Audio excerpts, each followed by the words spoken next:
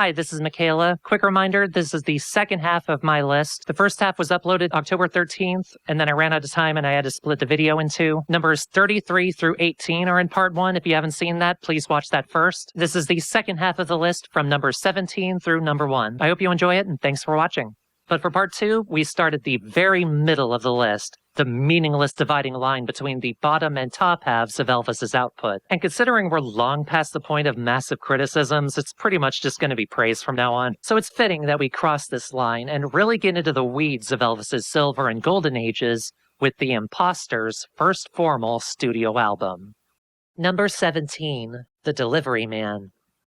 I told you the country albums weren't all at the bottom of the list.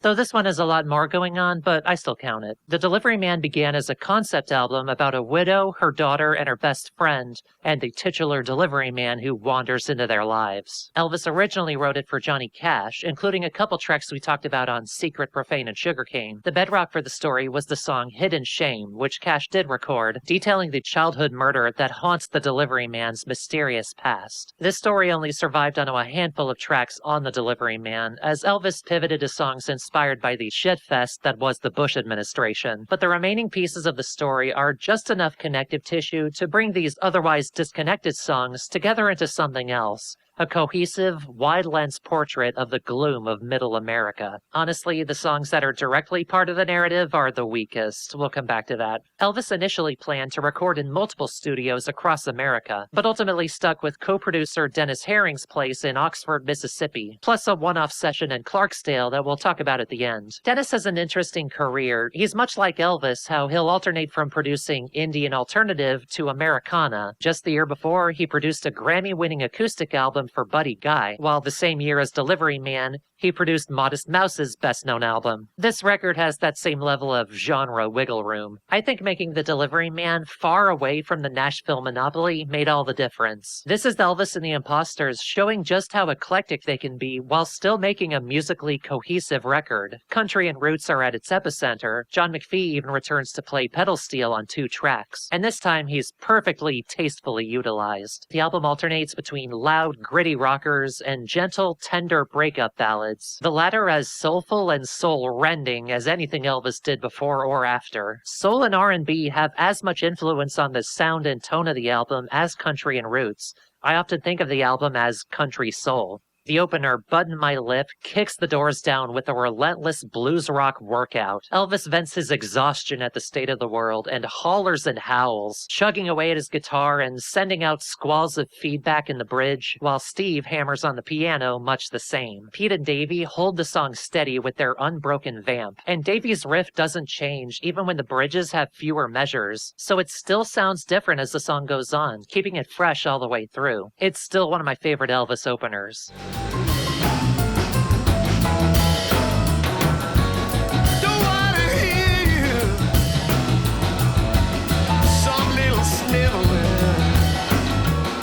The energy halts dramatically with Country Darkness, a slower, measured country soul ballad, but this time, I'm not complaining. Elvis belts his heart out about people trapped in their lives who dream of escape, and John McPhee drapes the song in a gentle, beautiful, and much better integrated pedal steel. When I was younger, this sudden halt to momentum after Button My Lip put me off. I didn't have the patience for slower, soft songs anyway. This was also a core issue back in Spike, but that was more the dramatic swerves in tone. Going from a loud and frustrated blues rocker to a soaring soul ballad doesn't undercut their power anywhere as much as going from chewing gum to Tramp the Dirt Down. Nowadays, this energy shift not only doesn't bother me, it's one of my favorite tracks on the album. It only took sitting down with it as I got older and letting the walking piano riff sink in that it finally clicked.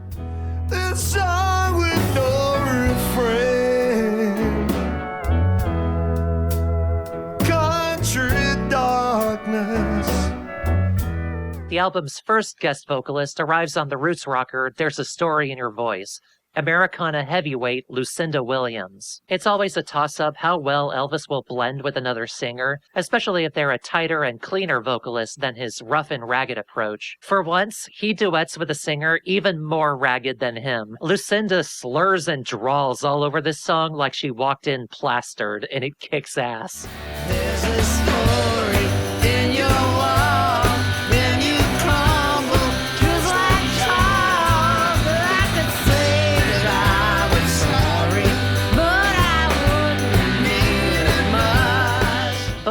track and the next, either side of the same town, set the album's primary setting and emotional center for me. A small American town with heartbreak in every window. Either side was originally written for Howard Tate, and is another soul-bearing wail of grief as Elvis's narrator laments his failed love, especially since his ex is just a walk away. Elvis's vocal performance isn't as tight as it was in the 90s, or even just the last album, but he sells the song on passion alone. Either side of the same town. Bedlam kicks the energy back into gear with a restless rocker. It's another of Elvis's brazenly blasphemous reimaginings of Christian imagery, transferring the nativity story to the dirty and violent modern world, starting in a refugee camp. The song rocks so hard that Steve almost had nothing to do on keyboards, so he just added a noisy, wailing theremin that actually brought the whole thing together. One of the album's very best tracks. Escaping from the fingers that were stretching to the bars, wailing echoes down the corridors. I'm unfortunately not as enthusiastic about the title track, a story song about the three women from the album's original concept and what they think about this mysterious delivery man. There is some emotional power there, especially the verses where they talk about the late father who died in war from friendly fire. But the song is overall too languid and just doesn't stick. It's the weakest track on the album to me, but keep it in mind, we will come back to it later. Ever since he's gone, she feels like crying all the time. She knows for sure Vivian is lying. Monkey to Man picks things back up. It's written as a direct sequel to The Monkey by Dave Bartholomew, itself a song comparing the horribleness of humanity to the comparative lack of crimes committed by the apes. This track picks up where it left off in a more modern context and with a wider viewpoint, taking on greed, vanity, religion, creationism, and war. It doesn't have quite as much musical pep as Bud in My Lip or Bedlam, but it has enough bite to make up for it. Useless as he has become, with his crying statues and his flying bomb, goes down acting like the chosen one. Excuses that we treat him like our idiot cousin. Nothing Clings Like Ivy is the second track directly about the album's original concept, and it's the better of the two for me. It's also languid and too focused on telling its story to have as strong a hook as the tracks around it, but it has 2 points to elevate it where the title track doesn't. 1, an actual hook, and 2, country legend Emmylou Harris on harmony. That's all you need to sell a softer track like this, and it helps convey Ivy's emotional story, a girl who's clingy in light of her father's death, but simultaneously struggles to connect with people and pushes them away. I relate a lot to Ivy. My dad's fine, the second part. All the words of tenderness. 3 of the album's best songs come right after, except on the deluxe version. We'll come back to that. The Name of This Thing Is Not Love is an intense, impassioned rejection of abusive relationships, both physical and emotional. And Elvis and the band made an absolute jam out of it. In the taunting some girl that they claim to adore, she can't take anymore, but the name of this thing is not love. The tender ballad, Heart-Shaped Bruise, is on the opposite end of the energy spectrum, but no less a passionate look at a broken relationship. Emmylou Harris returns to both harmonize and duet, and she and Elvis blend wonderfully. They each take a verse to share their perspective on a mutually destructive relationship, where both wonder if they should give in to their pain, their heart-shaped bruise, forever.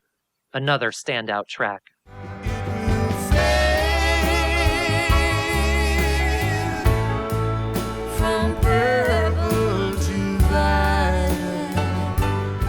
Okay, but you want another jam before the album ends? Needle Time is a killer, noisy blues rocker, where Elvis's narrator alternates each verse between taking a miserable liar down a few pegs and then doing it to himself. The chorus slows down the tempo to an infectious stomp. It is such a cool track. Sometimes I feel just like I'm ready to cry this needle time.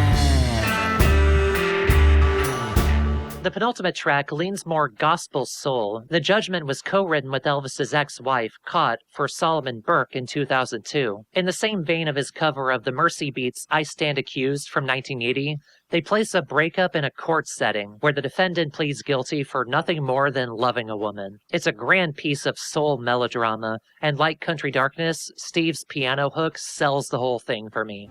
Hand down the judgment.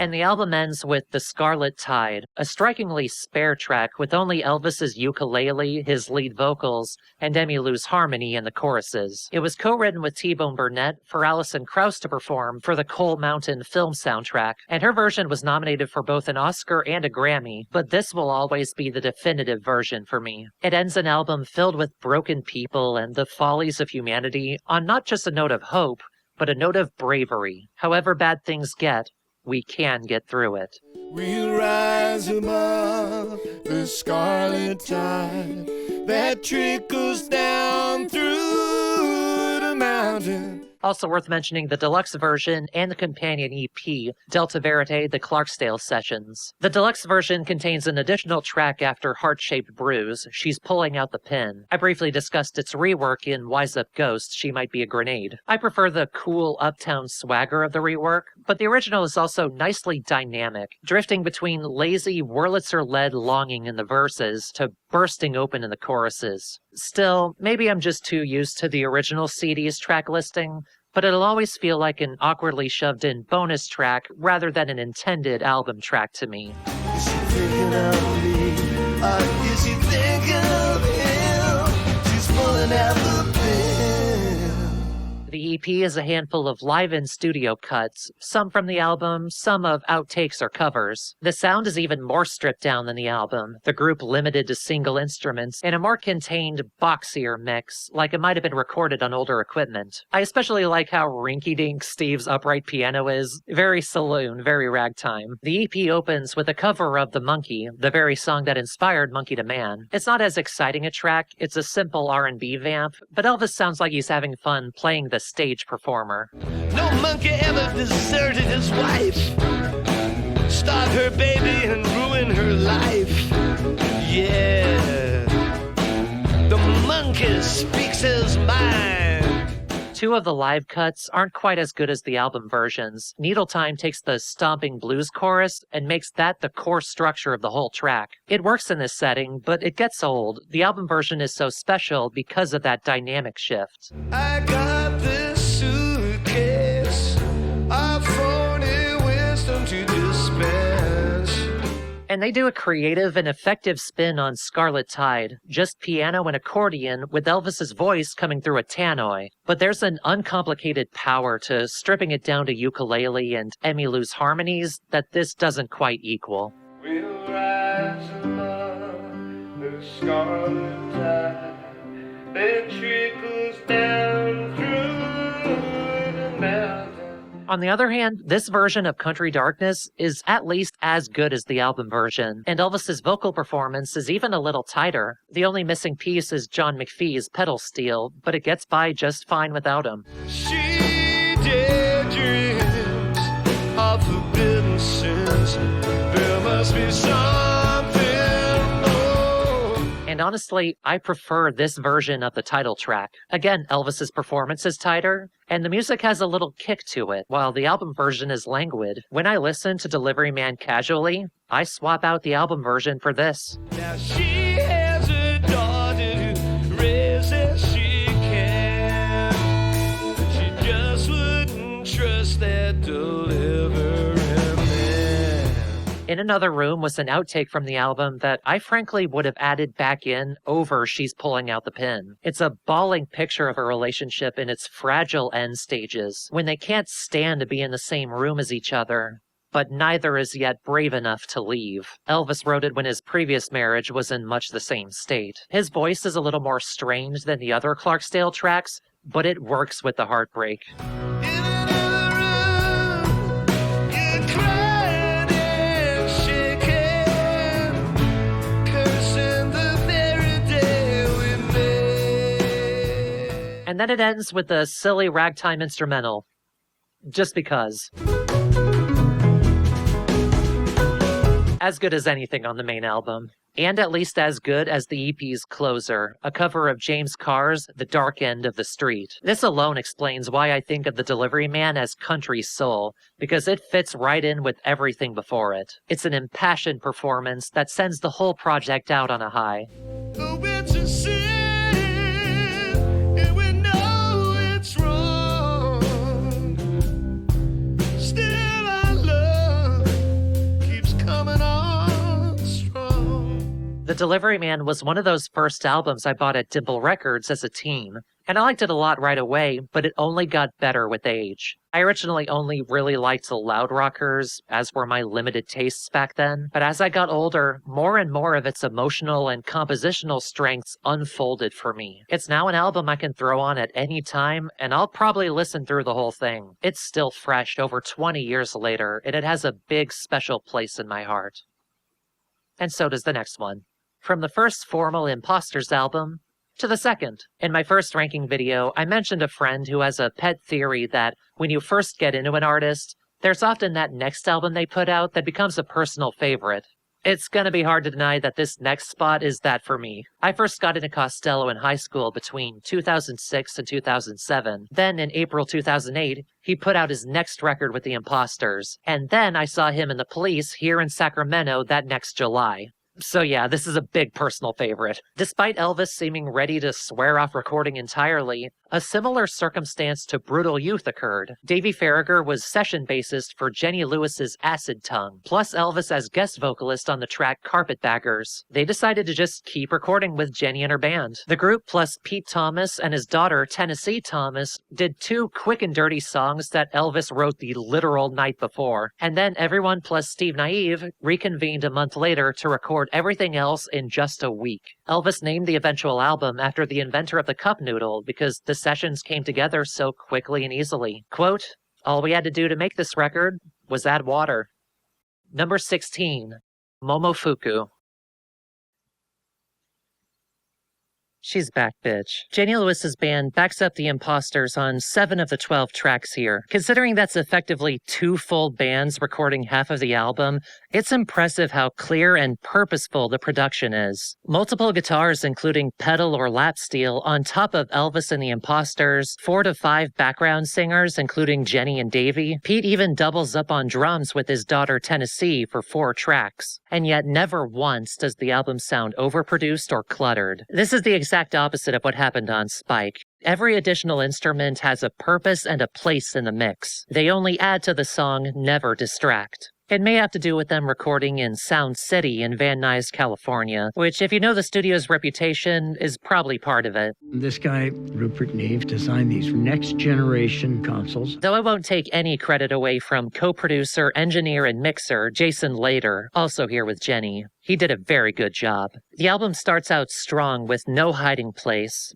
if on kind of a weird note. Elvis made no secret that he wasn't thrilled about modern technology, not just the MP3's takeover of the music industry, but also the internet. No Hiding Place is effectively his diss track to social media. In a world where everyone can simultaneously put themselves on display and hide behind anonymity, the worst habits of humanity are amplified. At this point, we can call it timeless. How proud you are, you got the knack of howling in a vacuum. But then the band ride out the song's coda on a wave of bliss. Everyone's harmonizing. These might be the best backing vocals that have ever been on a Costello record.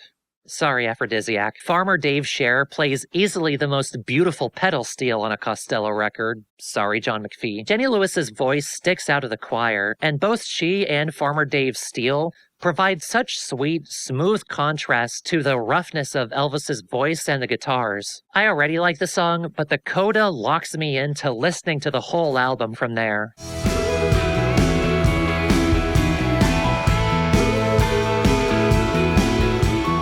We jump straight into an even grungier rocker, American Gangster Time, with just the Imposters. Dripping with greed and debauchery under the Stars and Stripes, it continues Elvis's love-hate relationship with the States. He's as sick of the Bush years as he is having a blast. And she wishes he were mutant, not just dumb. When the trick Jenny Lewis's crew returns in the hazy, psychedelic Turpentine, which also features Tennessee Thomas on additional drums. It's the single best example of the group's wall of sound that's simultaneously relentless and unoppressive thanks to the tasteful production, even as the narrator, possibly Elvis himself, looks back on a regretful, drunken relationship.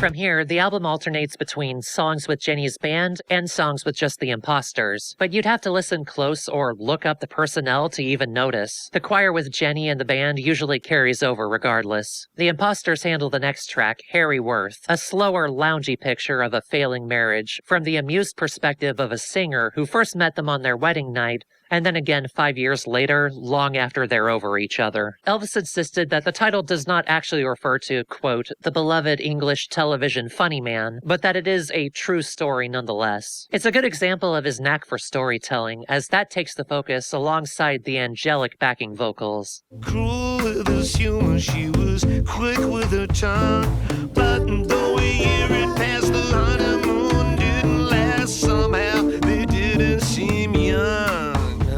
Speaking of failing marriages and angels, they both return in the penultimate track, Pardon Me, Madam, My Name is Eve, one of his many adaptations and corruptions of religious imagery. The song was inspired by the late, great Loretta Lynn, who's credited as co-writer, though to my knowledge she only provided the title. It was an unused idea she had in a box of song titles that she let Elvis search through when he visited her, at the same time they wrote I Felt the Chill Before the Winter Came. As soon as he read it, he knew what it was about, Eve in the aftermath of the Garden of Eden, forced to face her disappointment with Adam. Where countless Christian misogynists use Eve as a handy excuse to oppress women and femmes, Elvis uses her to illustrate the timelessness of infidelity and the fear of being replaceable. Though it has some striking guitar and keyboard stabs in the chorus, the lyrics alone have all the intensity it needs. And if you can't recall my name, don't take his time, it's worth recovering. The Imposters plus Tennessee also jam through Stella Hurt, a dramatization of the life of pre-war jazz singer Teddy Grace, from her hopeful rise in the 30s, struggles, and eventual loss of her voice during the war and resulting end of her career. Elvis gets so playful with his imagery that it borders on slam poetry. The night is black as crack shellac, abandoned in an attic. Stella is silent as the grave until the needle drags her through the static. A much less sympathetic character is the titular Mr. Feathers. In the same vein as My Name is Eve, Elvis conveys man's exploitation of women through this character lusting over a girl in her past, and Elvis encourages her to take retribution when the two meet again. The jaunty stroll of Steve's piano and the shuffle of Pete's brush drums make for a darkly ironic track. They looked at her this way ever since she was a girl. Mr. Feathers, Mr. Feathers. This lineup does sneak in another important guest, David Hidalgo of Los Lobos and previously King of America, who plays on the album's two tenderest tracks. Flutter and Wow is a doo-wop-ish ballad that uses the onomatopoeia for tape and engine wobble to describe what Elvis's love does to his heart. It's one of his rougher vocal takes, but he sells it through sheer soul balladeer passion. David on guitar and Steve on grand piano lay out a lovely romantic palette underneath that sweeps away the listener. Rails everything rotten, fascinating and uptight. Maybe shout out loud, maybe cry all day and night. And My Three Sons, one of Elvis's most direct and confessional tracks, a gentle love song to his three sons, where he admits how he failed in the past to be the father he should have been. It avoids being saccharine by nature of how inward-looking and apologetic it is, while being totally sincere about his love and pride for his kids. May you never have any more sorrows. That's not something you can count upon. Still I want it for my three sons. The song closes on a clever bit of wordplay. Just see what I've become, the humble father of my 3 sons, the humbled father of my 3 sons. But the clip I just played is my favorite lyric, because it shows a ray of hope sneaking into his usually sardonic songwriting. That's what his love for his sons brought out of him. But wrapping back around to Jenny's band, I mentioned that Elvis and Pete recorded 2 tracks with them in January 2008. The first of them is the gritty, groovy, and bluesy Drum and Bone, an understated, spare acoustic track about how humanity is just a clattering, rag and bone buffet of a beast, but damn it, we're trying. It's wryly humorous, but like my 3 sons, there's an unexpected sincerity and hope there. And I'm trying to do the best I can, but I'm a limited, primitive kind of man. And the second track from January is the closer, Go Away, a send-up of 60s garage rock in the vein of The Doors or Question Mark and the Mysterians. Without Steve Naive present, Farmer Dave handles the simple but biting and infectious electric organ, while the rest of the band stomps and shouts through the madness of a codependent relationship juxtaposed against a spy movie. Squinting at subtitles, but telescopic sides. But there's one last track that I think sells the strength of this lineup and the entire album on its own, Song with Rose, so titled because it was co-written with Roseanne Cash. It's a full band affirmation of life, hope, and humanity, but it doesn't really have a hook. Like the lyrical themes of the song, it's instead powered by the unity of the musicians. The vocal supergroup, Steve's piano, Jonathan Wilson's 12-string guitar, and Farmer Dave's pedal steel all blend together to elevate the song to something much more than the sum of its parts. It's a shame that Elvis and the Imposters never worked with Jenny or her crew for another album, because I don't know that they ever worked with anyone who blended with them and elevated them quite like these musicians do. Just like a lace that runs through everyone and everything. Elvis joked that they only needed to add water to make Momofuku. It came together so quickly and easily. That's how I describe this album's feel and appeal. From beginning to end, the whole thing carries a breezy effortlessness. I can't remember where I heard that phrase before. I didn't come up with it, but it perfectly describes this record. It sounds like it rolled out of everyone fully formed, and it's just as easy to listen through. There are plenty of albums left with even more to recommend, but I never get tired of this one. It holds a special place in my heart over a decade and a half after it came out. As much as I love Momofuku, we're still only halfway through this list, so let's shift gears, jump back a few years, and look at the third and final exception to my criteria. In 2004, Elvis performed live with the Netherlands-based Metropole Orkest at the North Sea Jazz Festival, then held at The Hague. Elvis noted at the time that the Orkest are the only full-time jazz orchestra with a string section, which has allowed them great flexibility in material and collaborators since they formed in 1945. Perhaps because of this, their shows together were effectively a culmination of Elvis's previous 12 years outside of the rock band setup. 2 years later, their sets were condensed and resequenced into an album of their own. The result is the sole live album on the list. Number 15, My Flame Burns Blue, live with the Metropole Orkest.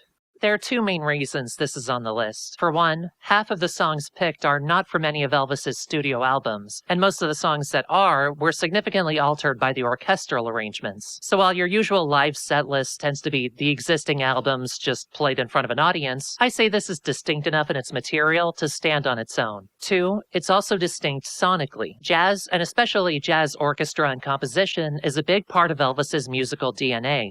It runs in his family. I mentioned early on his father Ross's time in the Joe Loss Orchestra, and much of their oeuvre was big band and Latin jazz. And Ross was an accomplished trumpet player long before he joined, just like his own father. But Elvis's mother Lillian was also a lover of jazz. That's how she and Ross met in the 40s. Her knowledge of jazz even led her to help smuggle records into Liverpool from the States while she worked music retail. Elvis heard jazz all while growing up until the 60s pop explosion, and he became a fan of Charles Mingus, Duke Ellington, Dave Bartholomew, all of whom are represented here. Elvis even covered this exact Dave Bartholomew track all the way back in the 80s. Also, his wife is Diana Krall, if we want to count that. But aside from jazz just being one of the gestalt of sounds in his music, My Flame Burns Blue is his only full album-length record to focus on it. There are pop and more classical songs included here, but the focus is big band and symphonic jazz, and that's worth recognizing on the list. And if you want a third reason, 3, this album kicks ass. Elvis is in great form this show, with only a few of his usual cracks and halts getting in the way of an otherwise strong vocal performance. But the real stars of the show are the orchestra, conducted by multi-Grammy-winning conductor and arranger Vince Mendoza. The band is an absolute well of talent who don't miss a note, provide several stunning solos throughout, and all the space and richness of the live setting was beautifully preserved in the recording. They and Elvis sound like they're having a blast playing together. Round out the talent with Steve Naive on piano, and we got a fucking show, baby. The record opens with Elvis's version of Hora Decubitus by Charles Mingus, whose widow asked him to provide lyrics to the song. The music has the anxious drive of a busy city street, so Elvis drew on perhaps his most anxious experience in a city, living in New York during 9/11. But instead of despair or anger, or even directly referencing it, the attack provides the subtext for an unwavering affirmation of life. And it starts the album firing on all cylinders. Good king at you and flipping up my street. He was a sad case, stripping up the staircase. Friends and relations laughing at my head. Gathered like crows at the end of my bed. I hope I wake up in time. The most obvious high points of the album share that energy and excitement. Soon after, we get Dave Bartholomew's That's How You Got Killed Before, an old favorite of Elvis's, and a joy of a song about telling men to stop being horny dickbags to women. Dave's original recording is great, but very restricted by being in mono. The orchestra blow it out to widescreen and make it their own.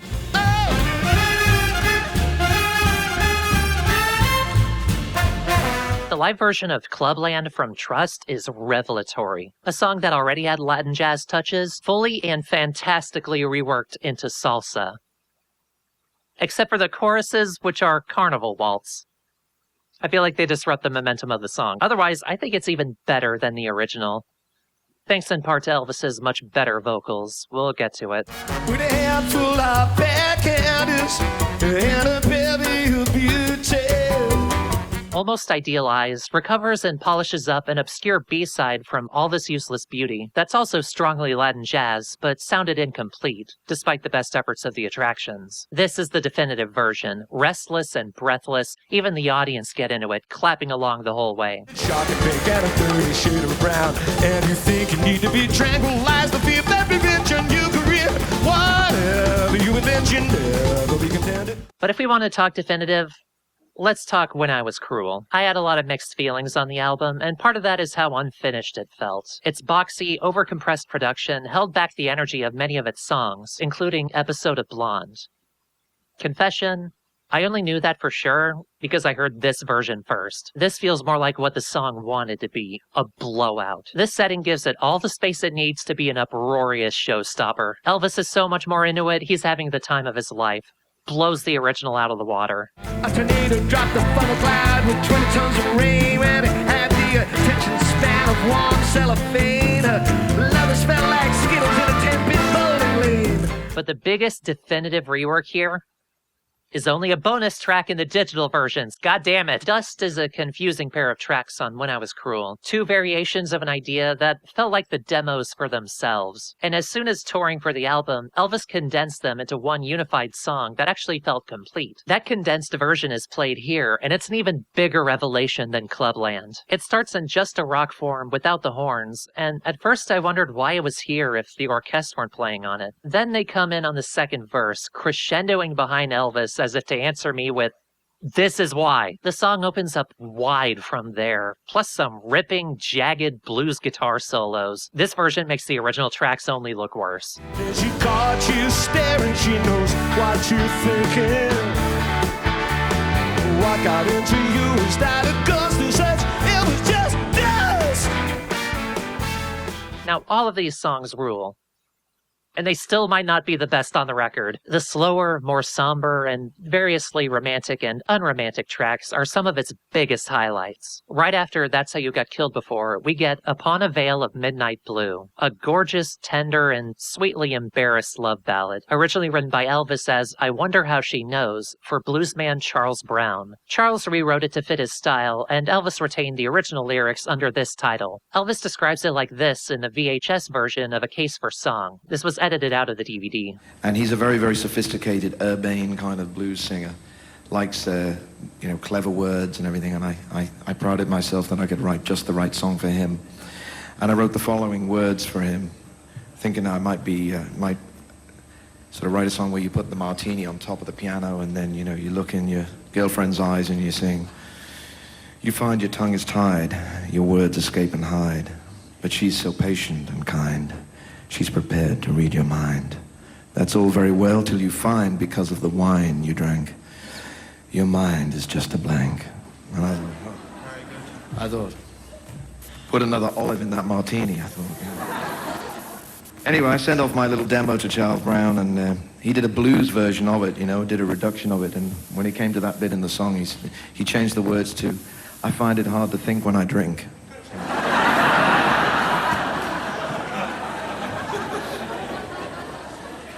But we're going to do it in the original version. That original version is as romantic a song as was ever written, and in this setting, it stands tall. One of the best on the record. Your mind is just a blank. Previously, I mentioned the three-song suite written for Anne-Sophie von Otter called Three Distracted Women. They perform one of its pieces here, Speak Darkly, My Angel, an ominous, venomous monologue by an older widow who contemplates pushing her young, short-term boy toy out the window. Elvis is no Von Otter, as we heard before, but nobody inhabits a character and conveys their emotions like he does, and it's another highlight of the record. I look so good in black.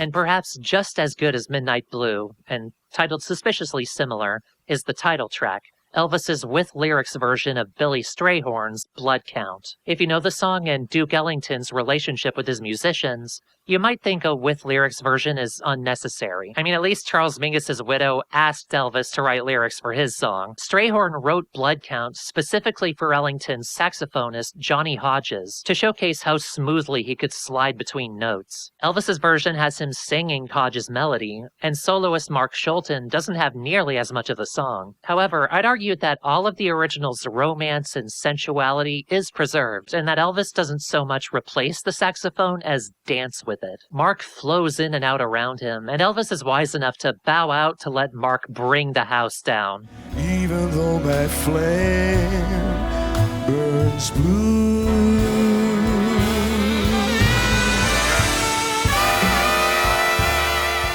Elvis grew up with jazz and traditional vocal pop, where metaphor and innuendo is the default, so he's a studied expert in sounding classy and sensual while being voraciously horny. This song fucks. But perhaps the most dramatic and symphonic of the tracks is Put Away Forbidden Playthings, originally written for the 300th anniversary of the death of composer Henry Purcell. The arrangement is tense and haunting, and Elvis hits powerful highs.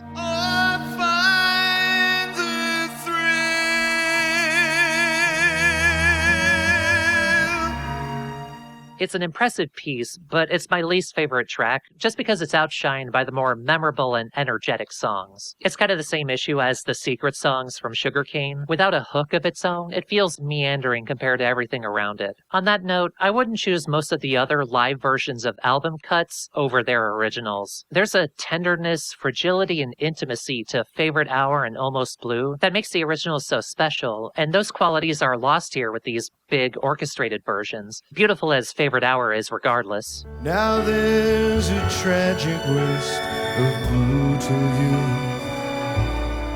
And of course, this setting can't match the slinky reggae sneer of Watching the Detectives. But I do appreciate how Elvis evolved the song from referring to film music to styling the arrangement after it.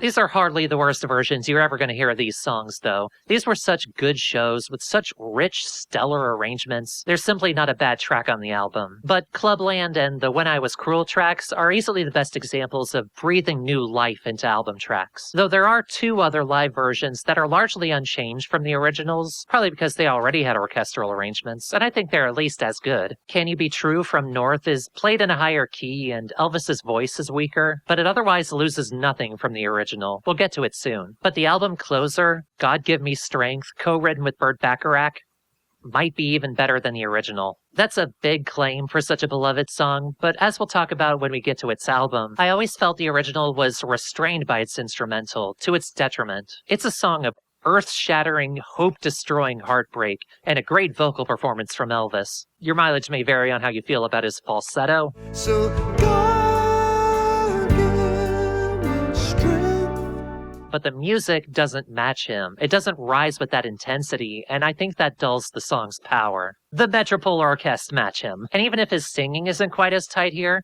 and he doesn't try the falsetto, which is probably a positive, the music behind him has all the energy the song deserves. It's a great capstone to the album. I might as well wipe from my memory.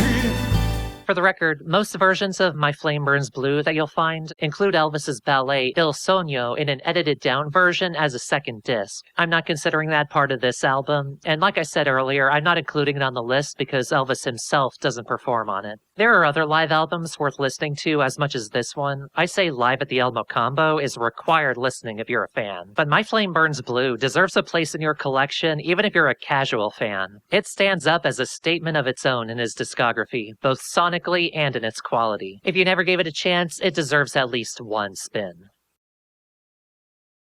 Speaking of albums you maybe never gave a chance. Let's step back a few years to the latter half of the 90s and the early 2000s, when Elvis was at a personal low in both his life and his career. In his memoir and his liner notes, he admits that songs like I Wanna Vanish, My Dark Life, This House is Empty Now, and In Another Room in part reflected his sadness, his doubts about his career, and his relationship.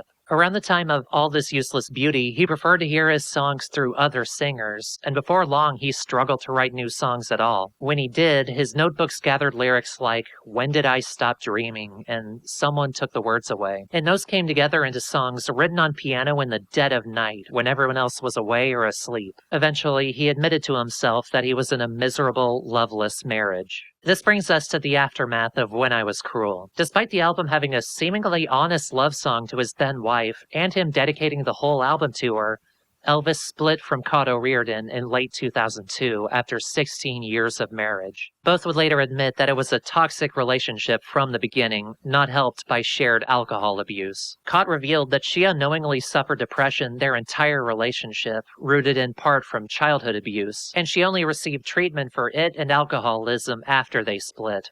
Thankfully, as soon as 2008, she was doing much better, later going to uni to study psychology, and she still seems to be in a much better place today. I doubt you'll ever watch this, Cott, but on the off chance, as someone who's also going back to school after some years of self-discovery and healing, I'm sincerely glad you're doing well. But part of the reason that Elvis ended the relationship was because of a chance meeting at the 2002 Grammys. There, he struck up a friendship with Canadian jazz singer Diana Krall. By the end of the year, it was clearly much more than that, and in 2003, they began dating. Despite mutual losses in their lives very close together, this new love brought Elvis a joy and passion for life in his music that he might not have had in over a decade. He gathered those late-night piano songs and all of his orchestral and compositional skills from the last decade and put them together into an album following the sad end of one love into the hopeful beginning of the next. He titled the album as both a joke about his new partner's location compared to him in New York, but also about his life turning around. Or as he put it in an interview with Regis and Kelly, Well, you know, like they say, when something goes bad, they say it's gone south. Yeah. It's the opposite of that. Oh, so there's a happy ending. Happy ending. Yeah. Number 14, North. This album isn't as much of a departure as I feel like it's treated. If you heard Painted from memory, you know what's happening here. Piano-led ballads and torch songs, augmented with a rich yet largely sparse orchestra, composed and conducted by Elvis himself. He also played much of the piano himself, and if he didn't, he got Steve Naive to do it, because why wouldn't he? Kevin Killen also co-produces and engineers for the final time on an Elvis record, bringing his astounding talents for sonic clarity. The record's definitely informed by the likes of Frank Sinatra. Elvis had recently named 5 of his albums as essentials, probably most influential to this, In the Wee Small Hours. But again, North is more focused on the piano rather than the orchestra. They kept the setting and tone of those late nights at the piano that inspired it, solemn, lonely, and dripping with atmosphere. North got critically reamed when it came out, and I'm not gonna act like I don't get it. There's a sense that when a rock or pop musician makes soft piano ballads, it's insincere. Yeah, your most personal and intimate album. You mean intimate with women's wallets, right? Elvis Bublé, right? Cis male rock critics, right? Guys who ate anything with a feminine audience. You eating enough fiber for your emotions, fellas? And maybe it is sincere, but not artistically. It's not soft piano music for its own sake. It's a bid for artistic legitimacy, like Elvis was accused of with the Juliet letters a decade earlier. Not a stylistic choice, but a marketing ploy. Not art. I admit North didn't click with me right away. I liked it. It's a very pretty album, but it's not his most lyrically dense or musically challenging. I kind of got why people didn't embrace it and instead asked, Elvis, what are you doing? I mean, look at that cover art. What the hell is that? But despite my first few lukewarm impressions, I kept going back to it. Something kept drawing me in, and every listen, I noticed something new in the orchestrations, or the lyricism, or just the structural flow of the album. It quickly became clear that there's not a drop of insincerity here, and eventually I figured out the key reason why I kept coming back. Oh! It's his most personal and intimate album. Actually. Elvis doesn't do as much of his usual verbal gymnastics, but that doesn't mean this isn't a very songwriterly album. I think the only writer I read who likes North as much as I do is James E. Perrone. In his book, The Words and Music of Elvis Costello, he recognizes this album as the culmination of Elvis's many years gathering skills within pop, classical, and jazz into, quote, a genre that defies pigeonholing. And the album is beautifully crafted musically, but North works so well to me because he takes the end of his relationship with Cott and the beginning of his with Diana, and he does with them what he does best. He tells a story. North, to me, follows Elvis's own emotional arc, split into two distinct emotional halves, the darkness and sadness of before, and the light and joy of the after, with one track neatly dividing them right in the middle. That unusually clear narrative gives the album its strength and weight. The orchestra opens the album like a blissful dream, but the bliss quickly vanishes into stark reality. You Left Me in the Dark was written in response to the death of Diana's mother and Diana and Elvis's mutual friend, Ray Brown. It's an amalgamation of grief, as much about a crumbling marriage as the death of family and friends. Elvis languishes in darkness, the excitement of a once new love long reduced to antipathy. Quote from his memoir, "In the final hours, she would literally go alone to the ends of the earth to get away from me. I wanted to be elsewhere too." But if I don't know that this would be the last loving remark. The second track, Someone Took the Words Away, reflects Elvis's creative drought during the late 90s and early 2000s. For a songwriter so verbose, he found himself struggling with words. You could probably read this song more positively if you think of it as though meeting Diana left him tongue-tied. This is about the point in the quasi-narrative that she enters the picture, but to me the song is firmly pre-Grammys, so to speak. So what is this thing I can't explain? Clever songwriter that he is, though, he ends by letting jazz legend Lee Konitz speak for him with an emotive sax solo. When Did I Stop Dreaming was the first song Elvis wrote for the album, and I see it as a point when he truly realizes how unhappy he is. He tells Diana that he can't tell the difference between sleep and reality anymore. He feels like life is a hallucination and he's just sleepwalking through it. You might not usually compare life to a dream in a negative context. Usually it's more like, I'm living my dream life. But nope, our man's describing derealization. I have personal experience with it. It's a sign that something is fucking wrong. In my case, it was all the testosterone in my body. In his, it's depression. I hadn't counted on an album of love songs to accurately describe a symptom of dysphoria, but that's Elvis for you. It has some of my favorite use of the orchestra on the album, as the horns waft in alongside him every other verse, enhancing that dreamlike atmosphere. But it also has one of the most effective examples of the album's more direct lyricism, when he succinctly describes how endless depression can feel when you're doing nothing about it, but you're waiting and hoping for things to change. One more teardrop, then I'll wake up. Yeah, I relate too much to this song. However, You Turn to Me is the point where everything finally does change for him. This is when he recognizes his feelings for Diana and maybe even feels hope again. and it's scary. It's one of the most gentle, unadorned songs on the record, but that belies how emotionally intelligent the subject is. Meeting Diana didn't immediately fix his life. The hardest part of climbing out of depression, dysphoria, a toxic relationship, whatever's eating you alive, is taking that first step out of it. It's an underappreciated song about seeing that path out for the first time. I swear to God, y'all didn't give this album enough credit. I might be the one to turn these lights back on. Despite this, Elvis closes out what I think of as the dark first half of the album with Fallen, when he decides to take that step. He dresses it up in autumn imagery, my favorite season, so I'm kind of a mark for this, and compares the fall and the leaves falling to the ground with himself taking a chance on falling again. In love. It's another subtle yet powerful moment when he acknowledges to himself how badly those last two relationships went, and how much of that was him. And I believe that life was wonderful right up to the moment when love went wrong. And then the orchestra swells up with him, and he takes the leap.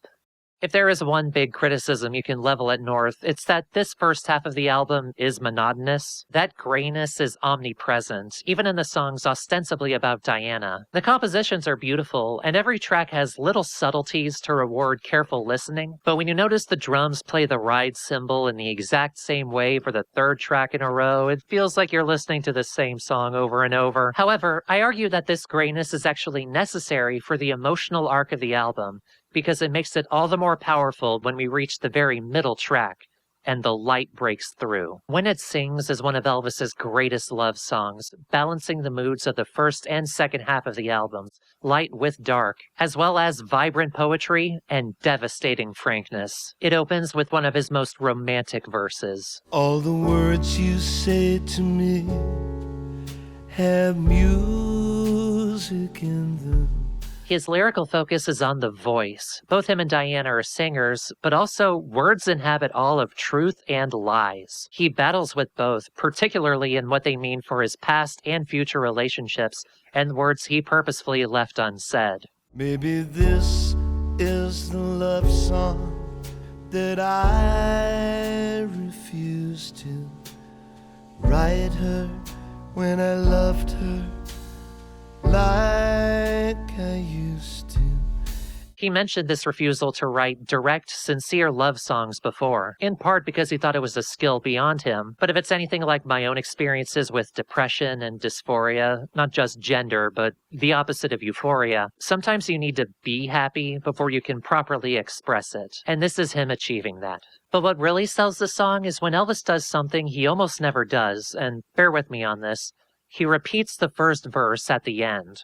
What am I talking about? Well, one of the books I read made an interesting point that still holds true years later. Elvis almost never repeats a verse verbatim. Even choruses, sometimes he'll change them up just because, like he's allergic to repeating himself. But if he ever does repeat a verse, it's for a reason. I think that's the case here. The opening line is so sweet, but in a way that can feel like puppy love. A love at first sight infatuation without experience or maturity. And then Elvis spends the rest of the song making clear that he didn't forget a thing about that last relationship. He brings those regrets and fears into this new love. And once that's understood, he repeats that first verse. It completely changes the context. It's no longer innocent. It's fully aware of the pitfalls and failures they could fall into.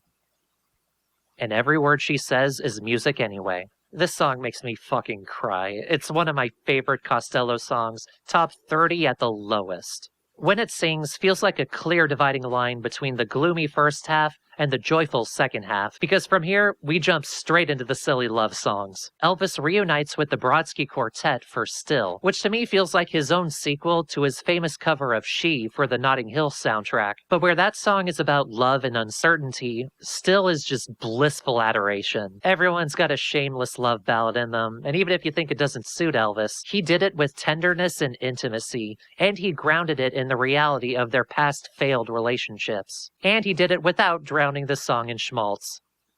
Yes, the song with the string quartet. He pulled it off. That's what happens when you make music like this with no cynicism. I love it. There are no words that I'm afraid to hear unless they are. Goodbye, my dear, still. Let Me Tell You About Her is even giddier and sweeter. He is so in love, and his enthusiasm for this new romance is so youthfully adorable. He annoys his friends because he never shuts up about his new girlfriend, and with a wink to the listener, he refuses to say any more than that. Friends now regard me with indulgent smiles, but when I start to speak, they run for miles. The song ends on a gentle, romantic flugelhorn solo by Lou Soloff that carries the listener away into a blissful dream. Wait, aren't dreams a bad thing in this album?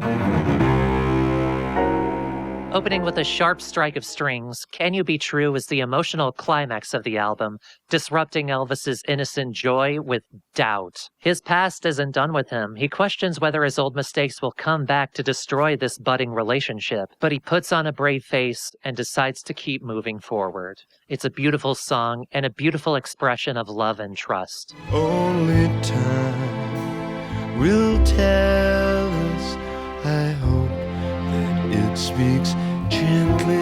If it isn't, then to be. From the climax, we resolve with When Green Eyes Turn Blue. With all of his past sins and future risks acknowledged, Elvis chooses to dedicate himself to Diana. The title refers back to the very beginning of the album and its first lyric, See How the Elements Obey. Eyes are blue, skies are gray. If Can You Be True is what he wants from this relationship, then this is the moment when he promises his new love and himself that he'll get it right this time. His journey through love's lows is complete, and the orchestra steps up to celebrate with him, both it and his voice at their euphoric apex. And as a consequence, I can see out of the gloom.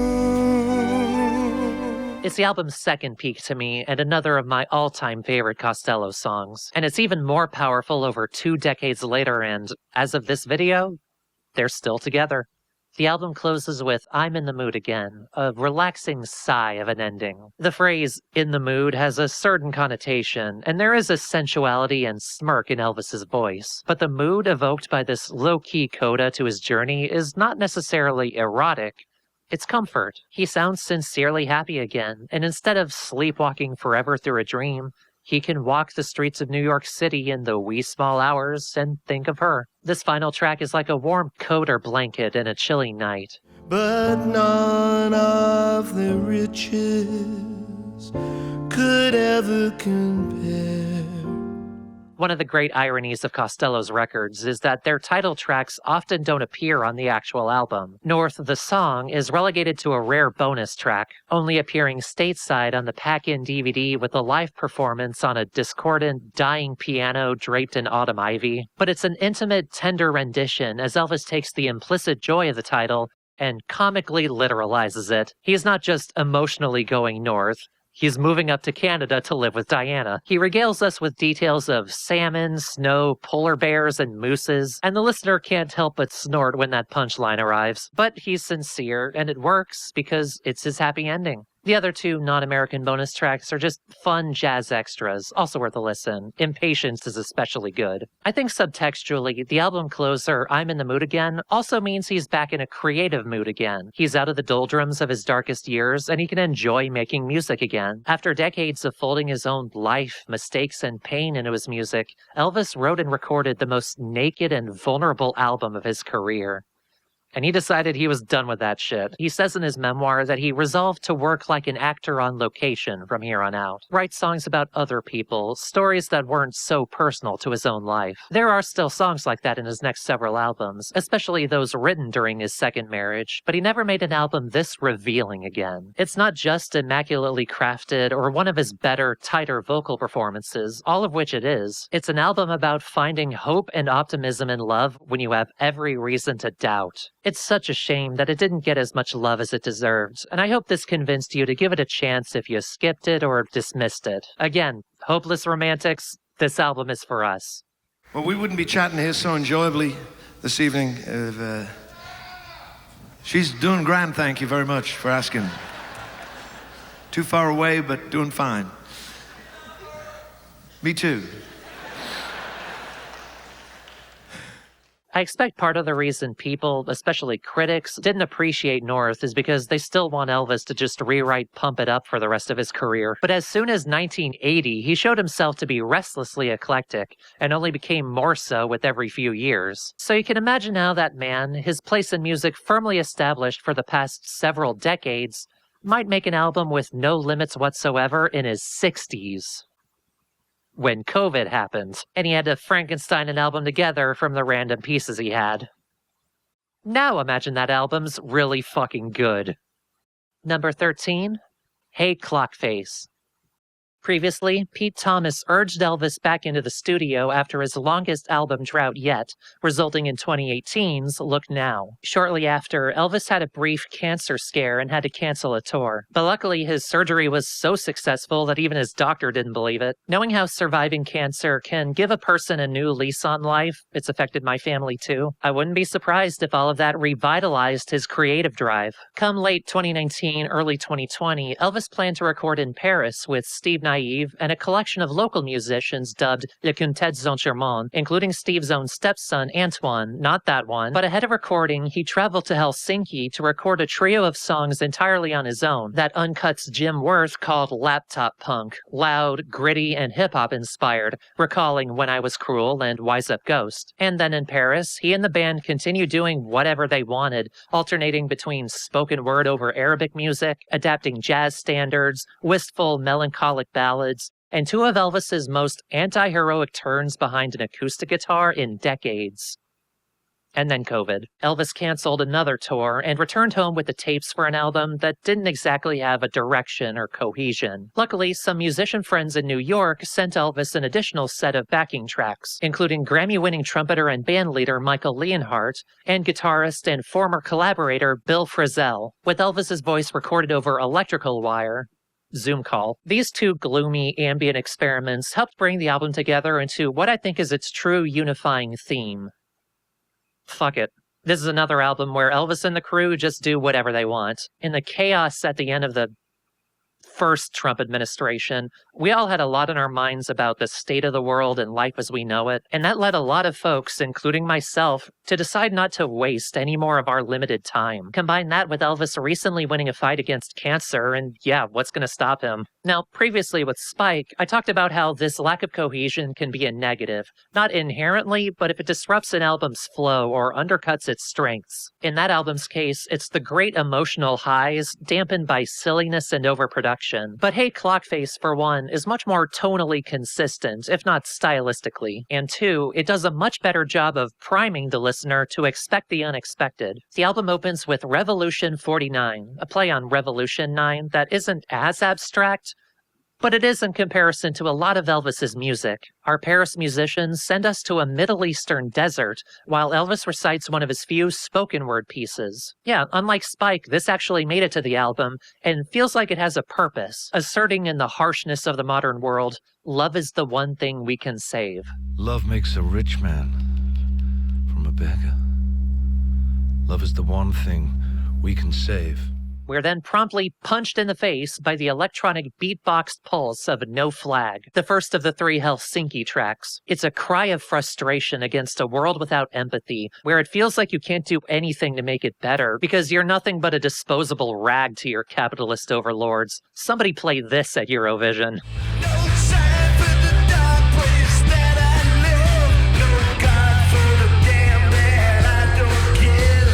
If you're not prepared for anything after those first two tracks, you'll never be. But it's not like the album is a massive departure from Elvis's usual oeuvre. The third track, They're Not Laughing at Me Now, recalls his work with the Sugarcanes from 10 years earlier. It's an understated acoustic folk song, punctuated by horns and Steve's keyboards, that kicks in a gear in the choruses and bridge. This is one of the two acoustic tracks where Elvis revels in the classical anti-hero again. Not a villain per se, but someone whose bitterness plays with your sympathy for them. Notes from Underground vibes. You know my name now, and it's this good to you.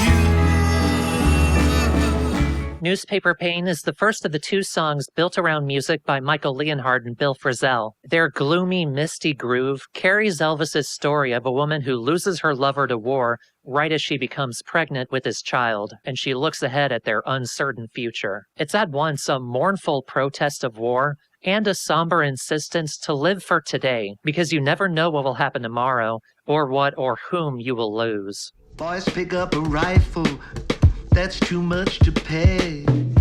Count out her teardrops, wipe them away. The majority of the album is the Paris Sessions, and their songs steep in loneliness and loss. I Do is one of my favorites of this bunch. The husk in Elvis's voice sets such a nice stage for a simple song about hoping to find your own slice of peace in a rough world. It's also one of the few times he does a falsetto, and it actually works for the song. You may say I don't lie, but I do.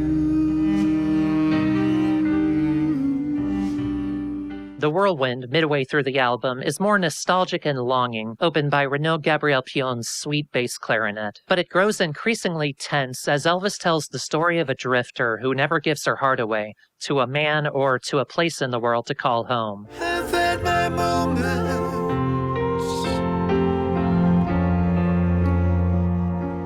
but all too few. The softest track follows soon after, The Last Confession of Vivian Whip, notably based on music by Steve Naive and his wife Muriel Teodori. It's a piano-led lullaby of sorts, with the rest of the group rising up behind Steve as the song progresses. The titular Vivian seems to be a man imprisoned, either literally or by his heart, and though he insists he's innocent as far as harm to others, he seems to confess to the crime of cowardice in love. I prefer I Do and The Whirlwind out of these three. Those are two of the more understated highlights of the album, but all three are made almost heartbreaking by the music and Elvis's fragile voice. You can hear age catching up with him as recently as 2009, but he puts those cracks in his foundation to good use. Never killed a soul except my own.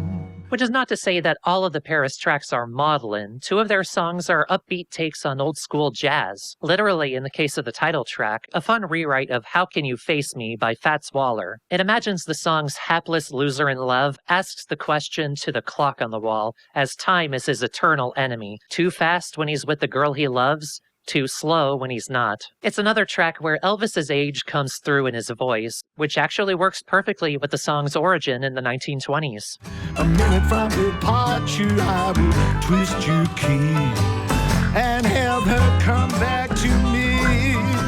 Same case for I Can't Say Her Name, stylistically similar to Hey Clock Face, but with Elvis's acoustic guitar holding down the rhythm. Similar yet opposite to Let Me Tell You About Her, Elvis plays coy about the girl he loves, but from the sad past tense. I whisper it so soft and slow when I think no one's listening, no one knows. Between all of these are the other two Helsinki tracks, neither of them as musically punchy as No Flag, but We Are All Cowards Now almost as lyrically. While its music is a puttering, piano-based groove more like Newspaper Pain, its subject is biting commentary. It takes gun toters and drone strikes equally to task, counting up the innocents killed by both in the name of power and fetishistic violence, and only finding cowardice. The pornography of bullets and the promises and prizes can disguise.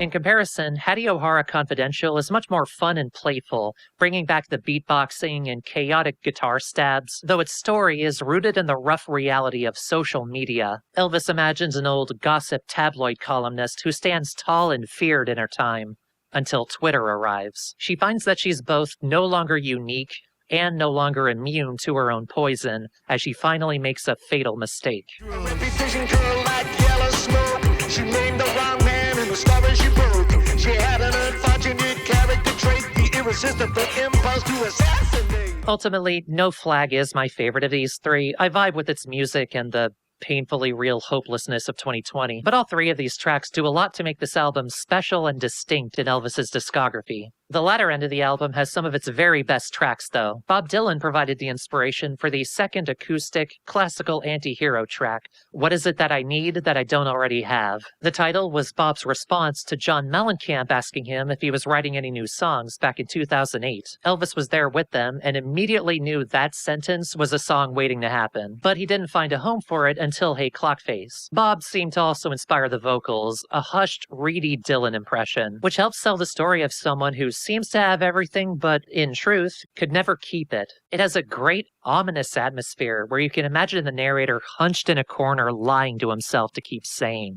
A dam's in front of a tree, the girl that I once chased.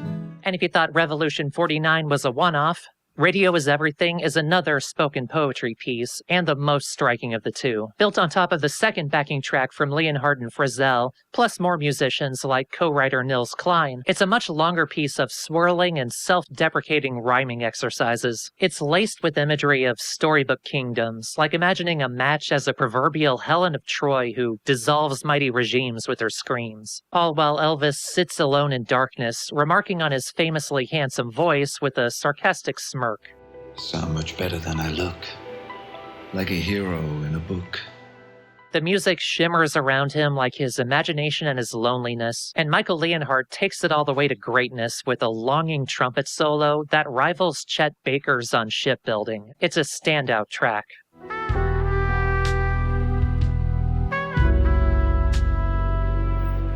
And the album closes on Byline, an almost theatrical goodbye to a love that ended unceremoniously, with only a letter and their time together thrown in the dustbin. Elvis's narrator never responded because it was the easiest way to say goodbye. It sends off the album on an angelic high. I was never his, he was always mine, but I wrote him off by line by line. Elvis said of the sessions right before lockdown, I might well have worked my way out of a good record by just recording so much stuff. I couldn't hear where the story was anymore. Listening to the album 5 years later, the story feels clear to me. Hey Clockface is remarkably coherent thematically. It jumps wildly between musical styles, but those songs are about people struggling with a world that doesn't make sense. People who don't have a place in it, who don't see a future. I highlighted two of them as classical anti-heroes, but in truth, they're all anti-heroes, just trying to survive. It honestly surprised me that the album was recorded before lockdown because it resonates through COVID into the world it left us. I fully expect fans and critics to reassess Hey Clockface over the years and come to vastly different conclusions than they did when it came out. For me, right now, it stands as a bright example of Elvis's refusal to play it safe and re-record the same old album. This is why his Silver Age still isn't over. But of course, his Silver Age began around the time he formed the Imposters, and there was a long break in the middle of it after the death of his father. The Roots were able to squeeze another album out of him, but for the most part, he was done recording new albums. But drummer Pete Thomas convinced him to return to the studio, and like with All This Useless Beauty and Secret Profane and Sugarcane, he built the album out of disparate, unrecorded, or unreleased songs from over the years, including from an unfinished collaboration with Burt Bacharach. With the talented guiding hand of Sebastian Chris as co-producer for the first time, and some killer material that'd be hard to mess up, Elvis and the Imposters returned in 2018. Number 12, Look Now. Elvis envisioned this album with the scope of Imperial Bedroom and the beauty and emotion of his collaboration with Bacharach painted from memory. Neither of which we talked about yet, but bear with me. Burt himself only co-wrote 3 of the songs and plays piano on 2, but the whole album carries a Burt-ish classic pop elegance, uptown pop with a bit of swagger, which Elvis had wanted to make since the first time he worked with Burt. Some of these songs date back at least that far, or find themselves inextricably linked with Elvis and Burt's work together, and not just the torrent of heartbreak that they're both good at. That connection and some excellent production help these disparate songs from decades apart feel impressively cohesive. You'd never guess that these songs weren't always meant to be together. I compare Look Now to Useless Beauty and Sugarcane in that way, but it beats out those two by just having no weak tracks. Some shine brighter than others, but it's a tight, crisp pop record from beginning to end. The first track even draws on Elvis's own music, bringing back a character, which he rarely does. Under Lime revisits Jimmy from the National Ransom track, Jimmy Standing in the Rain. In his first appearance, he was a sad, washed-up vaudeville singer stuck waiting for the train in an indifferent country. Here, we see him again 20 years later, about to be, quote, humiliated as the mystery guest on one of those 1950s panel shows where toffs and debutantes have to guess his identity. England never did stop making those. Whatever sympathy you might have for him sours as we slip backstage and he tries to get his hands on the misfortunate production assistant who's stuck dealing with him. Elvis intentionally hid the lechery of the story behind its tune, a joyful celebration fit for a TV theme. Whatever you do, don't tell them your name. Whatever you think, don't let them drink. Don't Look Now, the semi-title track, is the first co-written with Bacharach, built on top of his intimate piano. Much of the album is sympathetic stories about women, and this is the first of many directly from their perspective. It's a dignified but painfully relatable monologue by an older woman who doesn't want to be seen naked and seems to worry what her partner will think if she is. But there's a confidence and flirtatiousness in her comments that make it sound like it's not as bad as she fears. Also relatable. Now I wonder what you say. Will you be thinking of me? Outside of Bert, two of the songs are directly connected to singer-songwriter Carole King. One of the album's oldest tracks, Burnt Sugar Is So Bitter, was co-written with King back in the 90s, but it didn't fit on any of Elvis's albums until now, when you could swear it was written for it. A dancey, hooky-as-hell R&B groove supports a single mother as she handles parenthood after her divorce. The song both celebrates her strength and encourages the deadbeat ex to keep walking. She picks up the bill, pays off the babysitter, 'cause everybody knows burnt sugar is so bitter.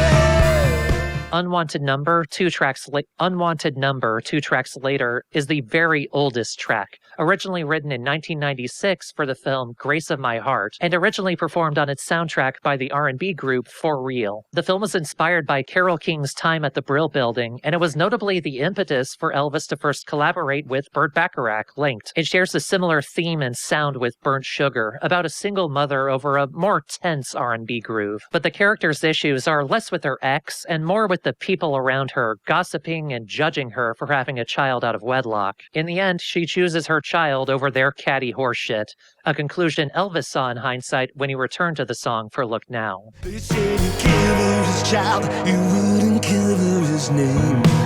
They were torturing me from January to September. Divorce and deadbeat men are recurring themes in the album. Between these two in the track listing is Stripping Paper, a gentler piano-led song with less in the way of hooks and more in the way of shattering storytelling. In the aftermath of her marriage, a woman peels away the wallpaper in her home, remembering when things were better, when they were intimate and laughed easily with each other. Near the end of the song, she finds the pencil marks on the wall where they measured their growing child. God, it hurts, and it hurts so good.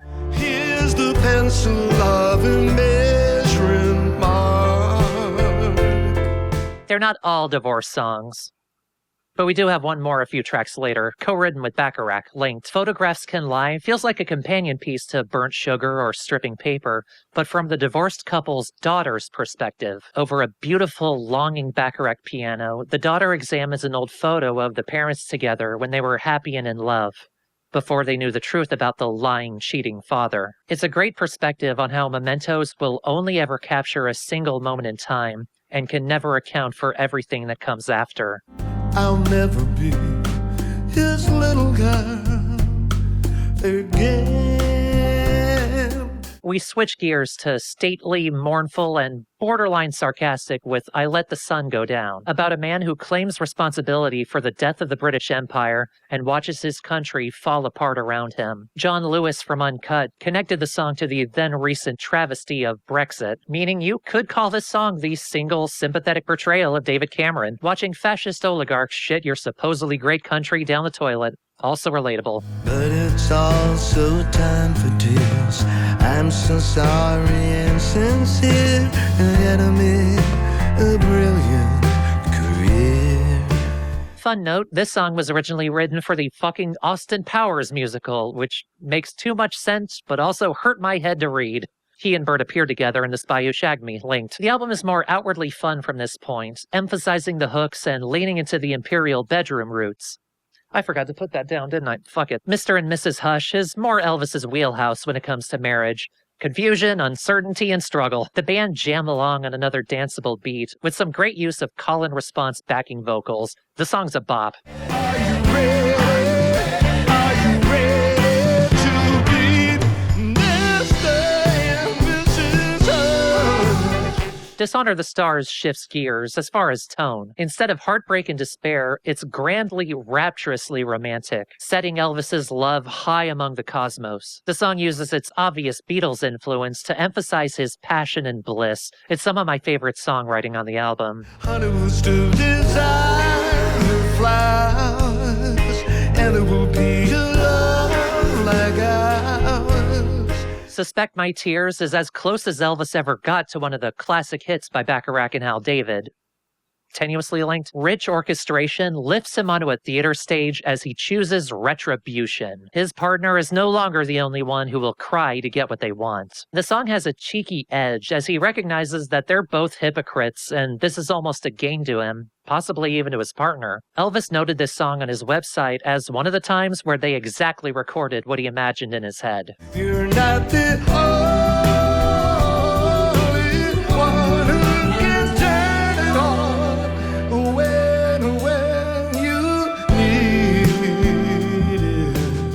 And Why Won't Heaven Help Me is as bright and melodic a pop song as was ever written about the horrible pain of loneliness. It has some of the album's biggest earworm hooks. It's not the closer, but it does leave the album with the same uplift and ironic joy as it began. Another favorite. Hey, you out there, even if you dare, take care of your visions. If you find they do come true, you may regret them too.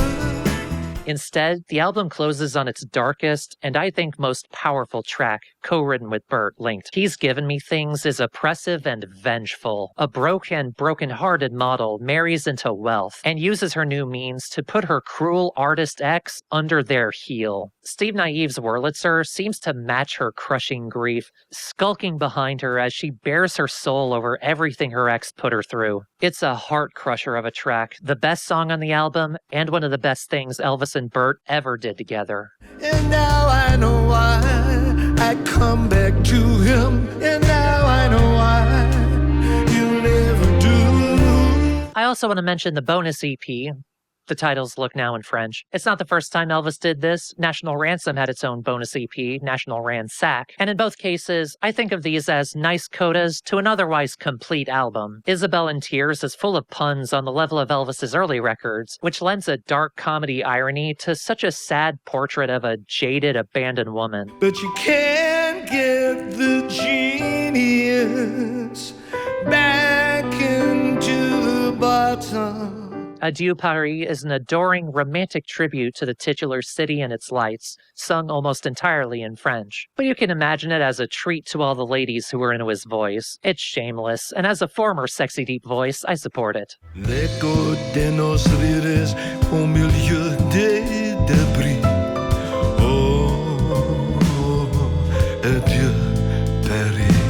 The final Mrs. Curtin feels the most like a leftover from Look Now, a solid, charming pop song about a romance between an ordinary Smith and a husband collector that hopefully lasts. I like it, but after an album where I had a lot to say and compliment, I have nothing new to add. I see why it didn't make it. To lay with you, to lie with you, to live with you, maybe die with you.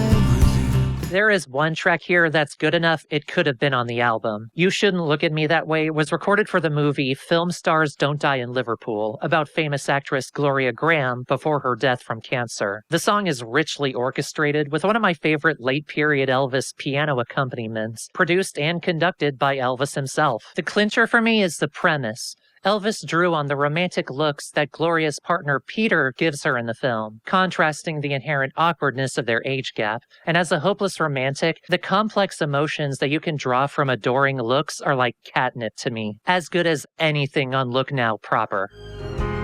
You shouldn't look at me. You shouldn't look at me that way. An issue I've had with Elvis's songwriting for most of my time critically examining his music is his tendency to write about women. He writes about them plenty, but almost exclusively from a man's perspective and about cis-hetero relationships. The latter still holds true here, but Look Now prominently focuses on women's perspective, empathizing with them over the men who use them. This leads to songwriting that's not just clever and literate, but emotionally intelligent. Relationships are Elvis's pet subject throughout his career, and a few of the books I read pointed out his limited scope and topics, but this album shows that he's not limited in insight. Couple that with some of his strongest melodies and best produced music in decades, which won him a Grammy, if only that mattered, and you get a late period triumph. And only the first of 3. But as we approach the top 10, it's time we look back on his early period. This next pick is going to be contentious with fans. This one's probably in a lot of people's top 5, let alone just missing the top 10. But it's also the best example on the list of how you could do almost everything right and make an absolute classic. Except for that one core issue that holds it all back. Number 11, Trust. This was Elvis's 4th album with the Attractions, and he had a simple structural plan for it. The melody of their 2nd album together, the art pop breakthrough Armed Forces, with the rhythm of their 3rd, the soul pop send-up Get Happy. He also recently purchased a baby grand piano and composed several of Trust's songs on it. All of this gathered together into an album with a classier uptown feel. However, he also had to rely on several older, unrecorded songs dating back to before he ever took on the name Elvis, because he was blasted. He operated on alcohol and drugs, from the pre-recording tour to the album itself, due in no small part to his first marriage collapsing and his disillusionment with his career after the last album's tour. He briefly quit music entirely because of it. Fun note, the Attractions made an album without him in the interim. They never made another. There's a reason for that. We'll talk about it after the list. All of that chaos fueled much of the new material and led to the first of 3 separate instances in his career where Elvis developed laryngitis before recording. Having developed a friendship with fellow pop new wavers Squeeze, he asked their singer Glenn Tilbrook to sub in on vocals so they could keep things moving. We'll come back to both of these points. Despite the messy sessions, the album came together into a cohesive, widescreen picture of the very word in its title, taken to its ironic extremes. You want to know the best part about this bit? These are prescription, except they have a glare guard that blocks this monitor, so I can't read the script anyway. The album opens with one of Elvis's defining tracks, Clubland, a place where glitz and glamour only barely obscure its crime, corruption, empty thrills, and financial ruin. Elvis's early songwriting technique of relentless puns and wordplay is used to great effect to sell the hopelessness and debauchery. Steve Naive got to play a lot more piano and show off his classical training, starting with Armed Forces. This album lets him shine on the baby grand all the way through, and he gives this song some snappy jazz character.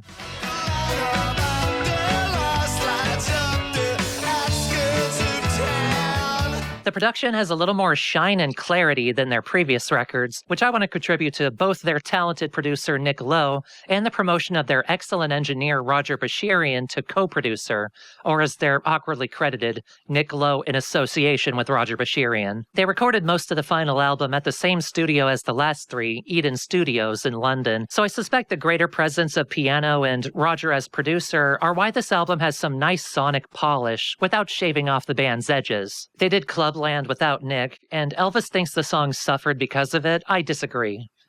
It suffers for a different reason. Put a pin in that. Lover's Walk is one of 2 songs accused of being unfinished. David Goldstone likened it to a doodle compared to Clubland, and considering Elvis's state, I wouldn't be surprised. But it doesn't take a lot for a song to come together for me, and this track manages it. It's a simple structure, a Bo Diddley beat heavy on the toms, and the driving bass and piano, and some of Elvis's least complicated lyrics, but there's a sinister quality to them.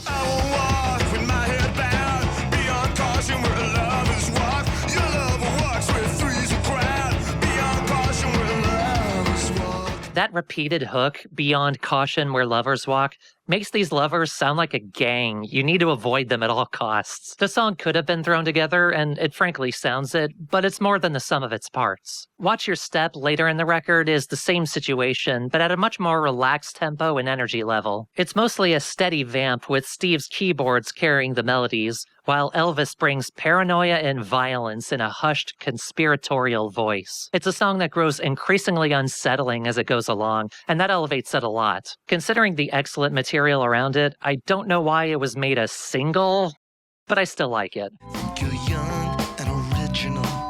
Get out before.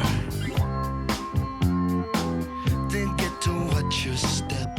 But we get to the tracks that really define Trust to me, even more than Clubland, with You'll Never Be a Man. Its mid-tempo pace and bright piano make it feel like it's set in a parlor behind closed doors, where people hide their truths. In this case, it's a veiled but bleak picture of domestic violence and misogyny. And while to our knowledge, Elvis never engaged in such himself, he does note it as one of the tracks inspired by his failing marriage. He was at least deeply cynical about relationships overall at that point. It's one of the tracks where you can almost hear him trying to hold it together in spite of everything happening around him. And for another reason we'll get to later. Though the fist is mightier than the lip, it adds the aggravation. So many of Trust's tracks feel like they're set in that low orange-lit parlor, and Pretty Words continues the paranoid tone by looking out from that room through the window at an England that recently took a hard turn towards the right wing, and Prime Minister Thatcher's, quote, Cold War posturing. The driving tempo and building energy put you in the shoes of someone anxiously watching a world they once knew grow violent yet indifferent under fascism. Elvis seems to reconsider what exactly he brings to the wider conversation or just to music. What can he do, or what has he done with his acerbic wordplay when there's so much at stake? All I see are snapshots, big shots, dead spots, mud shots, machine slots, you don't know what's what. Strict Time carries on that anxious Cold War paranoia, thanks in part to Elvis's substance abuse, into men's fruitless pursuit of sex. It's like a more complete version of Lover's Walk, a relentless R&B rhythm from Pete and Steve, and a melodic bass line from Bruce that flies all over. This song has hooks for days. Toughen up, get it buttoned up. Strict time. Elvis admitted that Luxembourg is the most slight song on the album, but it's also a rollicking blast. A rockabilly send-up rooted in a song written for but rejected by Dr. Feelgood. Elvis takes inspiration from his travels to tell a story of young people bored, horny, and let loose across the world to cause mayhem and learn nothing. It's a song where the explosive energy says everything it needs.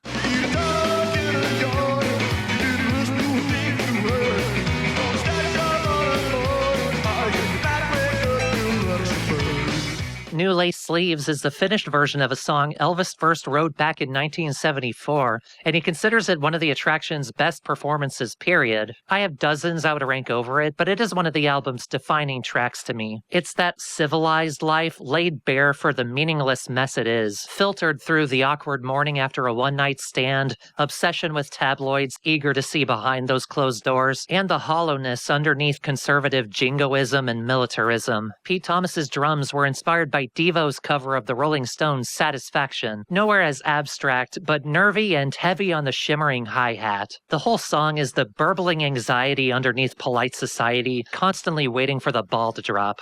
Or more likely, the veil. Outraged glances and indiscreet yarning, good manners and bad breath get you nowhere. From a Whisper to a Scream features two guests, both of whom were involved in the background of the album. Like I mentioned earlier, Elvis had Squeeze vocalist Glenn Tilbrook fill in for him while his voice recovered. He was so pleased with the result that they cut this track as a duet. It was never planned as such. Guitarist Martin Belmont also features here, on loan from The Rumor, who filled in for Steve on the previous tour after he was injured. Yes, on second guitar, not keyboards. Even Elvis seemed confused about that decision in hindsight, but it got Martin a spot on the album. With those guests added to the attraction's already restless energy, the song is like a miniature pop rock party, like everyone stuffed into a club and downing the liquid courage to get with the hottest girl. Aside from the themes of alcohol and cavorting being a little too real for Elvis's current state, it's the most cheerful song on the record. Which is not to say that he and Glenn blend well. So I whisper and I scream, but don't get me wrong. Please don't leave me waiting too long. Yeah, let's talk about that elephant in the room. The reason Trust didn't reach my top 10, Elvis's voice. He doesn't say if his laryngitis affected much of the album, he only specifies this one track. I'm inclined to think it affected much more than that because Trust is his single worst vocal performance in his recording career. He always had a weird, ugly singing voice. I've defended it a lot in this video, but we've only talked about albums from Almost Blue onward. As we delve into his earliest records up through Trust, you'll notice his singing is different. That's because he started singing in his own natural voice in the early 80s. Up until then, his singing style was at least partially a put-on. It was compared a lot to Graham Parker, a fellow veteran of the 70s pub scene. The Rumor were his backing band. But I'm willing to believe the similarity was a coincidence. Elvis sang like that as far back as 1974. Who wants to be a baseball hero out in the center field sun? Elvis says he actually tried to sing like Rick Danko, the frontman for the band, who inspired him to even try singing in the first place. It's a throaty, high-tension, hollering, sneering, and slobbering vocal style that worked for him for several years. Until now. Trust is unfortunately the nadir of this particular singing style, and I believe his laryngitis, or at least the substance abuse, only made it worse. It's telling that, starting with the previous album, you can hear Elvis transitioning towards his own natural voice, which he stuck to completely starting in 1982, and totally to his benefit. His hoarse, strained voice for most of this album holds it back a lot. It took me years to fully come around on Clubland compared to all the other big tracks from this period, and I could never quite pinpoint why until I realized Elvis's singing was worse. Compare it to the live version decades later with the Metropole Orchestra, where he sounds great, and it's clear something was wrong in 1980. Though there are a few tracks on this album where he sings in a more natural cadence, and they sound a lot better. Watch Your Step eases up so he doesn't have to push himself so hard, and so does the next track, Different Finger. It's another carryover from his early years, returning to the well of country, a short but uneasy song about cheating and the gossip and guilt it produces. He sings in a quieter but higher register than usual, closer to his natural voice, and it sounds a lot better to me. All I want is one night of glory. I don't even know your second name. As he does in the album's penultimate track, Fish and Chip Paper. It's an upbeat pop song inspired by Squeeze, but with some of the album's most debauched lyrics about tabloid gossip and the things you don't want pinned on you or shared with the world. You got something to hide, if you got something to sell, if you got somebody who's bright, you might kill to death. I'll wind up with a fight back in the Hammersmith Hotel. He still has some strain on his voice and sings in his throaty lower register for the rest of the album, but it's not as rough as Whisper to a Scream. Hell, White Knuckles is one of the album's very best tracks. It's musically inspired by another of Elvis's new wave contemporaries and a huge old favorite of mine, XTC. But I'm not going to be kind to the vinyl. Like them, the song's loaded with melody and energy while, like Elvis often does, sneaking in a dark subject into cheerful music. It's another track about, but more directly against, domestic abuse. It faces a physically abusive relationship head-on, how it manifests, how it's fueled by toxic masculinity, and firmly taking the side of the abused. Maybe they were loved when they were young. Maybe they should be hung by their tongues.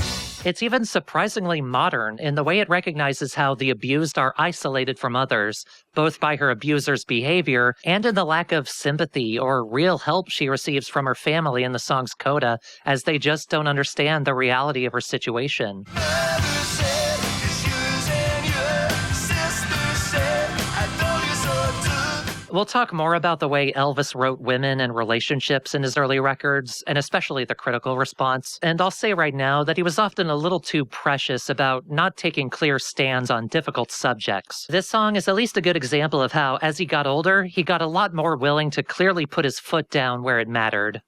Now you know why Goldstone hated TKO Boxing Day. Shot with His Own Gun is the most obvious song written on Elvis's Baby Grand, stripped down to his voice and Steve on piano. It's a dramatic story of a cheating husband and father, also rooted in Elvis's infidelities, and his voice is actually pretty clear here. The real star is Steve, though, providing what Elvis complimented in the reissue as a much more flowing and dramatic accompaniment than I could have imagined or mastered. Spend every evening looking so appealing. He comes without warning, leaves without feeling. And the album closes with a wild change in style. Big Sister's Clothes is a solo, atmospheric reggae rework of the energized rock track Big Sister, which we talked about in Out of Our Idiot. Both songs are digs at Thatcher, calling her Big Sister, a la Orwell's Big Brother, but this version eschews the direct reference and instead recognizes her as just the figurehead of the conservative uprising, a slightly more mature, less tunnel vision outlook on it. Elvis seems down on his choice to record this version. He clarifies in the credits that producer Nick Lowe is not responsible for this. But I like that he did something weird on an album rather than relegate it to a B-side like he had before, and I like it way more than the original version. All the style and finesse, the purchase of armaments. Trust stands strongly alongside the several other masterpieces from this period that we'll talk about in due time. It's just got that one big issue that, for me, makes it the worst of the best, if you will. From a Whisper to a Scream is Elvis's voice at its harshest, but his hoarseness hampers enough of the album that I couldn't raise it any higher than number 11. There are 10 other albums with more pieces working together, but there are plenty of fans who easily got past his singing and put it in their top 5s, and there's no reason to skip it if you think that could be you. It's some of the band's best pop songcraft up to this point, and they were only about to get better at that from here. Well, if y'all were annoyed that Trust was number 11, I don't know how you're going to feel about number 10. This is one of the uncontested classics, Elvis's earliest records. This is a top 3 for a lot of people. It's 1979, Elvis's 2 albums into his professional recording career, and only 1 into his partnership with The Attractions. Their previous was a stripped-down, furious rock album, and the handful of tracks that followed were much in that style. Elvis noticed this repetition after The Jam released All Mod Cons, which impressed Elvis with how much of a big step forward it was after their first 2 records. And if you compare them, you can hear Paul Weller seriously upgrade his melodic and songwriting chops, whereas Elvis's new songs still sounded like last year's model. He decided that he didn't want every next album to sound identical, so, taking even greater control of the next album's direction, plus keyboardist Steve Naive putting his classical training to serious use for the first time, the band recorded their first unashamedly pop masterpiece. Number 10, Armed Forces.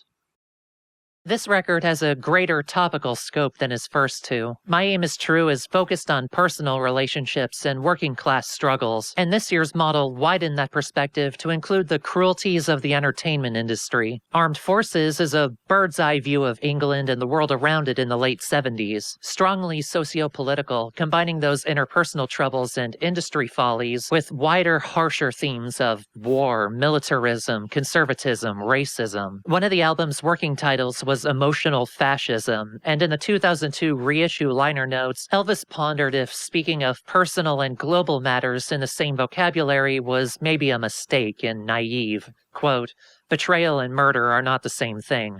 The first of them only deadens the soul." I think he pulled it off because everyone's personal lives are eternally tied to the world around them. The inside and the outside affect each other. The music also has a greater scope than the last 2 records, drawing on some deceptively esoteric influences like glam, art pop, and even disco, and giving Steve a few chances to really show his stuff on piano rather than his core instrument up to that point, the Vox Continental organ. Right from the opener, we hear the slicker, more melodic approach to songcraft than the snappier power pop of the last album. The atmosphere of Accidents Will Happen is airy and blissful, drenched in more reverb than before, and Steve's piano is more more prominent and pretty, which obfuscates the song's theme of infidelity. Elvis fell into the traps of success, the sex and drugs and rock and roll, by the time he wrote these songs. And while he draws on his actions for the lyrics, he purposefully covers his trail by swapping I with we, before ultimately coming clean.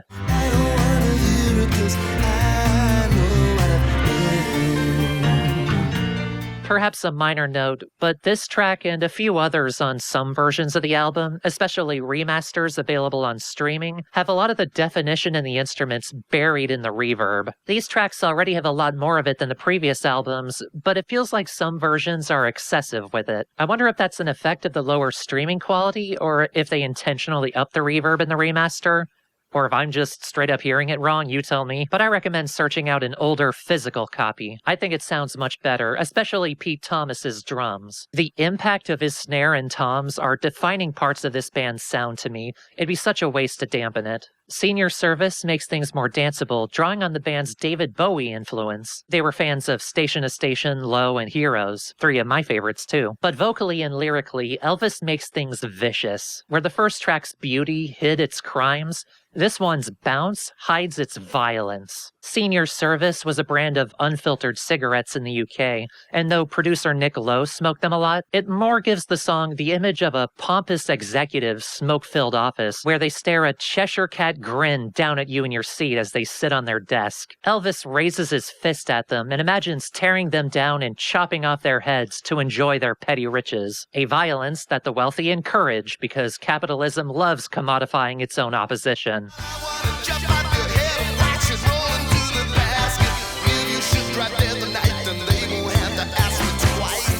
Track 3 is Elvis's biggest hit, Oliver's Army, a glistening pop gem that nearly didn't make the record. The song just wouldn't come together until Steve Naive added the piano, taking inspiration from ABBA. That was the clincher, and it went from an almost outtake to the highest charting single in Elvis's career. The exuberant music belies the darkness of the military-industrial complex, enlisting students fresh out of school to go die far from home, and the poverty, racism, and xenophobia that fuels that cycle. Listeners and critics often connect the Oliver in the title to Oliver Cromwell, but really it could be anyone. Oliver is a distinctly British name. It's an army made of normal British people scooped up by the wealthy to be their obedient thugs and meat shields. The language is charged, and by Elvis's own admission, naively so. His family is Irish Catholic on his father's side, so he technically does have, let's call it WN phrase privileges, but even he rewrote that verse starting in 2020 and made its message more direct. I know, we'll get to it. The point of the song is to put disquieting ideas into a cheerful pop tune, and it does it with aplomb. And I would rather be anywhere else, but here today.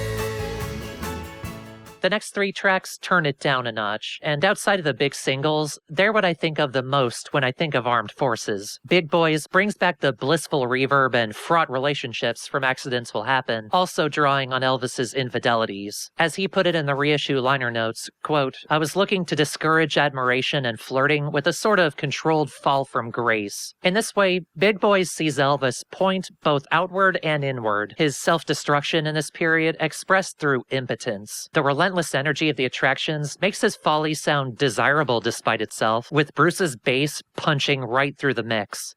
Worrying about your physical fitness. Tell me how you got this sickness.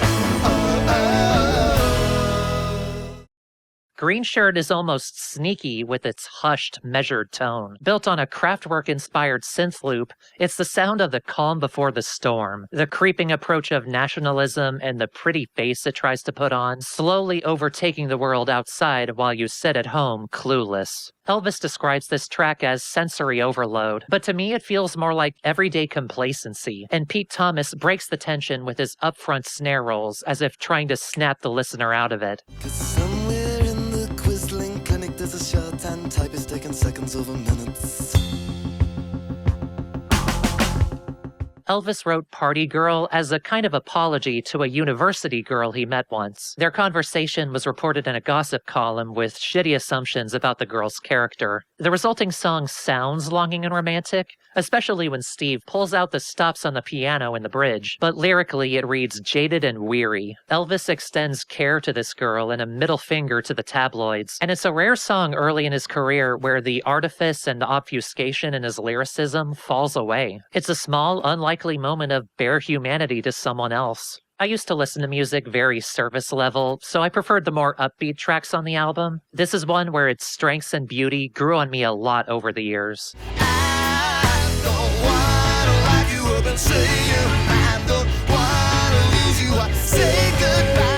But on that note, it's no surprise that I love Goon Squad. It picks up the tempo again to a nervy, relentless pace. Elvis folds in the chaos of his life as a working, traveling, cheating, and drug-taking musician with the military, with fascist and conservative control over people's lives and careers. Its disparate, maddening pieces come together into a song about the insanity of adulthood, where if you're not only absurdly lucky, but a good, obedient dog, maybe you'll be successful. Hi, YouTube. The chorus playing up the title like it's the theme to a TV show only adds to the black comedy. Still one of my favorites. Good squad.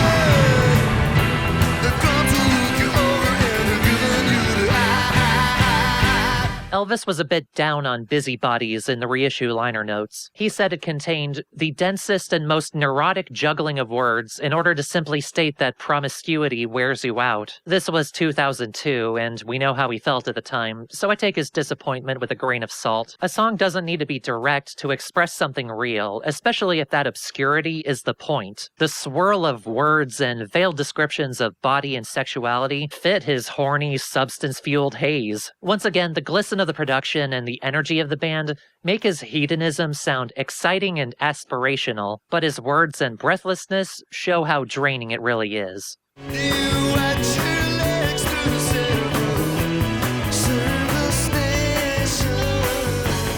Elvis originally wrote Sunday's Best for Ian Dury, but he declined. It's a swerve into a lackadaisical waltz, blithely and cheerily combing through, quote, small-minded English prejudices and seething sanctimonious preferences. I've heard and read this song described as out of place on the album. It feels right at home to me. So much of Armed Forces, and a few songs before it, peel back the mundane to show the blind conservatism rotting it from underneath. This song does it by holding up a mirror to average English ignorance and asking them if they like what they see. It and Oliver's Army got stick for a charged, flagrant use of a slur each. I'll leave it up to the people these slurs actually target in real life to decide if this is acceptable or not, but I'll add to the rest of us white people that this song wasn't written in a vacuum. It was written about us, and unfortunately for us, it actually hasn't aged at all.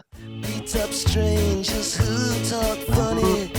Take the greasy foreign money. Moods for Moderns is another track inspired by David Bowie's then-recent masterworks, a bobbing, bouncing track about a relationship falling apart. Where multiple writers and publications recommended cutting Sunday's Best, this is the one track that I don't think holds up over repeated listens. This one feels like it has the least going on underneath its upbeat pace. There's never been a how do you do. There's never been an ending. Soon you belong to someone else, and I will be a stranger just pretending. Chemistry Class brings back the reverberated bliss and Pete's thick drums. Seriously, they sound great on this album. Coupled with Elvis's acerbic observations of sexual but unambitious students. The song was inspired by the band performing at American universities, and to Elvis's eyes, what used to be a hotbed of radical progress and organization for justice in the 60s, led by students, became complacent, hedonistic, and superficial. He admits his reaction wasn't reasonable or reasoned, and I think his perspective was off. Don't blame the kids for the world they're born into. But the song does slot sideways into the album's themes of capitalism and conservatism, almost in the same way as Pulp's Common People would in the 90s. When you have no future of your own, yet you're expected to decide your entire adulthood before you graduate high school, the fuck else is there to do? It's not anywhere as great a song as Common People, but there's a through line there. People pleasing people like you. You've been around so long, but you still don't know what to do. And the original album closes with the delightfully titled Two Little Hitlers, a cheerful bop about a miserable pair of narcissists desperate to control each other. It's loosely inspired by the Nick Lowe song Little Hitler, and both songs look at petty tyrants and everyday people. But this song imagines two in direct competition with each other as a satire about dating and relationships. For me, the key word isn't Hitlers, it's little. The people in this bitter cis-hetero setup, despite the man's claims, are not great dictators. They're tiny people who feel as tiny as they are, and they try to make themselves taller by standing on others. He wants to know the names of all those he's better than. Two little Hitlers will fight it out until one little Hitler does the other ones will. However, one non-album single was grafted onto the album in the US, and it's been there ever since. Frankly, I can't imagine Armed Forces without this track closing it off. Their cover of Nick Lowe's What's So Funny About Peace, Love, and Understanding. Nick originally wrote it for his band Brinsley Schwartz as a joke about the insincere, commercial latter end of 60s hippie and protest music. Elvis and the Attractions reimagined it by amping up its intensity and playing it straight. Elvis hollers in his lower register, and as ugly as his voice is at this time, he sells that frustration in a world that, again, once seemed to take such huge leaps in progress in the 60s, suddenly drowning in apathy in the 70s. And it only got worse in the 80s. It's a song that, unfortunately, never stops resonating. All-timer classic. What's so funny about peace, love, and understanding? Early versions of the album came with a bonus EP, Live at Hollywood High. We eventually got the full concert in 2010, and if you're a fan, it's worth checking out to hear the band right between the release of this year's Model and the recording of Armed Forces. They open with a unique piano and voice only arrangement of Accidents Will Happen that everyone should hear at least once. I don't think the show overall hits quite as strong as Live at the Elmo combo. I recommend that live album even more, where the band's in a tighter, more chaotic space and the energy is higher. That's their ideal setting in the early years. Also, just a lot less cringy stage banter. I don't need to hear dipshit in his 20s Elvis sexually harass high schoolers. We also talked about Armed Forces B-sides back in Taking Liberties and 10 Bloody Marys, but to quickly recap, they're some of my favorites from these early records, Clean Money and Wednesday Week especially. The Rhino reissue also has a really good alternate take of Big Boys. My issue with alt versions up until now is that the final version clued into the best way to approach these songs, which is my issue with the Busybodies alt that's also here. But that wasn't lost with Big Boys. It even brings out the Kraftwerk influence with more of a synth presence and has a cool, tense energy. Worrying about your physical fitness. Tell me how you got this sickness. I really like this take, maybe a little more than the album version. That rarely happens. And that's the thing. Armed Forces used to be a few spots higher on the list. It's a great record and deservedly considered one of Elvis's best. It's absolutely a top 10. But in my own list, I had to ask myself a hard question. How excited am I to talk about it compared to everything else in the top 10?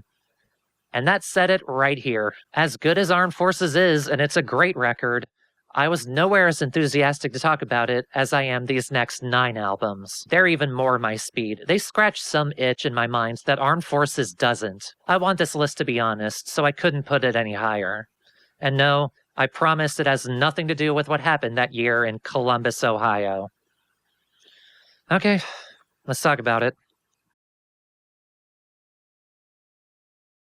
After a show in Columbus, Elvis was drunk at the Holiday Inn bar when Stephen Stills and singer Bonnie Bramlett entered and started talking to him. Despite Elvis being a longtime fan of Crosby, Stills, and Nash, he decided he was above the wash-up that Stills became by then, and he went into full mouthy douchebag mode. This reached its peak when Bramlett prompted him about Ray Charles and James Brown, and he dismissed them with flagrant use of the N-word. This was, according to him, to just piss them off to get them to leave. And according to Krista Reese's book, written just a couple years after the fact, he might have said even more horrible shit that people just forgot. In short, he opened his big fucking mouth and vomited, and then to his surprise, Bramlett took the story to the press. If this sounds awfully familiar, it's a lot like what Morgan Wallen did, but worse. Elvis, for his part, says in his memoir and the Get Happy liner notes that he doesn't remember if he actually said any of this, but he doesn't discount that he did. He only remembers wanting to start a fight and succeeding once Bramlett backhanded him. With how much he does remember in his book, and directly admits about himself and his past actions and bad decisions, especially during this period, I'd be surprised if that was a lie. He does confront himself in the liner notes and asserts that drunkenness or trying to be ironic or provocative is no excuse. And in the book, he considers what such actions may say about himself if he really does harbor hidden racism despite the anti-racist teachings of his parents, despite his multiracial community growing up. He wouldn't be the first British punk moron to feign innocence that way, but he opts not to make any assertions. Other writers looked at the context around him, his exhaustion from touring, his intentionally standoffish behavior with the press and other musicians, likely inspired by, if not encouraged by, his prickly manager Jake Riviera to sell him as punk. And they come to the conclusion that Elvis gave. Just a stupid as fuck off-the-cuff decision. My take doesn't disregard any of this context, but it digs through it all to get to what I think is the grain of truth at the bottom. He did it because he thought he could. Whether drunk or stone sober, he talked shit because he thought nothing would happen. He thought it'd stay there in the bar, not reach the news. Fellow white people, fellow white YouTubers especially, how many of us have casually said the N-word? Because you were in a situation where you didn't expect a single thing to happen.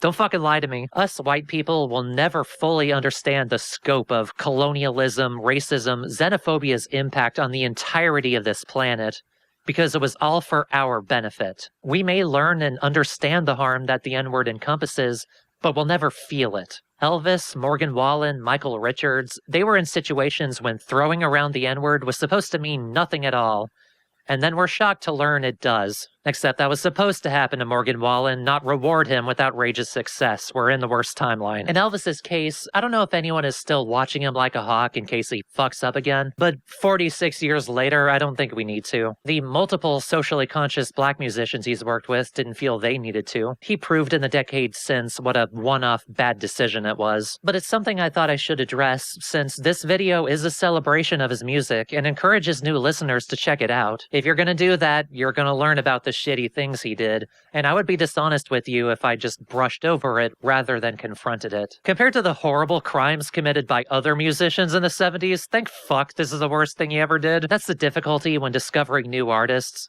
You have to decide how to handle their shittiness. There are people who can completely divorce the art from the artist, and I hope you folks have a wonderful time with all those pedophiles. But to me, the artist always made the art within a context, within themselves or the world around it. And you should at least consider those, as well as how that art inherently gathers new context with the passing of time. I don't expect the worst from Elvis, but I am a trans woman living in the most outwardly hateful context for trans people in living memory. I'm not waiting for him to drop another racist slur, but I have no idea what to expect on him on queer and trans people. He's a British baby boomer celebrity. He at least doesn't seem like the kind to fall for the grift. In the aftermath of the Robin Thicke Blurred Lines lawsuit, a lot of musicians came out of the woodwork to make an unscrupulous buck with a frivolous plagiarism suit. It looked like someone tried to nudge Elvis to do the same after Olivia Rodrigo's Brutal had a similar riff to Pump It Up, and he defended her and replied with the Bob Dylan song he ripped off for Pump It Up, and the Chuck Berry song Dylan ripped off before him. No idea if he'll fall for the transphobia scam. He hasn't said anything yet. And right now he lives in New York again, which I think is relatively trans-friendly. Considering his flippant misgendering and dead naming of Jane County in his memoir, I'm gonna assume he just doesn't think about us. I'm fine with that not changing before he dies. All of that mess out of the way, let's move past one of the most celebrated but fraught albums in Elvis's career, with one that I can't begin to guess what y'all will think about. I can see this dividing people on age and tendency towards music critic tastes. It's a highly acclaimed record, but one for a particular audience. But I came to love it over the literal years I worked on this list, and since one of its key creators passed away while I worked on this, I want to give it its due. Number 9. Painted from Memory, with Burt Bacharach. There's a sense, depending on your age, that orchestrated classic pop like this, easy listening adjacent, is granny music. It's toothless and safe, so she doesn't have a heart attack. Well, if your grandma listens to this album with any regularity, She never got over her divorce. This album is the yawning pit you tumble into at the lowest point of a breakup, when you wish things were different and you feel like you'll never love again because you haven't stopped, and why, God, why? Now make that pain gorgeous. Basically, take everything I said about North and Look Now, two albums that owe this one for their existence, but stick to only the saddest highs. That's Painted from Memory. 20 years before this album, you'd probably find the pairing of arch new waver Costello and king of the lounge Bacharach bizarre. Not so much by 1998. Elvis long established himself as an acclaimed pop tunesmith of his own by then, but he'd actually performed songs by Bacharach and Hal David all the way back in the early years of the Attractions, including a live recording of I Just Don't Know What to Do With Myself from 1977. And of course, he and Nick Lowe covered Baby It's You in 1984. He covered Please Stay on Kojak Variety, all of which are included on songs of Bacharach and Costello. The latter's a much better cover when you divorce it from all the mediocrity around it. Divorce is a relevant theme to this record. Point is, by 1996, you knew Elvis was a fan of Bert's, and it wasn't so out of the question for them to work together. They just needed the right impetus. Enter Grace of My Heart, a film we briefly touched on when we discussed Look Now. For the soundtrack, director Allison Anders had the idea to combine older musicians with younger. Elvis first contributed Unwanted Number for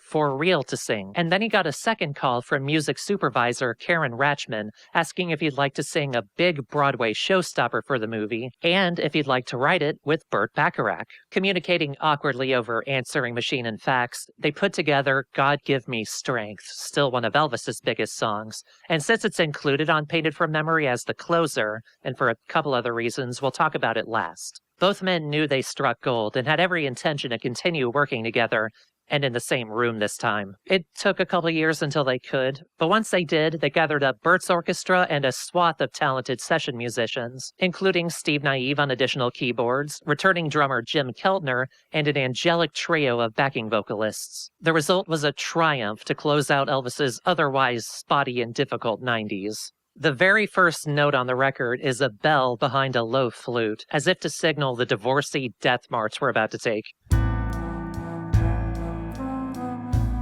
In the Darkest Place is practically the thesis for the album, that hopeless pit when your love is lost and you're stuck in the early stages of grief. Elvis's narrator desperately wants to rekindle their flame, while their ex, and seemingly all of her friends, think it better to leave the poor bastard behind her. It's a great introduction to Bert's all-encompassing orchestrations, dripping with melody and atmosphere, and Elvis's requisite emotional intensity on vocals.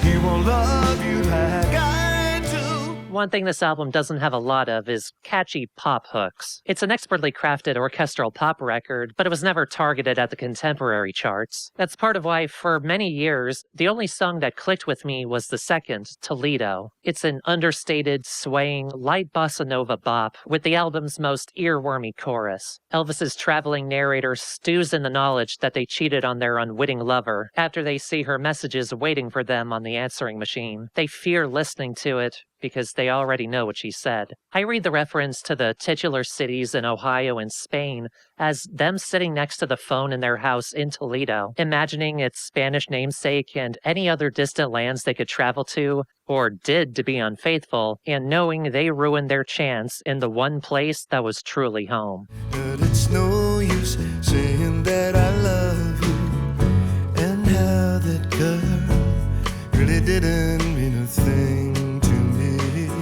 Then we get one of the album's very best tracks, and strangely its shortest, I Still Have That Other Girl. Elvis's character fears entering a new relationship, no matter how much they want each other, because he's still not over his last. The song's a great example of the comfortable, collaborative nature of the album's creation. Like the Juliet letters, both Elvis and Burt wrote the music, and though Elvis handled the lyrics, he credits Burt with a lyrical and vocal sense that helped to shape the words. They struggled with this song for a while, though, namely how to return to the second chorus after the first, without just repeating the beginning of the song. Then Burt casually played something on the piano, described by Elvis as beautiful, sort of Viennese. Elvis shouted at him that he got it, and then Bert snapped out of a haze and had no idea what he just played, but they figured it out listening back through the work tape, and it became a standout moment on the album. It's a curious song structure because it basically only has one verse at the start, and then it's pre-chorus, chorus, pre-chorus, chorus, but it works through the song's sheer emotional power. This is some of Elvis's best belting this side of the Juliet letters, in both choruses and that second pre-chorus. The second chorus key shifts up a step, so he's singing even higher, and he lands it. This song earns that shattering intensity. When that pre-chorus builds and Elvis kicks in a gear at the top of his range, I can just bury myself in my headphones and cry my damn eyes out. They won a Grammy for this song, and I joke because the Grammys are nonsense, but they deserve the accolade. Because I still have that other girl in my head. I still have that other girl in my head. Another favorite track, guaranteed to draw ugly tears, is one we already talked about in For the Stars. This House is Empty Now. Elvis recalls in his memoir the struggle to write the lyrics for this, originally trying to compete with the song's drama and ending up with overwrought gibberish. Instead, he drew on the lyric, "Walking through this empty house, tears in my eyes," from ABBA's Knowing Me, Knowing You, and that image unlocked the song for him. Not the first time he drew gold from ABBA's influence. The result is a lonely drift through a broken home, recalling the happy moments and mementos that used to line its walls that can never return, now that their love is irreparable and divorce is on the horizon. From the narrative he presents in the memoir, this seems to be one of the songs that made him realize how unhappy he really was near the end of his second marriage, because he felt that emptiness in every corner of his life. If the opening of the album is colored by denial, this song draws on anger and frustration as a whole life together is thrown away. So tell me, how am I supposed to live without you? The bridge is partially inspired by an old, sober comment by Elvis's father about the afterlife, and it's a heart-wrenching portrait of someone moments away from submitting to despair. Does the extinguished candle care about the darkness? It's not all bleak and disquieting. Tears at the Birthday Party is more musically cheerful and bouncy, with a galloping piano rhythm that recalls the later Beatles records, though lyrically it continues the theme of never-ending heartbreak. Years after breaking a girl's heart on her birthday, Elvis's character imagines her happy every year with someone else, opening the presents and letters that he should have sent. He wonders fruitlessly if she ever thinks of him like he does of her. Close the door, dim the lights, blow out the candles. The joint middle of the album has two more of my favorites, and the first is an even bigger relief from the darkness, Such Unlikely Lovers. If most of the album predates the bleak first half of North, this informs the joyous second half. Elvis's character is in giddy disbelief at their new, unlikely relationship, born from a chance encounter in the city one day. The couple are like day and night, yet the narrator can't seem to hold down their excitement. Where so much of Painted from Memory is the aftermath of relationships, this is an endlessly charming look at one's beginning. Listen now, I'm not saying that there will be violence, but don't be surprised if they appear. Back to Despair. My Thief sees a heartbroken man experience a recurring dream about the woman who left him, which Elvis asserted is a bad dream, a haunting dream. But he hopes that every night this dream will come to him because that's all that he has left of her. Instead of grand orchestral elegance throughout, the verses are as soft as his dark bedroom at night, focused on Bacharach's piano, with Steve Naive doubling him for some of the most gorgeous yet simple music on the album. The song earns its swell of strings in the choruses and second verse. Sometimes I pretend you'll come back again. It's also the one song where the other person, the object of the narrator's desire, actually gets to respond. It's up to you to decide whether it's actually her or the dream, but I like that she asserts her agency outside of the guy's wants. Lisa Taylor, one of the three backing singers, provides her voice, and she brings the song to rest with the gentleness of a lullaby. There will always be a little larceny in everyone.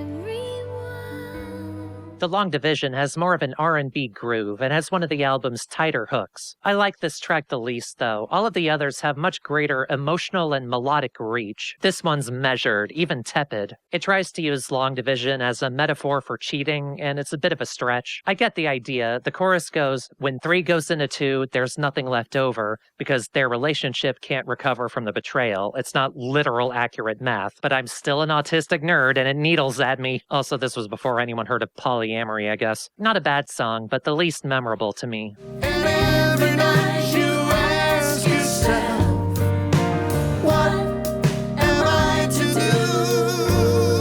do? The title track is much more my speed, though. Like My Thief, it's soft and gentle, built around Bert's piano, plus Dean Parks' dreamy acoustic guitar, and the orchestra drifting in and out around them like the narrator's longing imagination. He, too, is long past a breakup and never recovered. All he can do is attempt to replicate her looks on canvas, knowing he has to let her go, but can't just yet. Not that he now knows who she is behind her looks. Almost as good as My Thief. She's lost to me now. The Sweetest Punch is the album's brightest and cheeriest and cheesiest song. Bert's orchestra whips out the glockenspiel and the muted trumpet for that 60s Austin Powers flair, and Elvis frames the fight that leads to a breakup as a boxing match in an equally old-school, belabored way. To be clear, these are all positives. It took me a lot longer to come around on this track than the whole rest of the album. It's so goofy, it almost feels out of place, even with Tears at the Birthday Party. But I did come around because they commit to the bit. Elvis and Bert whip out all the stops in their lyrics and the music. It's loaded with wordplay and melodic hooks. Hidden from your view in the blue corner that I painted myself into. It can feel too silly if you're not ready for it and you're still reeling from all the heartbreak before it. But when you let the song wash over you, it's not just cheesy, it's gloriously cheesy. This is that good Gouda right here. The penultimate track, What's Her Name Today, brings us back to form with a somber, piano-led cheating song, but from a new perspective. Where previous songs were from the POV of one of the people involved, this song is on the outside looking in, taking a serial cheater to task for projecting his own pain onto the women in his life. Like how This House Is Empty Now drew on Elvis's own dark place at the time, this song gains extra weight from his own years of thoughtless cheating that ended his first marriage, which by his own admission, he only seemed to do for material for his music. Isn't her smile quite reminiscent of someone else? Well, is it or isn't it? And of course, the album ends with the song that began the collaboration, God Give Me Strength, a shattering cry of hopelessness. This album explores the darkest depths of romantic grief. This song is the bottom of the pit, when you are so broken that only God can save you. This concept would just be clumsy and uncomfortable histrionics if these guys weren't masters of their craft. Elvis delivers the performance of a lifetime, belting his heartbreak to the heavens. Wipe her from my memory. He does sing in an unflattering falsetto for the first 2 choruses, but they work for me because they set up both the bridge and the final chorus when he gives it everything he's got. So God give me strength. It's an incredible song and up there with Elvis's best. Not so much Bert, though. Yeah, this brings me to my one real issue with this album, and why, despite my glowing praise for so much of it, it couldn't reach any higher on my list. I waded into this pool back in My Flame Burns Blue, but as good as God Give Me Strength honestly is, all of its power lies with Elvis, because the music behind him does not match him. Only in the end of the bridge does it rise with him. I want him to hurt. Otherwise, he's almost struggling against it. This isn't usually a problem on the rest of the album, at least as far as the music. Except for the guitar solo on This House Is Empty Now, which undercuts the intensity of the bridge right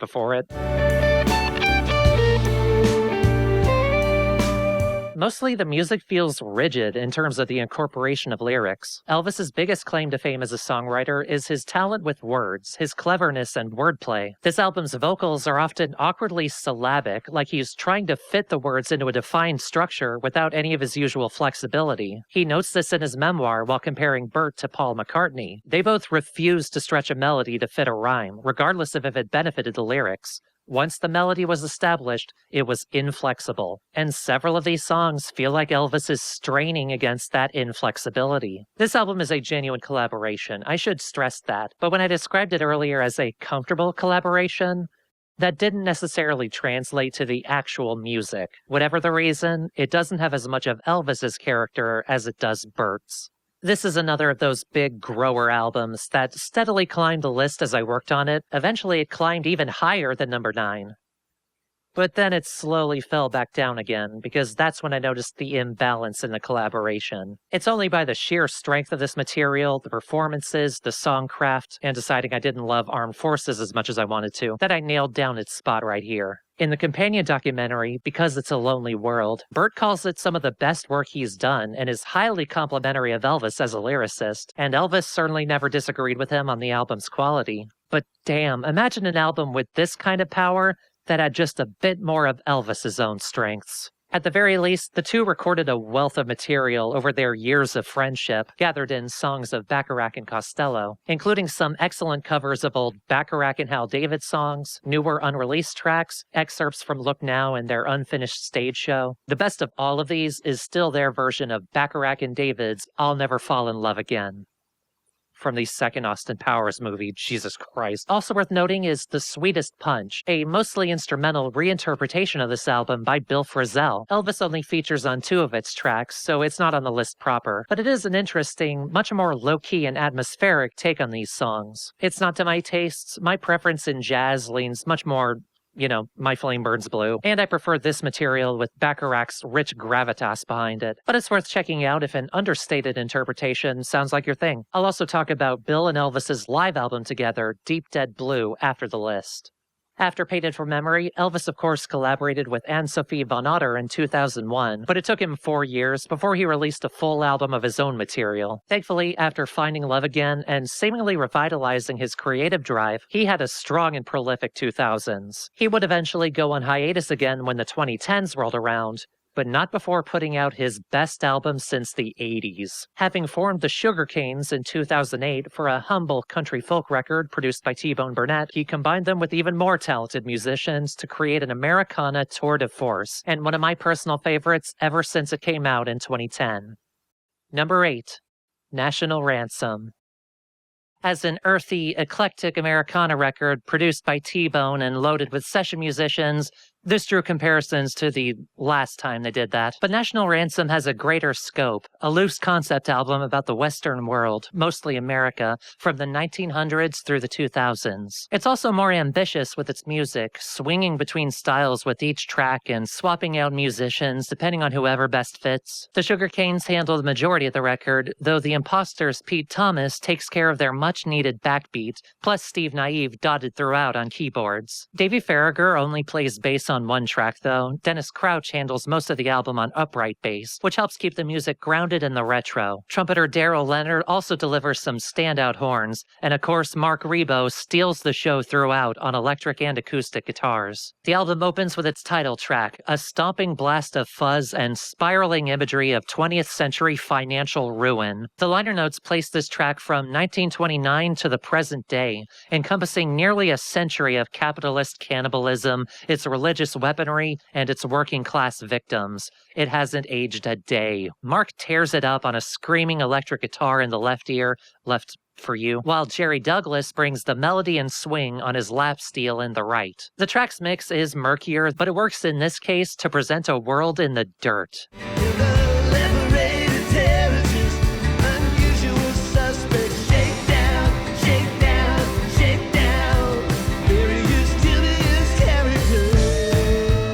The The next track, Jimmy Standing in the Rain, pares the band down to mostly the Sugarcanes, who, as I discussed, were wonderfully talented but could get repetitive on their own. The additions of Steve, Mark, and Daryl add a lot of character that the previous setup needed if it was going to survive on this record, and it thrives. The song is a sympathetic portrait of a washed-up, alcoholic, and seemingly loveless vaudevillian stuck waiting for a train in the rain. Jimmy turned up again on Look Now in a song set 20 years later, and this is the context for that skeevy older man, a poor nobody with nothing left. This is the first track to sort of fake its ending, and it's not the last. We'll come back to that.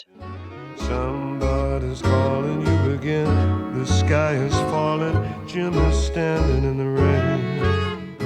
Stations of the Cross amps up the intensity, if not the tempo, with a tale of fear and violence in 2005 New Orleans, ahead of Hurricane Katrina and the flood. Elvis pushes himself on vocals like he's one of the people left on the streets. They're hurling themselves into heaven, I suppose. Pete Thomas and Dennis Crouch set a steady rhythm like you're walking the city in the dark, while Stuart Duncan's violin stabs in like a flickering of lights from the windows, and Steve brings in emotional elegance on piano. It's already a really cool track, but its bridges give it that little extra, with Elvis playing his own backing singers like angels observing the chaos and offering no aid. Diminishing behind.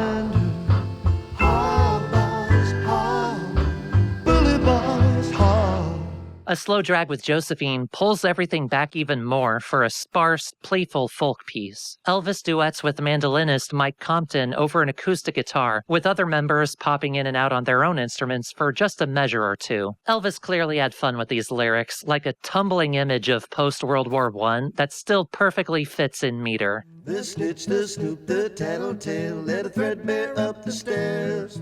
Adieu, my little ballyhoo, you broke my heart in two. 5 Small Words is more in the sonic vein of the opening title track, a stomping country rocker, but about Elvis's signature topic of life-destroying heartbreak. It's the one track to feature Davey Farragher on electric bass, and T-Bone Burnett himself on a nicely delayed Gretsch, both of whom give the song a strong melodic underpinning. There's one more similar track a little later, I Lost You, co-written with Jim Lauderdale from the Sugarcanes, though he doesn't feature on it, but it does have Jerry Douglas's lap steel filling in T-Bone's space. Both of these are very good tracks with some solid hooks and vocal harmonies, but they're outshined by the excellent and more dynamic songs around them. It doesn't help that both sound almost identical to the opener, but don't punch as hard in lyrics or broader subject, nor does Pete Thomas really get to do anything on the drums besides hold down the rhythm. These tracks more keep the album's momentum going.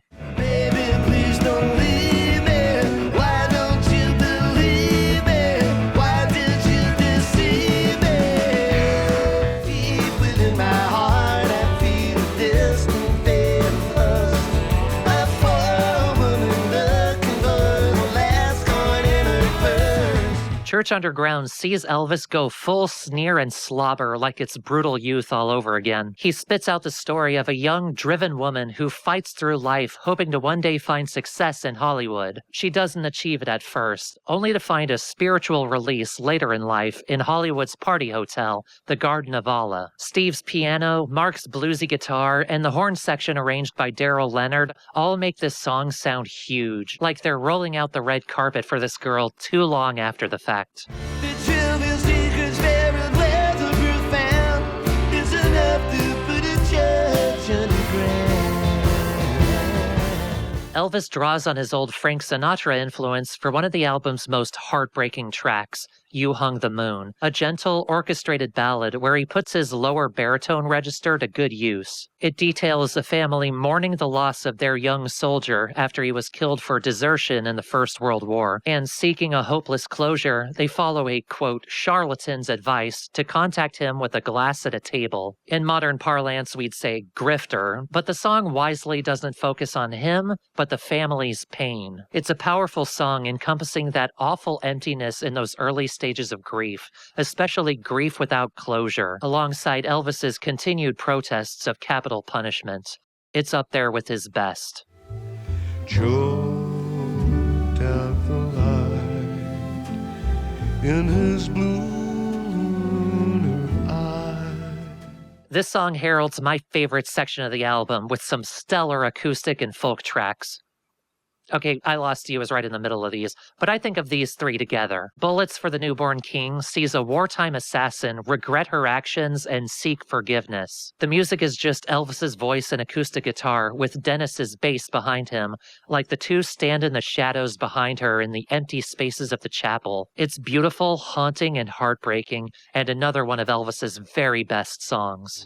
Where are those traitors now? We once called patriots. After I Lost You is another big standout, Dr. Watson, I presume, where we bring back the Sugarcanes and a few more friends for a swelling and soaring painting of words. The song was inspired by Elvis meeting folk music legend Doc Watson at Merlefest, and Doc described his life in a beautifully poetic way that inspired Elvis to examine his own career the same, and the song folds the two together. It's wonderful, striking imagery. Musically, it's a great example of the dynamics that this setup provides the Sugarcanes. They're great musicians, but the last album was often monotonous. It didn't rise and fall in the way this does, each of the instruments building up behind Elvis until the choruses feel like celebrations. It's an incredible song. Dig the dirt up from the tomb, Dr. Watson, I presume. Death returns as the central theme in One Bell Ringing, but this time about a very real, specific instance, the murder of Jean-Charles de Menezes by London police in July 2005. Menezes was a Brazilian man wrongly identified as a fugitive following the London bombings. He barely received any justice, as always happens when cops are free to kill. This song is a stark description of his last moments, Elvis's voice hushed over his acoustic, while the horns play like a funeral procession for Menezes. Lower the hood on his last lament, dash him down on the cold cement. One bell ringing. The tone lightens up a lot for the next track, though, The Spell That You Cast, a rootsy rocker with Steve back on his Vox Continental and Elvis and Mark on a double electric guitar attack to make it feel like an almost grungy take on early Costello. It's the last big shot of energy the album gets before its end. And I wonder whether you got some other kind of lover that you like to please better than me. The issue is that the album has a 4-track ending. I like all 4 of these next songs, but there's a sense after Spell That You Cast that the album should start winding down. We've reached all of our emotional peaks. Or have we?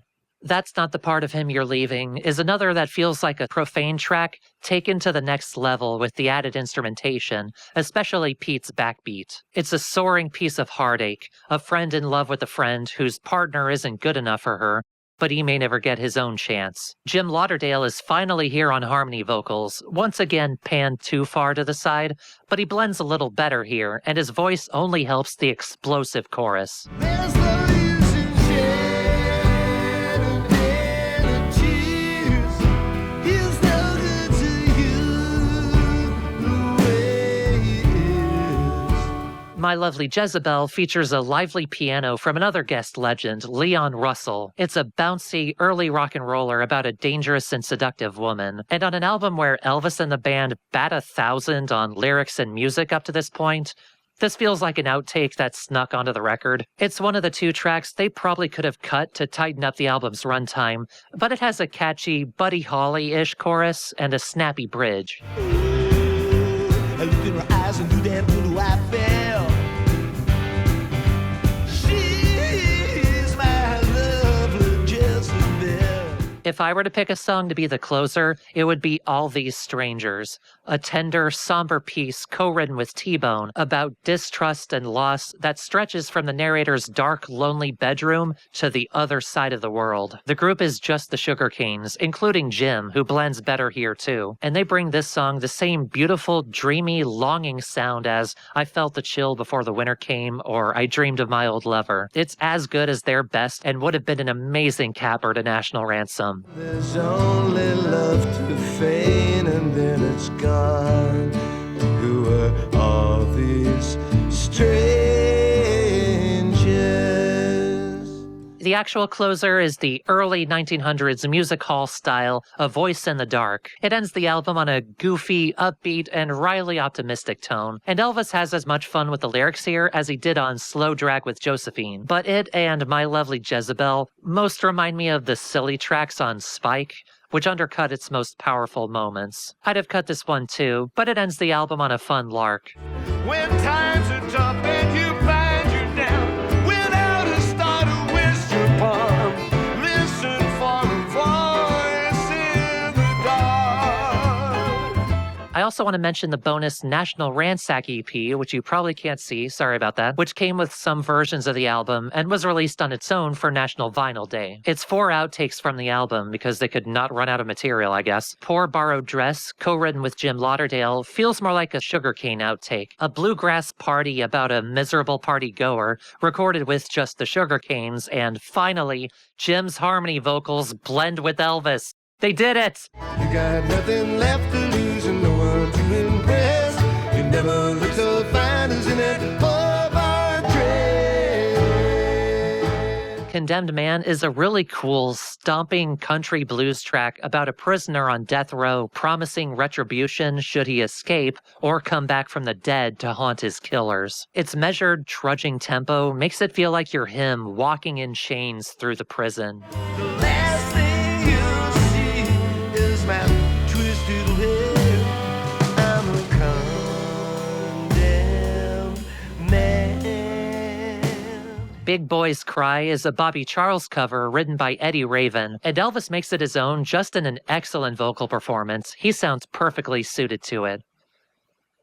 I'm not sure the silly organ bridge is, though, but it's otherwise a good cover. Well, I try to hide all the tears down deep inside, but even big boys cry. And I Don't Want to Go Home brings back the Sugarcanes for another upbeat bluegrass track to close us out, about the non-upbeat subject of being miserable in a bar. It's notably one of Elvis's oldest songs. He recorded its original solo demo in 1976 when he first signed to Stiff Records, meaning he potentially wrote it when he was with Flip City. This version sounds more like that old demo than you'd think, too. It's a fun rendition. Even though I don't want to go home, don't get any ideas. Things are going fine and they all disappear. You don't have to make me any promises. I can leave anytime I know. Counting the EP, this means in total, we have at least 18 tracks of winners, tied with Get Happy in just sheer numbers, though National Ransom is much longer in minutes. But of course, the album had an additional Japan and iTunes bonus track, another Bobby Charles cover, I Hope. I couldn't access it. I heard some live bootlegs combining it with Allison. It sounded good too, but the album's long enough anyway. Legit, my only real issue with National Ransom is just its length. Some of the songs go on a verse and chorus longer than they need to. 4 of the tracks fake out their endings, and it gets older each time they do it. And they probably could have trimmed at least 2 of the tracks after Spell That You Cast. Not all of them, but at least 2.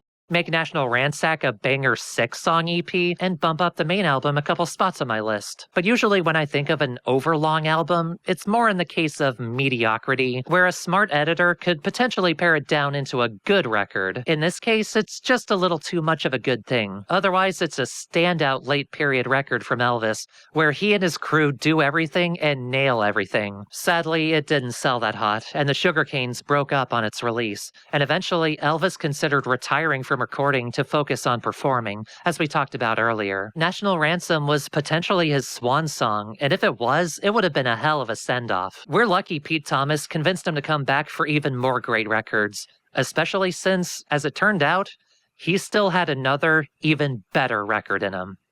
10 years on from National Ransom, the 2020 global pandemic halted Elvis's plans for recording and touring. He managed to finish an album, which I've covered and praised already, but while everyone was stuck in their homes during lockdown, what else were he and the Imposters to do but keep recording? Communicating with each other and producer Sebastian Chris over Zoom, the band smashed out a rock album with the energy and vitality of their golden years.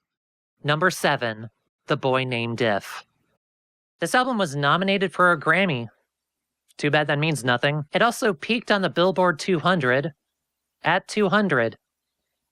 What the fuck? The Boy Named If is the hardest these guys have rocked since probably 1986. A lot more than Momofuku, certainly more than Brutal Youth. They were likely inspired by the then recent remaster of 1978's This Year's Model, and its Spanish-language remix album Spanish Model, both of which Elvis and Sebastian worked on the 2 to 3 years prior. And Boy Named If is a great example of how well Sebastian slots in as co-producer. Not since original producer Nick Lowe did anyone get such genuine, restless energy out of these guys.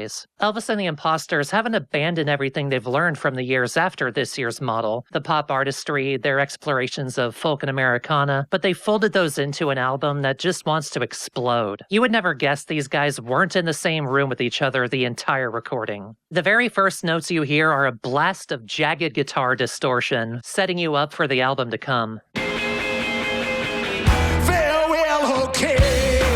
Farewell OK kicks the album off on a straightforward garage rock bass, but kicked up to max. The simple but loud music is elevated by Elvis howling like a man decades younger, and his endless knack for witty, articulate lyrics about sexual misadventures. It's the harshest sounding song if you listen to the CD, a lot of high end. It's one case where the reduced frequencies and bit rate of streaming is actually a plus because it tempers the treble, but it's the opening blast of energy and excitement that this album needs. A splatter of steps on a chalk block pattern, a trim of black lace on a hem of red satin. The title track turns down the speed for more of a bluesy stomp to fit the story of a childhood imaginary friend who becomes the ultimate scapegoat for adulthood debauchery. This is just the first of multiple songs with some of Elvis's stickiest hooks and vocal melodies in years. Take my hand, we'll go to magic lands and land.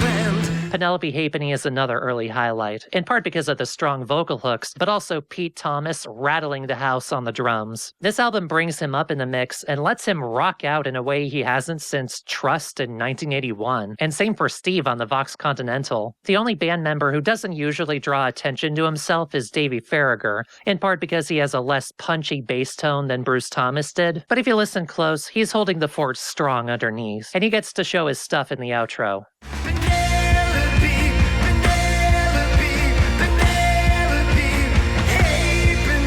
Speaking of Trust, the difference melds the loudness with that album's slinky jazz influences, weaving between the two with more effortlessly hooky melodies, and Steve getting playful on both piano and organ. This is one track where Davey gets to stick out with a thick, fuzzy bass tone and some finger popping in the choruses. Another big album highlight.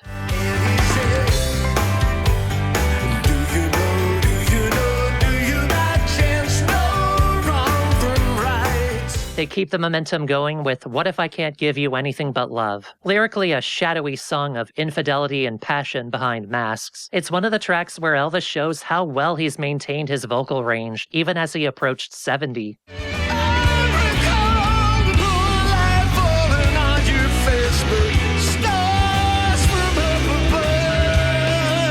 However, they turn the volume way down with Paint the Red Rose Blue, a mournful ballad of one man's lifelong courting of theatrical darkness, leading him to seek a second chance with the woman he loves. Uncut's Peter Watts adored this song and considered it the best on the album. I think it lacks the same lyrical panache as the rest of it, and the punch of Pete's drums don't suit the somber tone. It's the one track where they should have turned him down. But Elvis pulls the character out of his theatrics as it goes on, until he speaks with a heartbreaking directness, and that's what pulls it together for me. I maybe would have moved it back a couple spots on the track listing, though.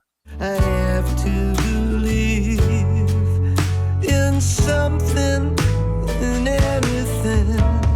They turn the volume all the way up with Mistook Me for a Friend, which has all the same strengths as Penelope Halfpenny and The Difference. Strong hooks with Pete and Steve stealing the show. But both Elvis and Davey hold their own on guitar and bass, and Elvis once again just spits lyrics like they're slam poetry. The whole band is at 100% here, another standout. That lady and her jockey said, mistaken for a friend. If most of the album recalls This Year's Model, My Most Beautiful Mistake reminds me more of The Delivery Man or Momofuku, in part because of Nicole Atkins on guest vocals. I've seen your kind before in courtroom sketches. but also because of its mid-tempo narrative of an ill-fated relationship. Elvis draws on the same filmmaking imagery as Watching the Detectives to tell the story of a waitress and the one-hit wonder artist who offers to make her his muse. Even though she knows he's trouble, she walks out of the diner with him into an uncertain future. This song has much more of Elvis's descriptive and storytelling chops than Paint the Red Rose Blue, and its cinematic tone fits the imposters and the album's production better. I like it a lot more. And he says action, and that's a take. You are my most beautiful mistake. Magnificent Herd is the album's sole promo single, and like the opener, it's a simple, almost stock rock and roll structure that's made more by Elvis's sharp lyrics about the pain of desire. I wouldn't choose it to be the single. I think it's a bit bland musically, but at least the band doesn't half-ass it. Took a little walk, I took another stimulant. But from there, the album rides up another high peak. The band dip into Halloween burlesque imagery with the gleefully vengeful The Man You Love to Hate. Elvis goes full carnival barker, proudly playing the villain to a crowd of those he's wronged. Unlike his praise for Paint the Red Rose Blue, Peter Watts thought this was the weakest track on the album. And after the reactions to North, especially on Cut, I'm only more certain that music critics need more joy in their lives. This song rules.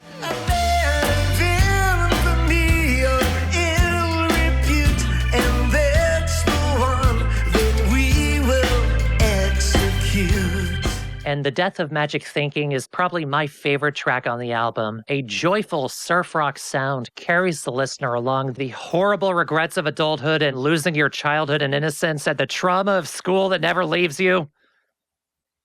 I'm actually enjoying college this time, I promise. This song's a fucking banger, and Pete's drums and Elvis's voice and vocal range are in great form.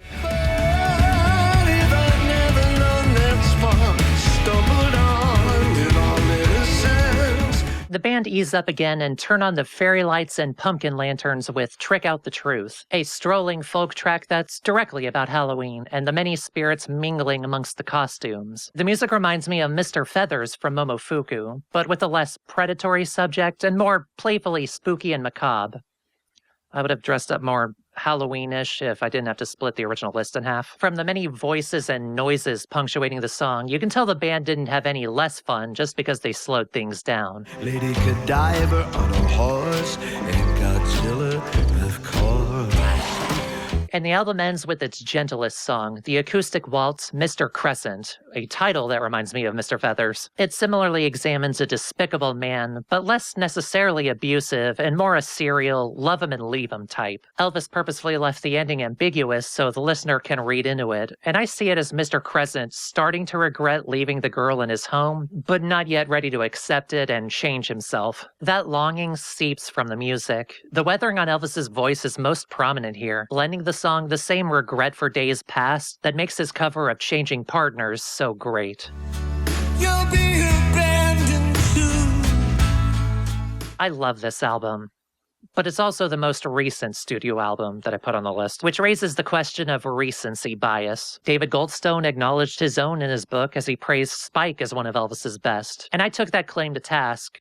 But now I'm in that position. It's why I left the Coward Brothers off the list, because less than a year is not long enough to form an impression that holds over time. My best defense for placing The Boy Named If in the top 10 is that I've had 3 years to absorb it, while David Goldstone had less than 1. And in that time, the more I re-listened to this album and reassessed my feelings, the more it climbed the list. 2 years ago, it was below the top 10 with Look Now and Hey Clockface. 1 year ago, in the draft that deleted itself, it climbed up into the top 10 right behind National Ransom, which was a favorite of mine since it came out a decade before. This year, it displaced National Ransom. For comparison, I missed Hey Clockface when it came out, and only went back to it in 2022, at the same time Boy Named If came out. In this last year, Clockface dropped behind Look Now.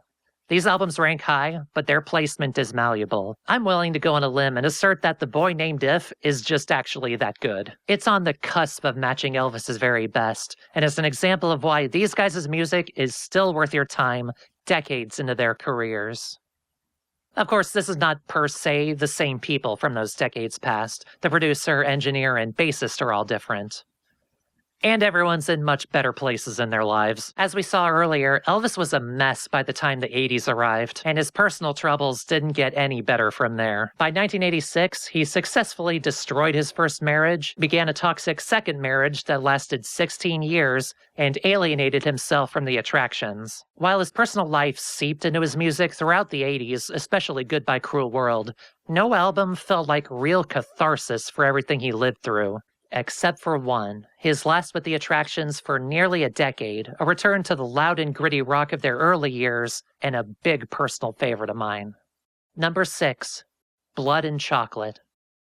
This was released the same year as the much more visibly adored King of America. While fans and critics are generally positive on this album these days, it drew some mixed feelings from them over the years. Goldstone, writing soon after its release, saw it as a blatant retreat after what seemed like multiple steps forward. And Larry David Smith said of it in 2004 that it runs on empty and the songs do nothing. Something that got lost in the conversation that is a little more apparent now is that King of America and Blood and Chocolate are two sides of the same coin, probably intentionally. King of America was planned to be a half-and-half album with the attractions on the second half. This plan fell through, and they only played together on one final track, leaving a small handful of furious outtakes in their wake. As I discussed in Out of Our Idiot, and will discuss further soon, the final version of King of America reflects a more loving, positive perspective on romance, and specifically Elvis's failure at it, while the outtakes and leftovers drew on the darker, bitter side of it. After their failed sessions together and their ever-souring relationship, Elvis knew that they had maybe one more album in them before they collapsed completely. So with Nick Lowe returning to produce and engineer Colin Fairley holding the fort, they powered through one more with gritted teeth. All of these disparate, remaining, crumbling pieces form Blood and Chocolate.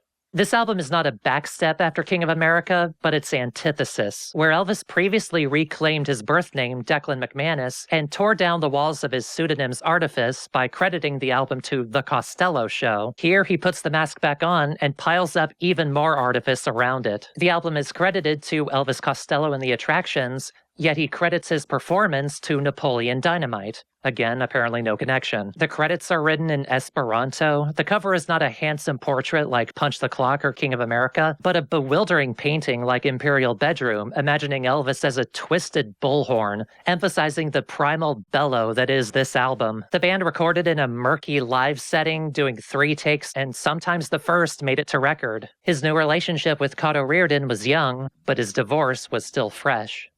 It's in the title. Blood and Chocolate is a bloodletting. And I fucking love it. From the first track, Uncomplicated, a mission statement of a title if there ever was one, Elvis lets his id take the wheel. It's a willfully, and I quote, stupid rhythm, an endless stomp driven primarily by just one guitar chord, until the chorus and Steve's carnival organ release the tension, and its assertions of adoration feel too vicious to be sincere. I wanna show you how I love you. Then we jump straight into technically the oldest track on the record, which Elvis tried to record at least once since Goodbye Cruel World, I Hope You're Happy Now. A classic, mean-spirited breakup song where he and the band just smash it up. Its divorcee bitterness is front and center, but 2 years after Goodbye, Elvis is able to back away from projecting his self-pity and lean into the black comedy of it, singing with a vile grin the whole way through. None of the previous attempts to record it match this one. Would you make him sound like frozen food? His love will last forever. Elvis described the album's first single and second longest track, Tokyo Storm Warning, as a thug's eye view travelogue, a round trip out of Tokyo and back inspired by many exhausting years of touring. Elvis leads the Attractions and the listener on a clattering vamp across the world as it falls apart at the seams. They wear hoods and carry shotguns in the main streets of Montgomery, but they're helpless, serious babies, 'cause they're only here on holiday. The album doesn't maintain this relentless tempo and energy the whole way through, often backing off into slower songs from here. Stephen Thomas Erlewine considered this a negative, saying that the album simply doesn't maintain its energy. I don't think that's fair. I think these slower songs instead redirect the energy from outward momentum to the band's other strengths, like melody. A lot of these songs are wonderfully melodic, or in the case of the next track, Deranged Anxiety. Home is Anywhere You Hang Your Head stars a one Mr. Misery. It's a tale of a man destroyed by love that originally began as a brighter pop song, but Elvis brought the key and tempo down so low that he can only sing in breathless, drunken slurs. What it lacks in speed, it makes up for in activating your fight or flight reflex. He's contemplating murder again. He must be in love. But if you want Deranged Anxiety, let's talk the album's longest and best-known song. I Want You is as corrupted and terrifying a love song as Elvis ever wrote. A gentle acoustic lullaby intro gives way to a severe, fanged trudge through a well of tension and venom, enhanced by the spare backing where the instruments pop in and drop out alongside the intensity. This is no longer love, but thoughtless, selfish obsession. Desire warped into miserable hatred. Yet the narrator can't stand existing without. You fear for everyone involved, from the girl to anyone who passes by her, to the guy himself. You need to be in the right frame of mind to listen to this song, but when you are, it's a horror masterpiece. I want you, I want to you. He pleases you more than I do. It's almost a relief that nothing else on the album gets that bleak, though one track will get close. Immediately after, we return to the heartbreak power pop with Honey, Are You Straight or Are You Blind? As upbeat a song denying infidelity as you can get. It apparently came to Elvis in a dream, and he didn't have a guitar on hand to pull the idea together, so he resorted to slapping out its splashy, choppy rhythm on a table. It's the last big blast of outward energy before the album leans back into slower melody. My hands are in my pockets, my face is silver bullet. She could walk right naked in a one sneaker look. We previously discussed Blue Chair back in Out of Our Idiot, a song about an emotional swirl of a love triangle. Elvis recorded the single version during King of America, but I never liked it as much as this version, which always felt more complete to me. The anxious tempo of the single version is slowed down to a more relaxed stroll. Yes, I've noticed how much I describe tempos as strolls in this list, and the distracting backing vocals are replaced with Steve's keyboard bells. This album's production, murky as it can be, is great at letting the strong melodies in tracks like this stand out. Your turn to cry, and my turn to sing. Down in the blue chair. Battered Old Bird is the biggest hidden gem on this album. The most solemn and dynamic track, it's the many true stories of the tenants at the house where Elvis lived as a child. Hateful roommates, drunkards, and the dead alike. Most of the song is quiet until the chorus and bridges, where Elvis lets loose describing the sordid characters he knew. The final verse, when he seems to look back on those days as his adult self, brings all these people together into a collective fear for the future. What hope did a boy like him really have if he was only expected to grow into one of the miserable old people around him? The Rhino reissue has an alternate rockabilly version, and it sounds so wrong. This song needs this take's aching intimacy. You think he should be sent outside, playing with the traffic, when pieces of him are already scattered in the attic. The album ends with a stretch of 3 power pop songs that all feel like companions to each other. With the most intense emotions purged, Elvis focuses on melody and hooks, and they're some of the stickiest on the album. Cotta Reardon even makes rare vocal appearances on these tracks. This is where his Beatles influence takes focus, even predicting his approach to melody come the Warner Brothers years. And it's some of his most underrated material. In particular, Crimes of Paris cannibalizes some lyrics from the morose King of America outtake, Suffering Face, and makes an unlikely sing-along chorus out of them. Even the words of love seem cruel and crass when you're tough and transparent as army glass. You're everywhere, girl, in an everyday mess. You'll pay for the crimes of Paris. Poor Napoleon gets unfairly named the weakest song, though it probably does have the least interesting lyrics. But I love its foggy atmosphere with Pete's pounding drums and Steve's bubbling organ. I think Elvis sells the song just by singing its title. There won't even have to be a murder, just a slow dissolving kiss. Oh, Napoleon. And the album closes with one last burst of energy, Next Time Round, a kind of goodbye to this tumultuous period of his life and his career. He addresses his past lover with his usual sneer, but there's a pep in his step as he leaves everything behind. Everlasting love, this velvet line, naked shoe. You used to take the breath out of me now. Think you'll be the death of me. Blood and Chocolates had an interesting afterlife. It and the singles sold poorly, but it was reappraised in years after as another fan favorite, and some like myself dare to list it among Elvis's best. It's sometimes credited with predicting grunge. I'm not sure if I agree with that, but its murky, stripped-down frustration does predict a lot of the indie and alternative rock of that period and beyond, especially the better parts of Elvis's time at Warner Brothers. In fact, its Rhino reissue includes several excellent solo demos of Elvis covering soul songs, including All These Things, which anticipates his album with Alan Toussaint. It is all these things that make you mine. Blood and Chocolate manages to sound ageless, even today, though maybe it can't compete with the album it's most compared to on that front. It's not a spoiler by this point, but it's not as strong a record as its direct sibling either. But it is a compelling and vital snapshot of Elvis at a very particular, volatile point in his career, just before he, supposedly, said goodbye to it for good.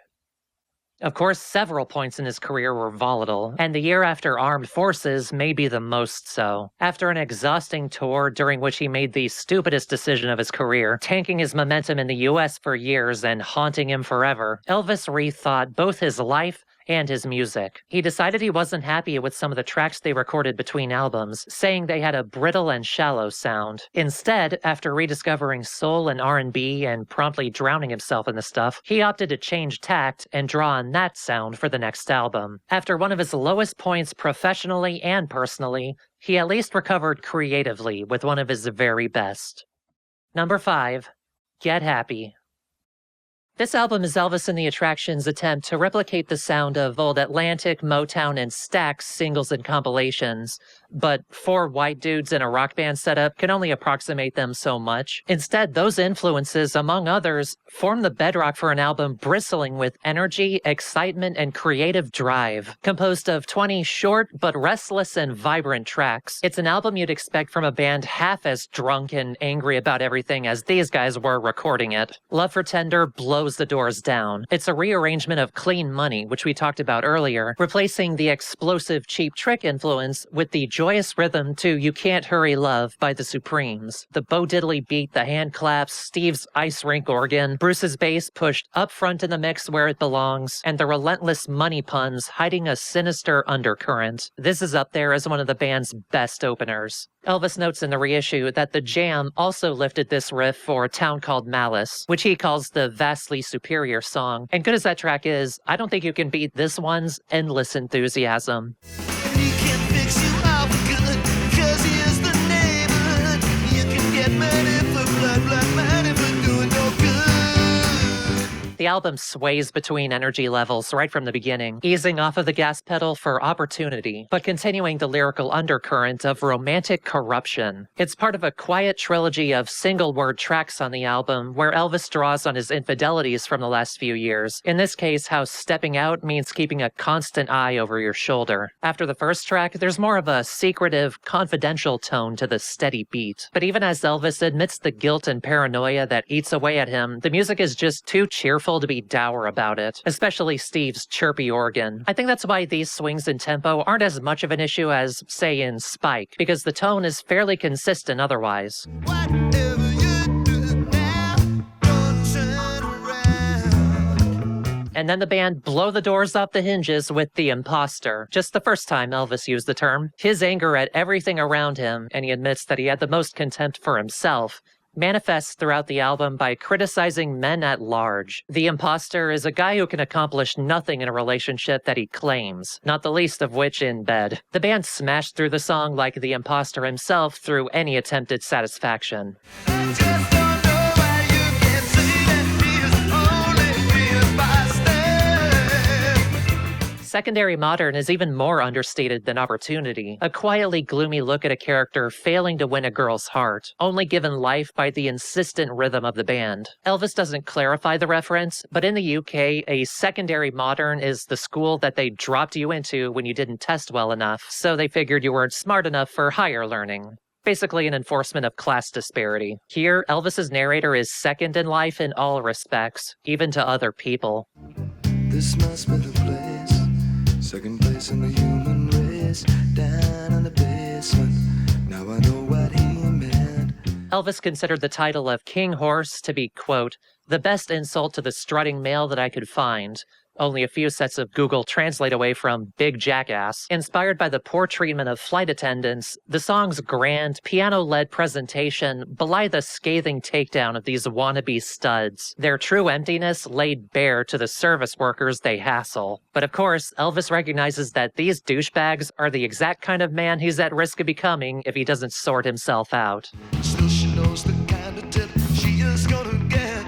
A lot of loose exchanges, precious little respect. Elvis himself plays the organ on Possession, the second in the trilogy based on his romantic misadventures, and probably the most recent on the record. Drunk and out of the studio in the Netherlands, Elvis developed a crush on a cafe waitress, but the band dragged him back to the studio before he could attempt anything. He wrote the song on the taxi ride back, and they recorded it immediately, which might explain its musical and lyrical directness. He imagines offering money or favors to this woman to get with her, and then the empty, meaningless, and horribly short fling they would inevitably have. Nobody peels away this lifestyle's veneer of romance and sexiness like he does. I'll get up before the violence, all that sees, all the silence.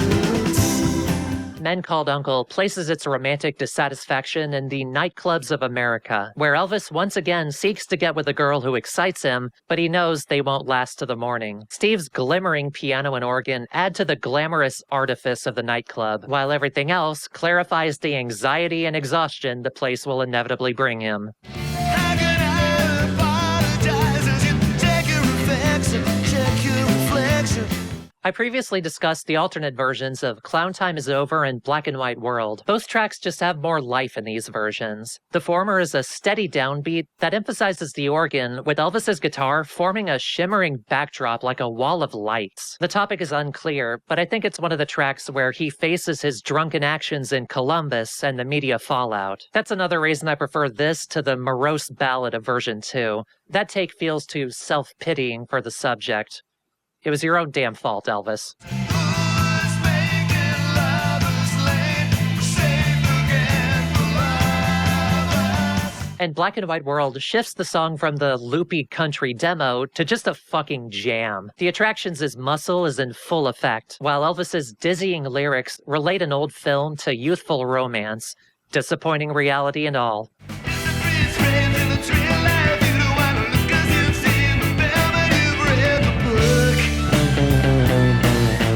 Like we saw in the compilations, Elvis recorded several B-sides and outtakes during this period entirely on his own, where he got more creative with their construction. New Amsterdam is the one case of this on the album proper, because this is that demo. They couldn't improve on it, so they kept it as is. It's a 3/4 folk tune about a new English arrival to America, bewildered in New York and already missing home. Acoustic and electric guitars strum in opposite speakers, while organ and synth hum underneath Elvis's voice, all forming a dreamy longing for his old home. Elvis has a long-standing familial connection to New York, going back to his grandfather's time in the city, and right up to Elvis eventually moving there in the 2000s, which lends the song a lot of personal weight. Back in London, they'll take it to heart after a little while. But when I look right at home, I still feel like an exile.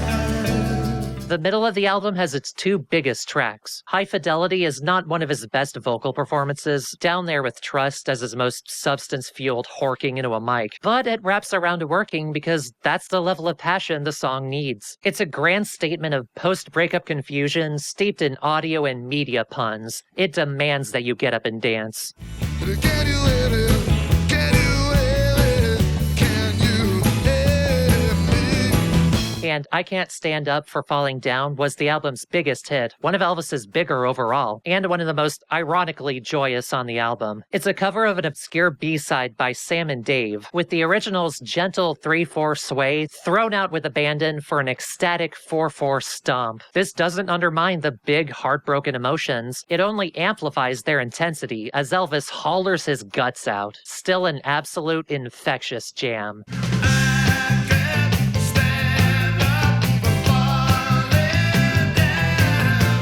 Elvis was especially good on this album at turning the most intense negative emotions into big blasts of excitement. 5 Gears in Reverse, yes, with the number and the word, draws on the band's substance-fueled chaos that hit its limit in Columbus. Despite the tight, rocking music, Elvis describes a life out of control that could collapse at any moment. It's also the second track on the album to reference suicide, and the first to consider it. Even he recognizes in hindsight how much he needed to slow down in 1979, or shit was only gonna get worse.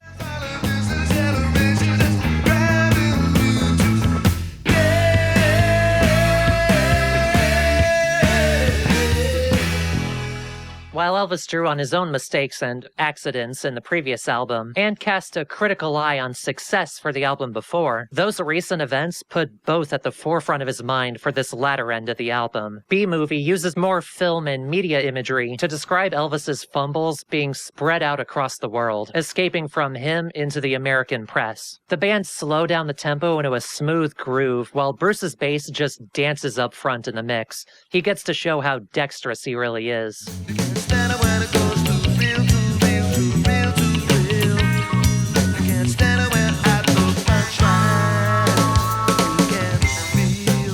The soft soul ballad Motel Matches sees him face his infidelities, at first asserting innocence, before recognizing and admitting what his separation and philandering actually cost him in his marriage. The song was inspired by a stay at a motel where he was told that they checked him into the room where Sam Cooke was murdered. This wasn't true, but he instead used the setting for the trysts that so many people use motels and hotels for every day.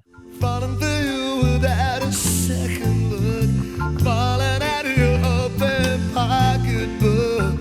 And a few tracks later, he inadvertently comments on himself and his shitty rock star behavior in Temptation, the third track in the trilogy. The song began as a, quote, holier-than-thou snipe at a very famous rock star who I imagine to be breathing his own artificial atmosphere, until, by the time they recorded it, he wasn't any better himself. Now he recognizes the temptation that comes with success, and he was all too happy to indulge in it until he ruined everything. It's some of his strongest singing and melodies on the album.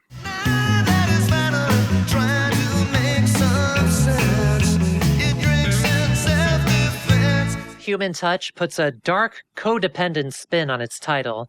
Touch is a basic animal need, and Elvis describes a horrible, painful relationship where he can only get that touch through violence. And you'd never tell with the music, an endlessly cheerful dip in a ska, inspired by Elvis producing The Specials' excellent first album. I just can't believe I'm never responsible for this. Like the makeup hides getting made up with a kiss. And Beaten to the Punch puts that violent imagery into a quick blast of barely contained chaos. All of the instruments are hard-panned while Elvis screams in the center, like the inside of someone's mind in the middle of a fight, when that fight is simply the frustrations and dissatisfactions of relationships. It took me a few years to absorb this track, but now I wouldn't have Get Happy without it.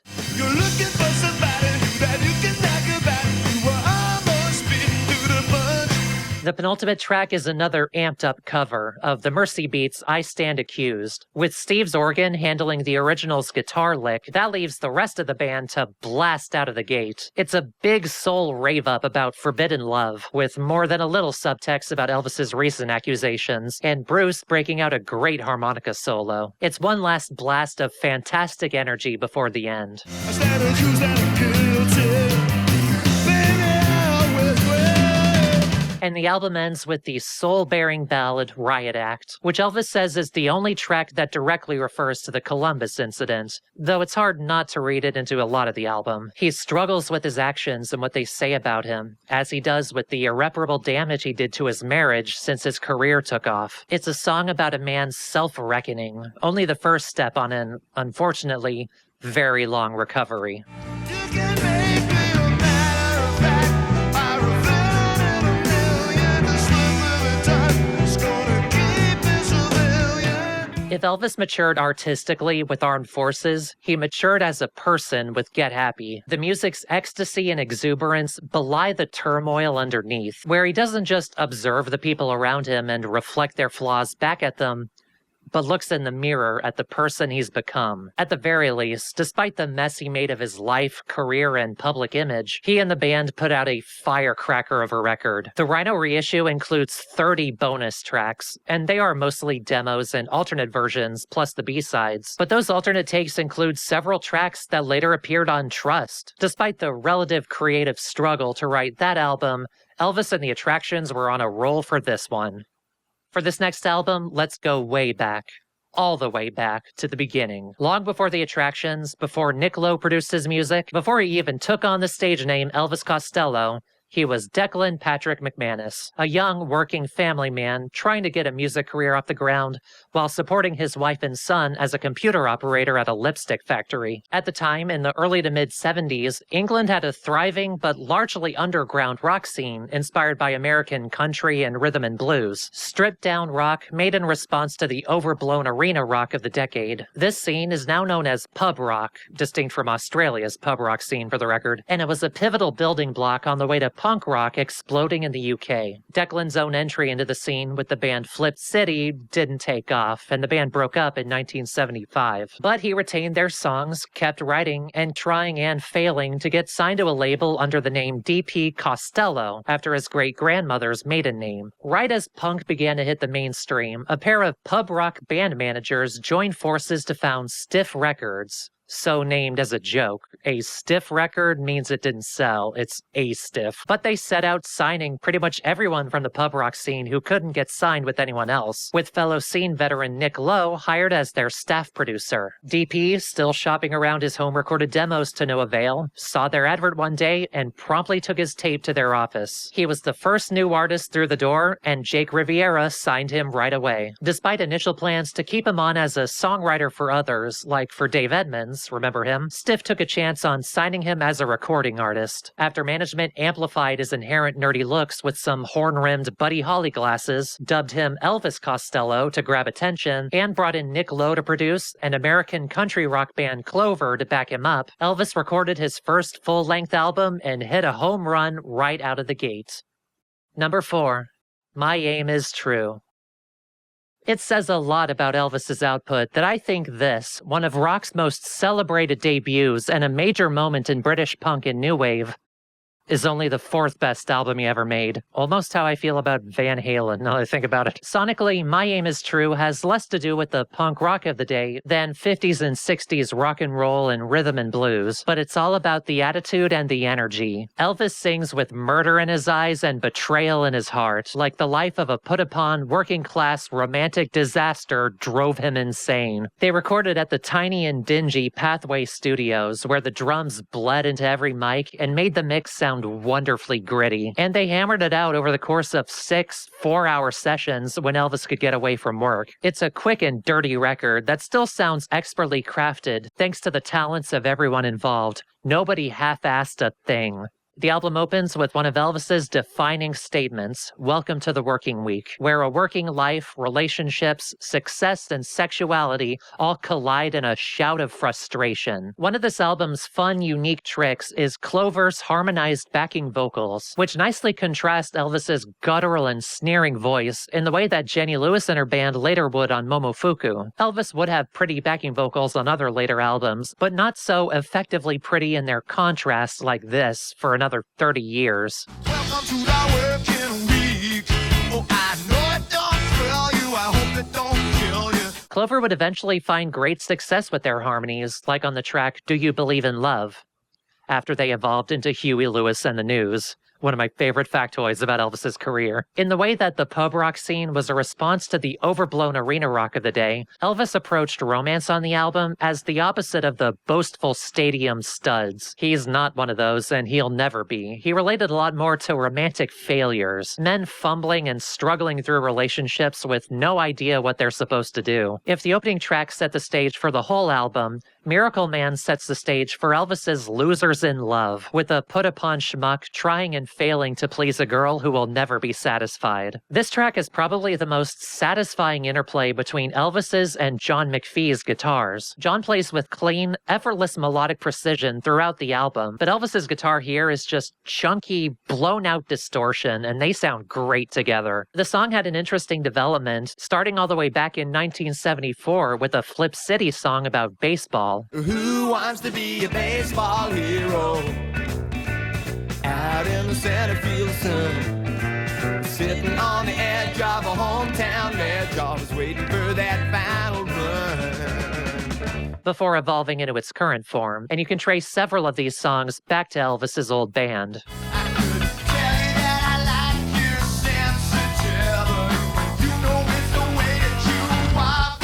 Elvis was accused of being misogynist, largely because of songs like this. He firmly protests the accusation, and I wouldn't per se accuse him of it myself, but his characters often are. There's no better word for it. They're incels. Their frustrations are often pointed at the women in their lives, and any sympathy you feel for these guys is only because they're such losers. You can only feel bad for them. Elvis in this early period feels like a predecessor to Alanis Morissette or Adele, songwriters who often present themselves in the worst light, especially in relationships. But I think it's also fair to say that he developed a clearer, wider perspective as he got older. I've talked before about how he typically only writes about women from his own cis-hetero male perspective, usually from a male character even, which inherently makes the women into villains. Well, he made this album when he was 22 in the 70s. He was the married father at this time, but there's no way he was that progressive. To quote Elvis himself when asked in 2015 what he thought of that young man who recorded his first album, what a git. I'm willing to look at songs like these less as accurate representations of his thoughts on women at the time, and more character pieces born from the people around him, men who just suck at relationships, 3-minute snippets of, are the straights okay? No dancing, at least, feels a little more even-handed. The girl in this cis-hetero hellhole is still domineering and puts the guy down, but he is way more clearly a twat, and neither get anything they want out of this relationship. This is another track where Clover's backing vocals shine throughout, and John plays guitar like it's as easy for him as breathing. He's so strange, I don't know why, but somebody has to cry. Blame It on Kane leans away from relationships and looks more at struggling through working class life, living paycheck to paycheck because you bleed it all between rent and taxes. Elvis, in the face of his and the system's failures and faults, insists to blame it all on Cain, the original biblical criminal. It's not the hardworking loser in love's fault that everything sucks. He didn't make this world. Musically, it's an upbeat but mid-tempo bluesy boogie, with John leading the charge with all the guitar hooks he can muster. This song's a damn bop.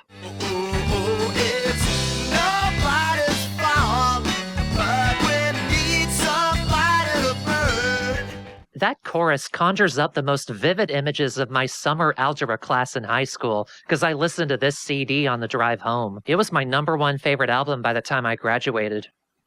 I was a weird fucking kid. How did I not know I was autistic till last year? Allison brings the speed and lights down for still one of Elvis's best ballads, and still one of his best-known songs to this day. He wrote it after seeing a pretty cashier girl one day and imagining a whole sad story for her about being beaten down by love and life. The narrator is still a prick, more concerned with his own disappointments than hers, but for once the sympathy is squarely for this fictional girl. And of course, John McPhee's beautiful, bluesy guitar sells the whole thing. My aim is true. Sneaky Feelings is another bouncy boogie from the Flip City days about troubled romance. The couple's distrust in each other is offset by the sunny tone, Elvis and John sharing cheerful guitar hooks, and keyboardist Sean Hopper rattling the piano. Multiple writers I read called this track disposable, and I couldn't disagree more. This song is, I'm gonna say it again, a goddamn bop. I like to get right through the way I feel for you, but I still got a long way to go. But if you want a bop, here's a monster bop. the Birds-inspired jingle pop of The Angels Want to Wear My Red Shoes. It's another, more even-handed look at the bitterness of love, where our incel narrator blames his ex, you know it's his fault, but he acknowledges how used and abused she is by men. Angel Wings rust, the joys of love, so they want to take his red shoes, any joy either of them has left. You can only take the narrator's misogyny so seriously when this is the third verse. I said I'm so happy I could die. She said drop dead and left with another guy. That's just a good joke. This is a black comedy. Elvis just hid the humor under his furious delivery. It's an all-timer great song, shitty attitudes and all. Red shoes, the angels wanna wear my red shoes. Red shoes, the angels wanna wear my red shoes. We step completely away from romance with the album's most directly political song, Less Than Zero. A tight, almost tense rhythm carries the story of Oswald Mosley, the leader of the British Union of Fascists in the 1930s and a Nazi in all but name and historical timing. Elvis wrote the song in response to Mosley being interviewed on the BBC, broadcasting his hateful garbage without thought or care. It's Elvis's first song about the creeping influence of fascism, how it seeps into people's homes in little pieces like in the media, without anyone bothering to think about it and stop it because they think it's a long distant thing of the past. Elvis has gone back and forth on how much he likes the song, saying that what he wrote is, quote, more of a slandering fantasy than a reasoned argument, but the underlying truth about fascism's constant quiet creep has unfortunately never gotten old. No one listening will suspect, even your mother won't detect it, so your father won't know. Let's lighten the mood with a return to the loser in love theme, and an even more direct counter to the arena studs, Mystery Dance, about the first time having sex and sucking at it. It's the shortest and fastest song on the record, built on the riff for Elvis Presley's Jailhouse Rock, but played entirely with punk rock downstrokes on the guitar and barely contained energy. It's also possibly the oldest recording on the album, originally from Elvis's first demo recording when he signed to Stiff Records. Nick Lowe plays bass rather than Clover's Johnny Ciambotti. Notably, keyboardist Sean Hopper was not present that session, so Elvis and Nick had to play the piano together, and neither of them could slide down the keys, so they did it with drumsticks. Elvis opened a lot of future attraction shows with this song, and Pete Thomas added a relentless drum roll throughout the verses that makes the song explode live. Both El Macambo and Hollywood High have awesome versions of it, but the original version is a classic in its own right. She thought that I knew and I thought that she knew. So both of us were willing, but we didn't know how to do it. Pay It Back traces back to Flip City, and it retains their relaxed rhythm and blues groove like Sneaky Feelings. The upbeat tone belies the lyrics' sense of betrayal, being raised to expect one thing out of love and adulthood, and what you actually get leaves you jaded and cynical. Again, Elvis plays a bit of a douchebag here, but he recognizes that shitty attitudes don't come from nowhere. They're born out of your upbringing. Of course, you end up jaded if media promises you a fairy tale romance, and then life drops you into a secondary modern. It's another song that's a lot more than the sum of its parts. They told me everything was guaranteed. Somebody somewhere must have lied to me. The single most furious track on the record is the ironically titled I'm Not Angry. It's a blast of speed and organ staccato, offset by John's fluid blues and country guitar melodies. Elvis's jilted lovers were crude and misogynistic, but sympathetic up until now. But here the character devolves into almost a villain, creeping around his ex's house and reducing her to a bitter sexual fantasy, all while trying to pretend that he doesn't care. It manages to totally rock while being a dark portrait of a man seconds from hurting someone. I know what you're doing. I know where you've been. And the original album ends on another piece of bleak fiction, waiting for the end of the world. Elvis took his daily travels on the train and imagined that as the setting for the world's collapse, where morality and safety are out the window, so predators and villains climb aboard and help themselves the first chance they get. On one of these trips, Elvis saw a commotion form around music journalist Nick Kent, who was apparently completely out of it and had no idea. That's the feel of this song. Chaos happening around you when you least expect it. The attractions gave this song a lot more energy live, but I still love the album version. The big thumping drums and loopy slurring slide guitar sell the image of a train stuffed full of ne'er-do-wells that's seconds from tipping off the tracks. But don't roll out the lifeline till it clean out of reach. This was already an all-timer debut, but it got just that extra kick of classic with the addition of a non-album single. Recorded shortly before the album's release, Watching the Detectives was Elvis's first UK hit, and still one of the most defining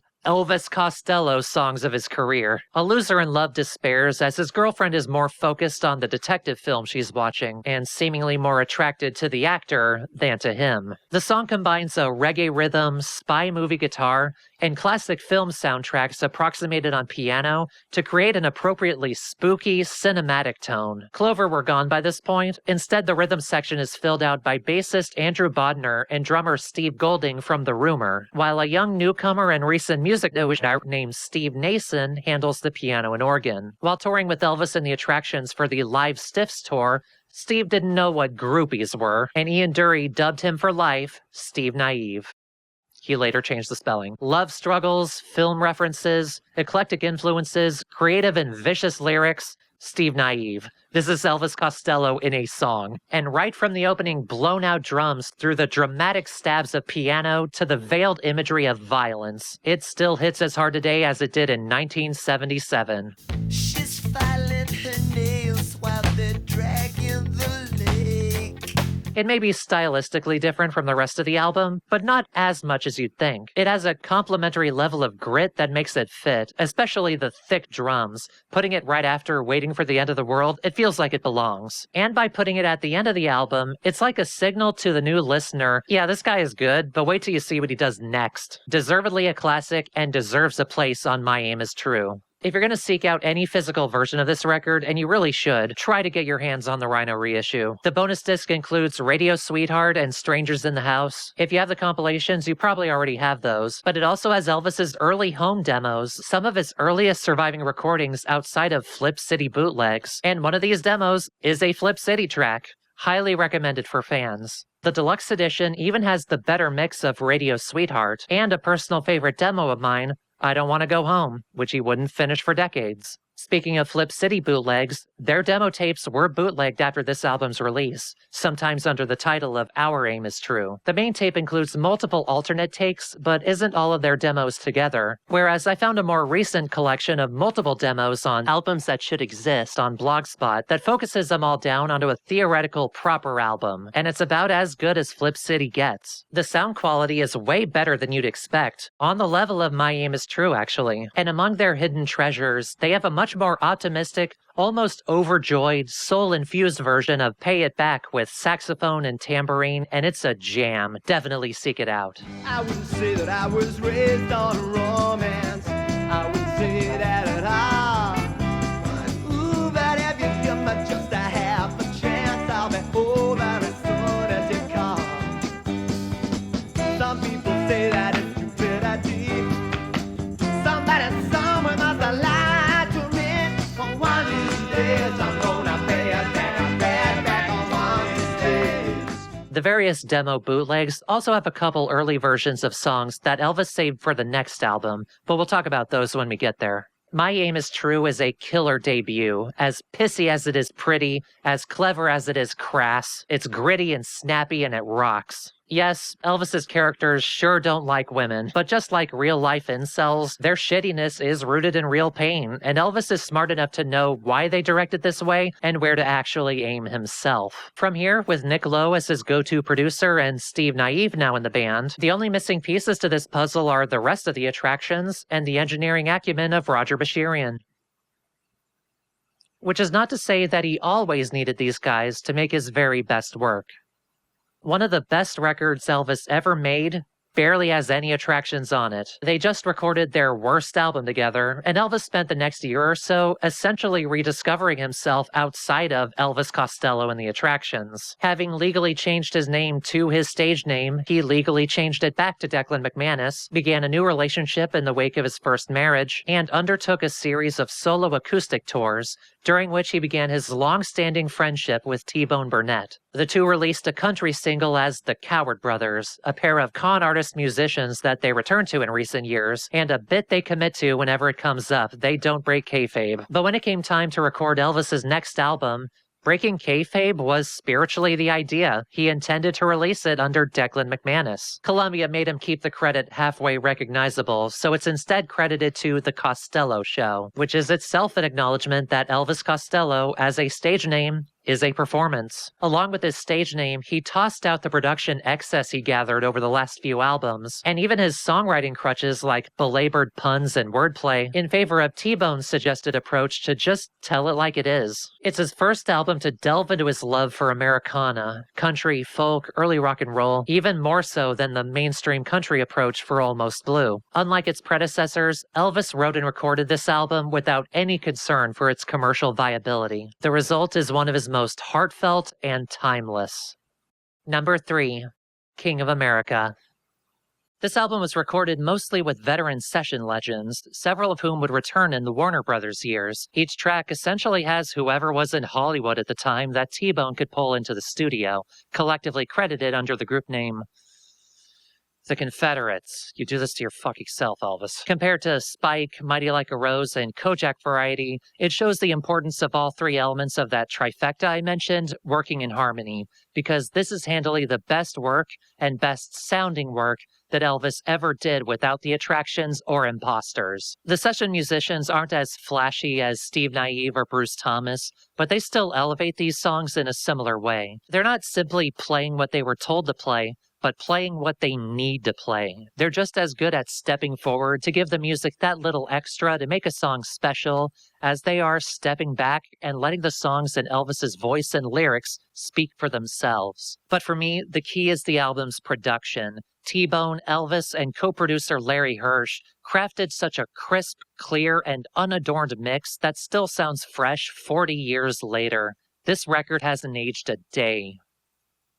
Sonically. Elvis did plan to have the attractions play on half the record to divide it stylistically, but their relationship was already strained after the last two albums, and recording this new one almost entirely without them just made things tense. The sessions went so poorly that only one of their tracks made it to the album, plus one onto a B-side, an unspectacular outtake or two, and Steve plays piano on another track. Originally, Elvis was dead set on having the attractions open the record with Brilliant Mistake, which he knew would be the opener, but to no avail. With how much I love the attractions' work, it may surprise you to hear that they are not missed here at all. The second the band kick off the song, I'm on board.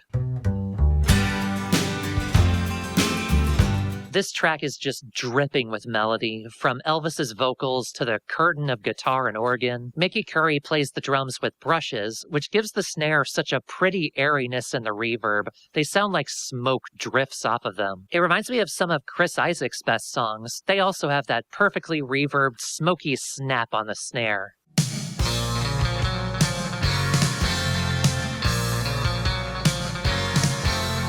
Everything sounds beautiful and pristine. Elvis is in great voice. T-Bone Wolk plays accordion. We're in great hands here. And the song sets the stage for many of the album's themes. Brilliant Mistake, as a title, is both a reflection of his own actions and his complicated relationship with America, which he sees as a place where dreams and ideals are as easily misplaced as they are realized. He called the album King of America because that title is inherently contradictory. The album grapples with that simultaneous attraction and repulsion to an ideal, plus themes of exile that he touched on before, like in New Amsterdam. As someone actually from here, but part of multiple groups systematically alienated to the margins of society, it resonates with me like a fucking gong. The first time I heard this album, Brilliant Mistake clicked with me instantly. It's one of Elvis's very best openers.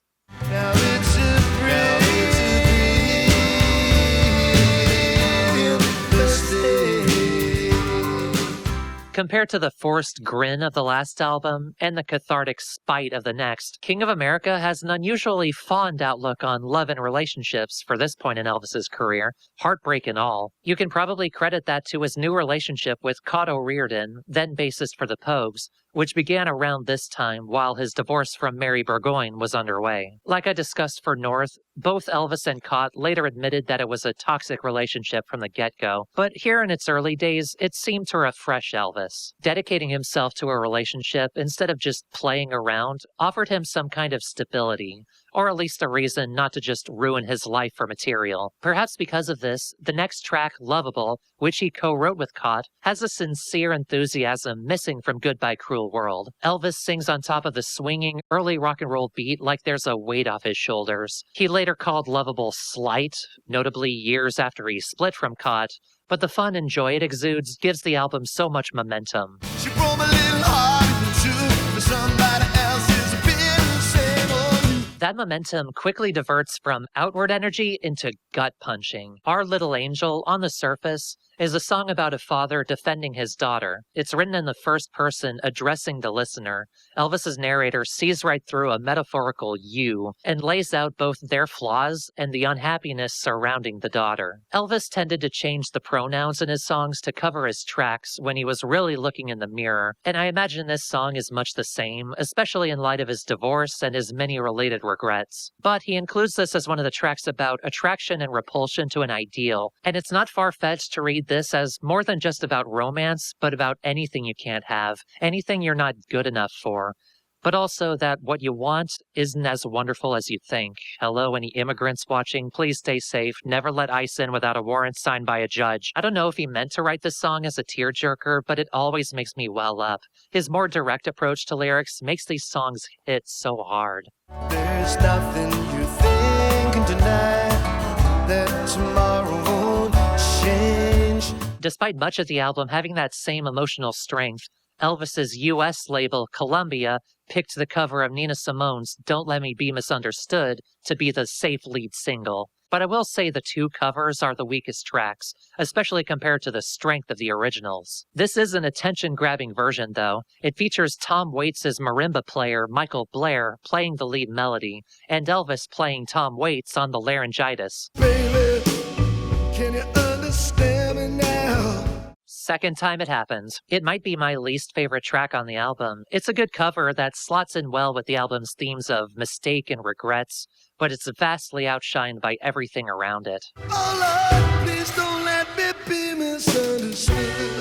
Later on the album, they do a cover of Eisenhower Blues by J.B. Lenoir, and it's a very straight-ahead, almost prototypical blues song about being a broke, put-upon working man. I think I like it more than Misunderstood, though, because Elvis and the band just have fun with it. It has that laid-back, alcohol-soaked, fuck-around charm that he tried to replicate with Kojak Variety and forgot to bring the grit and the charm. The band are actually on point for this, especially Tom Canning on piano. They ain't got a dime, and they got a cent. They ain't got no money to pay my rent. But no, if you take out the covers, the album hits a massive high with Our Little Angel and just rides it all the way to the end. The stretch between the two covers is one of the best 5-track stretches on any Costello album. Glitter Gulch kicks things into gear with a rollicking country rocker about a game show, and the host and contestant who rob it for their own fortune. An outrageous blast on its own, its theme of humiliation also anticipates the trashiest of 90s and 2000s reality TV, all the way through the self-flagellation and mockery peddled on YouTube, up to the Squid Game Mr. Beast era of the death of human dignity. There's always a greedy vulture waiting to feed off someone else.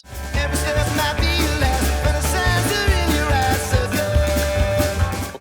I actually like vultures. They're cool, interesting birds, and their babies are so cute. But anyway, Elvis had years of practice writing songs about failing love and breakups, and he combined that practice with his clearer lyrical focus to write one of his best, Indoor Fireworks, a song so good that even Nick Lowe covered it. Fire as a metaphor for love and passion is well-trodden ground, but leave it to Elvis to beautifully describe every stage of that fire, from its explosive heights to its dying embers. It's one of his kindest breakup songs up to this point, a gentler, fonder take on sorrow and regrets than he usually wrote. It's musically understated country folk, primarily acoustic guitar and bass, with Mitchell Froome's Hammond organ painting a soft landscape behind them. Compared to Steve Naive, Mitchell is happy to sit in the back and fill the spaces between the instruments with his organ, and he lifts so much of this album. I was harsh on him as a producer earlier, but he proves himself a talented musician here. I'll build a bonfire of my dreams and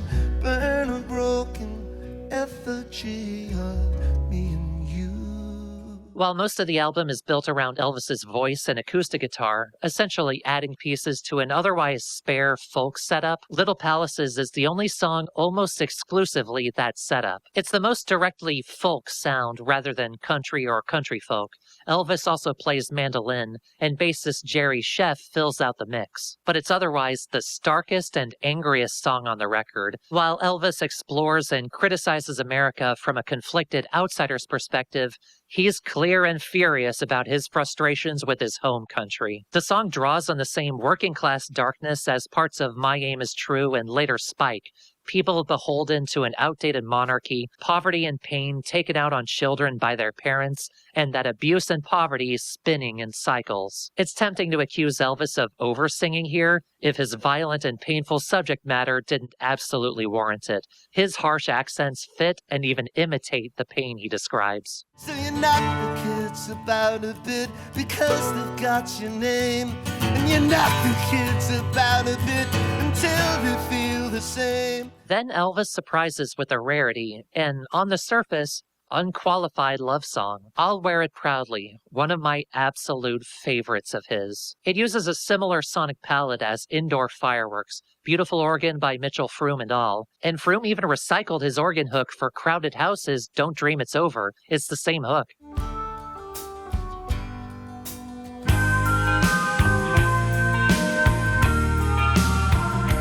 Elvis crafts a wry but intensely passionate song of a love that could be a great mistake, and he'd happily, proudly claim the title of King of Fools for it. He even draws on his Catholic upbringing as he compares himself to St. Peter, who demanded he be crucified upside down in his devotion to Jesus. So intense is Elvis's passion that it rivals one of the disciples. He notes in the reissue that it's one of two songs about the danger and uncertainty of desire, and it's easy to grit your teeth in hindsight, considering the relationship that likely inspired it. But at least in the moment, his faith in love sounds renewed.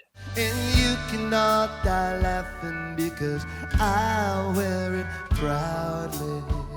And from there, we go straight into one of my favorite songs of all time by anyone, American Without Tears. It's a simple, humorous, and mostly true story shared with him by two GI brides in Florida about their lives and loves during the Second World War after they left England for America. Elvis frames their story with his own wandering in New Orleans and his grandfather's visits to New York, building a theme of English travelers lost in America and out of place, with settings and timelines switched around for the sake of the song. It's the same sense of alienation and exile as New Amsterdam and Brilliant Mistake, but grounded in love and loss. The bride's story takes him back to his first wife, Mary, and how distance allowed him to indulge himself in vices at her expense. The song takes this simple and humorous story and makes it feel huge and heartbreaking, like it encompasses all of the loneliness and isolation that comes with being an outsider to this country. But it's the incomparable music that takes it over the top. You know I like me some accordion, but never has an accordion sounded so emotionally powerful like Joel Saunier's work on this song. And never has a key change set me up for a gut punch like the one in the third verse. American Without Tears makes me cry every time I hear it.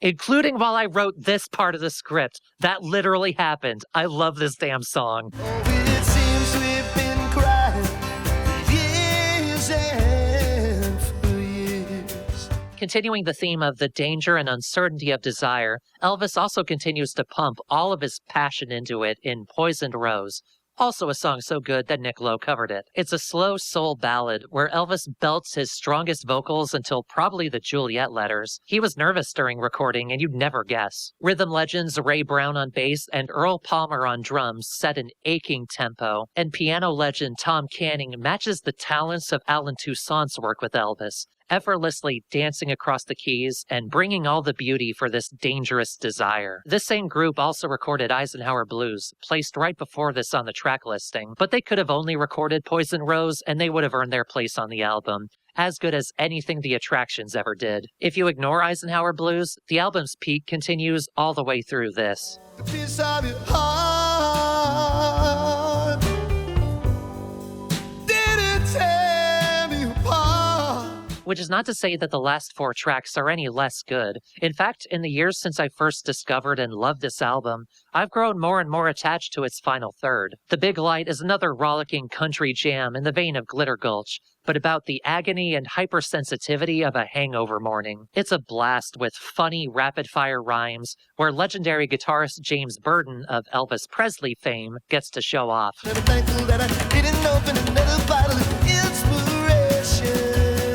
Elvis lets slip his renewed faith in love again in Jack of All Parades. He admits that sleeping around just doesn't make him happy, especially now that he met someone who woke him up. It's another one of his few sincere, unqualified love songs, or as he puts it, without the escape clause in the last verse. It features the same core musicians as Brilliant Mistake, and Mickey Curry's brush drums punch through the mix in such a satisfying way. Steve Naive also features on piano, leading the song out on a euphoric high. It's a great pop hit that never was. To be the lover, one true heart, or the jack of all parades. Before I ever bothered to read the damn album credits, I swore that this was the song with the Attractions because it sounded the most like their work. Big drums, electric bass, Steve's on it. But their one group appearance is actually the following track, Suit of Lights. They slot into the sound of the album perfectly. If it weren't for Steve's more attention-grabbing approach to keyboards, you'd never guess. The song was inspired by Elvis seeing his father, Ross, years after his Joe Loss Orchestra prime, singing live to an unappreciative audience. It's a frustrated examination of the indignities faced by performers, working professionals treated like shit, whose suffering and abuse is the pleasure of their audience. Applause is the best they can hope for. Heckling is the best they can expect. Can't you give us all a break? Can you stop breathing? And the album ends with Sleep of the Just, one last dose of complicated feelings and sociopolitical alienation brought together into a powerful piece of music. Elvis admits that this is kind of a revenge song. It was inspired by an argument with a British soldier at the border, and Elvis tells the story of that argument and the soldier's ostensibly fictional sex worker sister. The song draws on that same jingoism and militarism and the divide between soldiers and civilians that previously colored armed forces and was later more explicit on Spike. Fascism only begets oppression, and war only tears people and families apart. But I thought that he was asking me to dance. The album got an expanded deluxe reissue while I was working on the script, King of America and Other Realms. It gathers pretty much everything that was already on the Rhino reissue, which is another necessity if you don't want to shell out too much money for crumbs. Both have some of the best extras of any of his albums, the Coward Brothers single, Elvis's really good solo demos, and a couple outtakes that I think are about as good as the main album. King of Confidence would have been welcome in place of either of the covers. It's hard enough to be your lover, let alone your confidant. The Rhino reissue does have a couple outtakes with the Attractions that Other Realms doesn't, but you can probably live without the half-hearted prototype for Tramp the Dirt Down. The Super Deluxe Edition does present itself as a catalog of Elvis's exploration of American music. It includes several tracks from much later in his career, some of them recorded live with guests and never released in this form, like 2 tracks from his live show in 2006 with Alan Toussaint. But again, only for the super completionists with hundreds of pounds to burn on shit you won't listen to more than once. But Other Realms does at least have one worthwhile draw. The Rhino reissue included several live tracks from a 1986 show in New York, most of them covers and pretty damn good renditions too. But they're muffled. You can't hear most of the instruments. Other Realms includes a whole new live album recorded the year after at the Royal Albert Hall. All the same songs, plus even more, and newly mixed to sound way better than the New York show. At least the covers. The King of America tracks have like half the passion. The covers are the real meat here. There are great renditions of Waylon Jennings' Only Daddy That'll Walk the Line, Percy Sledge's It Tears Me Up, Alan Toussaint's Riverboat, and a much better version of James Carr's Pouring Water on a Drowning Man than on Kojak Variety. They also released it as a limited vinyl of its own under the Kings of America, so consider that another live album recommendation. Really good stuff in there. That gives Other Realms the edge for me, but either reissue will do you good. King of America is a stellar record, both a resurrection and an evolution for Elvis as a musician after one of his deepest creative lows. It set a blueprint of sorts for his Warner Brothers years, both in the personnel and the approach, The music is more important than the commercial viability, and for a pop tunesmith of his caliber, that only produced more heartfelt and beautiful music. It also only really produced one masterpiece. They never recaptured this magic again, at least not for an entire record, only for like half of Spike. But as its 40th anniversary approaches, just a few months after this video goes up, it's clear that King of America, musically and thematically, stands the test of time.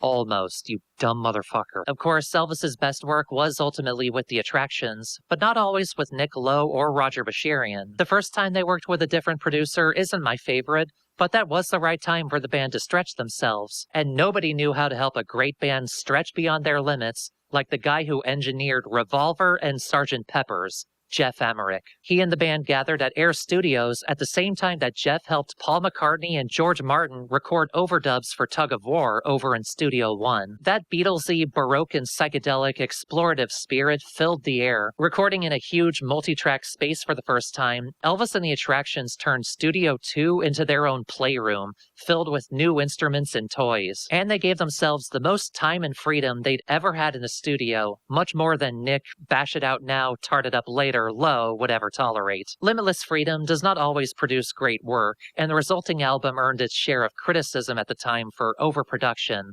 But there's a difference between a lot of production and distracting, obstructive production. Decades later, it's clear that the band didn't waste a single extra note or instrument. It's a 15-track, 50-minute collection of some of their very finest work. Number 2, Imperial Bedroom. I decided to hold off filming the top 2 until after my breast augmentation. You can figure out why. I talked up this album a lot this video, but I'm curious how many people expected it to reach this spot. Ever since I first heard it 15 plus years ago, it never got old. It's an album that I can never overplay, and it never stops opening up and revealing something new. Imperial Bedroom is in many ways a continuation of Trust. Elvis says that he and the band started with the same grounded working method, rehearse with an 8-track deck, then record live together in studio with few overdubs. It sounds like that changed over time. And the two albums share the subjects of lies and deceit behind closed doors. But the first track, Beyond Belief, makes clear that everything else changes from here on out. The music is spacious, monolithic. Bruce's bass heralds the album with a single-held, thick D note.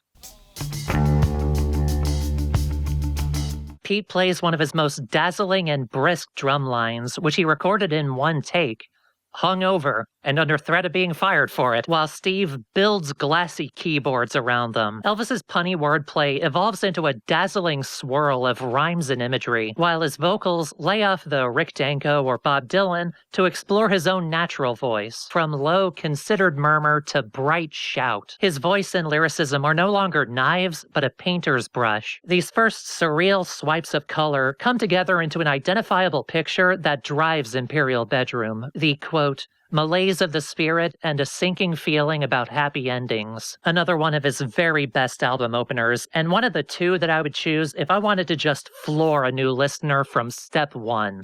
Once it seemed so appealing, now I am beyond belief.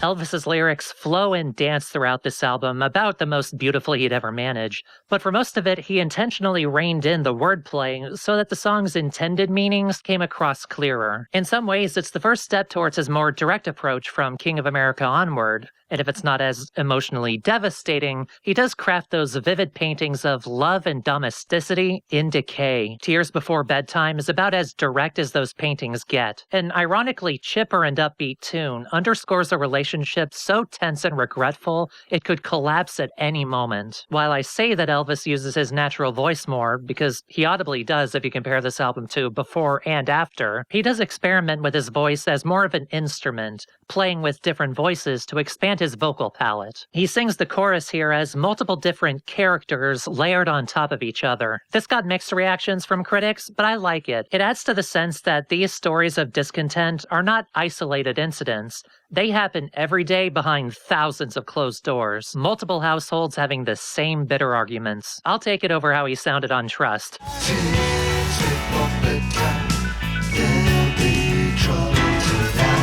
Also, I just noticed in the camera, you cannot tell that that is the back of the CD case. It is. Elvis still battles with himself and his actions, as he has ever since Armed Forces, and Shabby Doll is partially his assessment of himself. It was inspired by a peculiar, nondescript music hall poster he saw in a hotel, and the title seemed to fit an unflattering self-portrait. The whole band gets to shine this track, especially Steve's cascading piano, Elvis's sharp stabs of guitar, and Bruce's thick bass chords and chaotic improvisations in the fade-out. What you might call a heart, always worked for me before. Now I'm a shabby doll. I love the opening 3 tracks, but here we start Imperial Bedroom's standout defining stretch for me. The long honeymoon draws on Elvis's talents as a storyteller. A young wife waits at home for her husband to return and increasingly expects the worst of him. The band's Latin rhythm, the tremolo guitar, and the accordion, there it is, set a perfect cinematic stage for a lonely, fearful night. He was late this time last week. If you got comfortable by this point, Man Out of Time wakes you right up. It opens with a screaming rock intro taken from an early version of the song, before switching seamlessly to a dreamy pop soundscape, glistening with Steve's piano and organ and dripping with infectious melody. Elvis once again faces himself, not in the mirror, but from a bird's eye view, imagining his failures and weaknesses in this album's palatial backdrop, made almost beautiful by Steve putting in some of his best work on any record. And then the song bookends itself with more screaming rock. It's one of the band's greatest songs and one of my all-time favorites.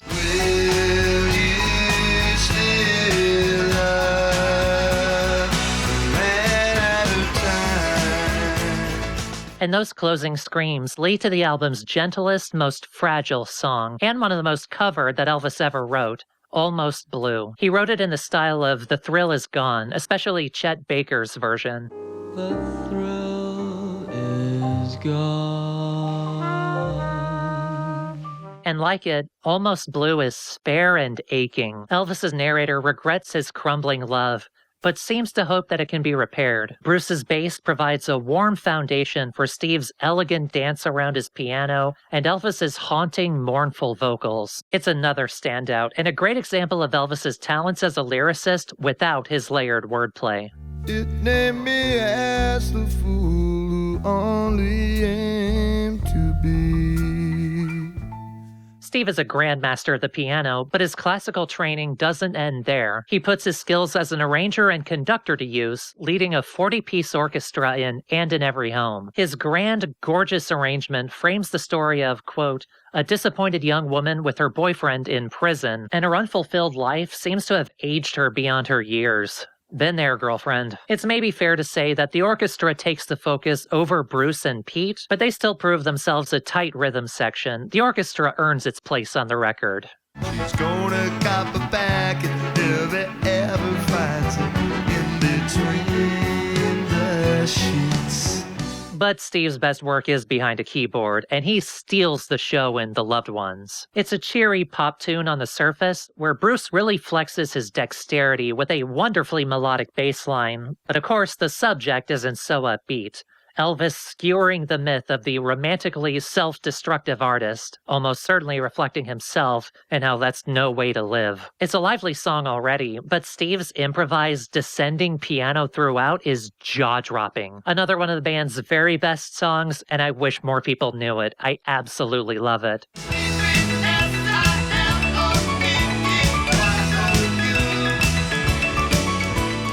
Human Hands is some of Elvis's most impassioned and yearning vocals on the album. He describes it as a song about a reconciliation, and it's as much about a rocky relationship as detachment from the world around you. It's ultimately an earnest plea for loving contact, with a standout melodic bass chord progression by Bruce in the third verse. So pretty, even Elvis gave it up to him. Tighter and tighter, I hold you tight. You know I love you more than slightly. Kid About It brings the tempo and energy down for a somber reflection of lost innocence and jaded adulthood. Elvis originally wrote it the morning of John Lennon's murder. He cut out any direct reference to it, but it's still an aching song of processing loss and the passage of time, and even another nod to English immigration and alienation in the U.S. Quote, a place where dreams begin and end. Singing the leaving of Liverpool and turning into Americans. Elvis called Little Savage the most disguised of the songs about domestic troubles, but it is hooky and melodic as hell, a stomping psychedelic pop jam with Elvis singing with a sly, sensual smirk. Like this uneasy relationship brings out his dangerous side in an inviting way. I would have waited all my life just to make love out of something other than spite. There is one song I never totally loved, but I came around on it while working on this video. Boy with a Problem. It's a soft, sorrowful story track co-written with Chris Difford of Squeeze during the Trust period. It's about a dysfunctional and even violent relationship, where their fights and his alcohol create a toxic home. As James E. Perrone pointed out, it's one of the few Elvis songs from this period without any irony. It's direct in its portrayal of alcoholism's darknesses. I feel like a girl with a problem, though, because this physically and emotionally abusive relationship resolves at the end for no reason. The partner apparently just forgives the narrator. It is a hopeful note that I think is meant to suggest that they'll both turn things around from this point, but it does feel like the guy isn't taken to task for his actions, so much as allowed to self-pity until everything works out. Again, I came around on this track. Steve's glistening piano and Elvis's intensely emotive vocals add a lot, but it's not on his usual level as a storyteller. Pull the carpet from under love, pull out like young lovers do.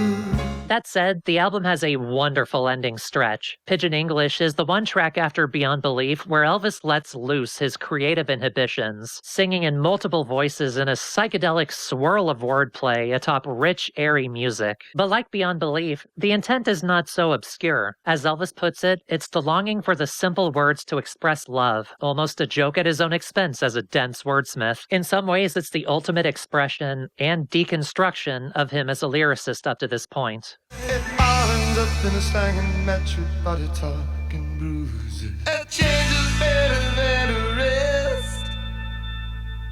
Still a beggars can't be choosers.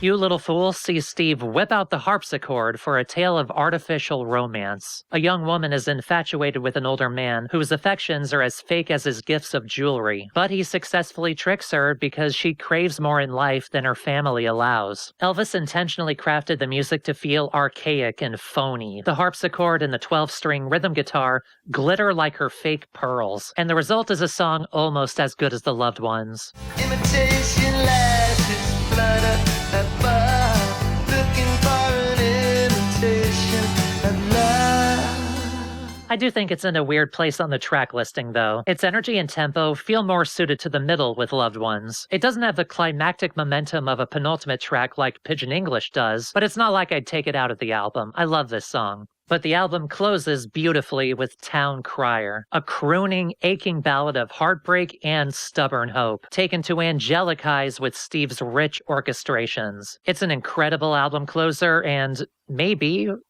a perfect song. Maybe you don't believe my heart is in the right place.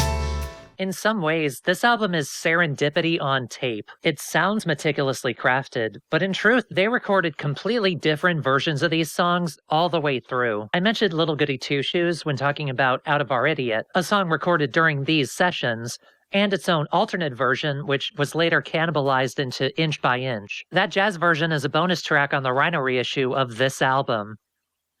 It turns out the finished album was like that. Elvis revamped the opening track into almost a different song right before he recorded its final vocal. It took Pete's drums for it to coalesce in his mind. Human Hands used to basically not have a hook. The final version of Man at a Time opens and closes with clips from its alternate rock take. And they're the best parts of that take with Elvis screaming, so I'm glad they kept them. Little Savage and You Little Fool especially remind me of the early versions of what ended up on Blood and Chocolate. How it's like Elvis is still feeling out the melody and the best tone for these songs. And then you hear the fast disco version of Town Crier, and that confirms it. He admits in the reissue liner notes that they recorded a lot of drunk early takes, and I assume that's what most of these are. We're so lucky that every one of these songs made it to vinyl in their best forms. None of these alternates have the melodicism or lyricism, craft or power of the final album.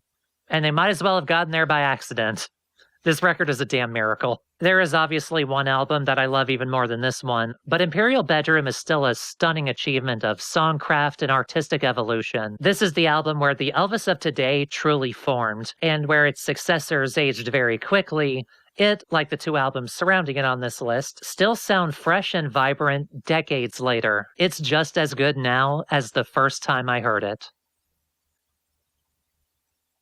We're here. It's time for the top of the list, about as unsurprising a number one as you can get. But like I said at the beginning, the actual ranking is the least important part of a ranking video. So let's just get into why this album is still fucking great after almost 50 years. Number 1, this year's model. That said, please understand, I stressed hard over the top 3. For brief moments each, King of America and Imperial Bedroom were my number 1. I even considered Get Happy and My Aim Is True for a minute, just to be very sure of my choice. But as soon as I remembered, I don't wanna kiss you, I don't wanna touch. I don't wanna see 'cause I don't miss you that much. Nope, no fucking way, they don't have a chance. One of the reasons both of those albums got this high is how surprisingly well they've aged, and that's what clinched this year's model for number 1. This album came out in 1978. It still sounds fresh. There are punk, indie, and alternative bands from the last 10 to 20 years still working off of this album's playbook. Hell, it's so fresh, its energy so vibrant, its recording so crisp, that Elvis and Sebastian Crist produced a new Spanish-language remix in 2021. These songs goddamn hold up. Recording wasn't as short as My Aim Is True, but it was about as easy. Elvis formed the attractions for its tour, and the band made that material all their own. Where Clover were laid back and professional, the attractions made those songs explode. And in all their relentless traveling, they had plenty of time to road test new material. Producer Nick Lowe bumped them up from the dingy Pathway Studios to their go-to haunt for the next several albums, Eden Studios, with in-house engineer Roger Bashirian pulling the sessions together and recording to his own custom mixing console. With a whole album's worth of tried and tested ass kickers, they only needed 11 days to record the best damn album of their careers. No Action is an all-timer opener. It blows the doors open, a relentless blast of nervy energy. It's an even better introduction to Elvis's brand of self-defeating anti-heroes stuck in their own romantic hell than the first album was. His narrator lies to his ex and to himself. He wants to appear unbothered by their breakup, but he can't get over it. He calls her all the time, ready to insult her just as much as hang up before he says a word. He's stuck forever in the denial stage of his grief and being a piece of shit while he's at it. And all the while, Elvis and Steve just load the song with melody, while Bruce hammers away on his bass, and Pete turns the song into a secret drum solo, smashing up his kit like his career depends on it. I love Beyond Belief and Brilliant Mistake. This is Elvis's best opener. Every time I phone you, I just wanna put you down.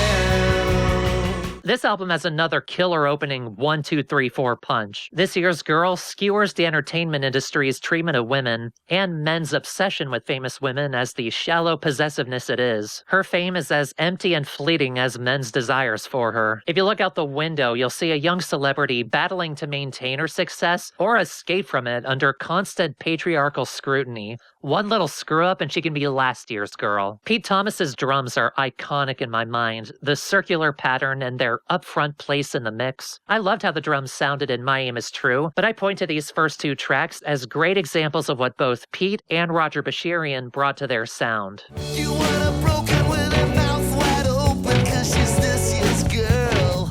And then we get the tasty as hell groove of The Beat, the band's fiery, nervous energy taking on an ironic, slinky sexiness. It continues the theme of the entertainment industry's control of entertainers and its outward purity obsession versus the raunch underneath. The Beat refers as much to a beat combo, or maintaining rhythm on stage or on record, or in the bedroom, as it does invoke the image of a cop out on the beat, your everyday enforcer of the wealthy's control over everyone else. Success, as Elvis finally found out after years in the pubs, is the constant pressure to perform, whether you're on stage or not. Take it easy. I think you're better. That song is absurdly infectious, but even it can't top one of Elvis's biggest and best songs, Pump It Up, following in the grand tradition of blow-up party songs about how partying sucks, inspired by Elvis's bewilderment at the chaos of the Bunch of Stiffs tour in 1977, and famously by Dylan's Homesick Blues. It's a relentless, stomping rundown of sex and substances, excitement and debauchery, giving way to exhaustion and dissatisfaction, all wrapped up in an unstoppable jam. The rhythm section rule this track. Bruce's bass work is beautifully fluid and melodic, and Pete's drums will knock you on your ass before the alcohol gets the chance. I don't know how Elvis would feel about this being my ringtone for several years, but it was. Pump it up until you can feel it. Pump it up when you don't really need it. That specific section, in fact. One of the best opening salvos in music right there. Which is not to say that the next song isn't good, it just diverts away from that initial blast of energy. Like Allison before it, Little Triggers is the track 5 ballad of the album about dissatisfaction and love. At this point, Elvis already separated from his first wife Mary and got to philandering with any girl he could. One of them gave him a tiny keychain revolver, which inspired this song of cruel words fired at will. Elvis, wordsmith that he is obsessed with words, guarded, violent, and consequential alike. He sings some of his tightest vocals on the album, not as slobbery and sneering, and almost tender, while Steve gets to prove his talents on piano for only the first time. It's a track that reveals more and more of its strengths with every listen. It earns its place on this album. Waiting until I come to my senses.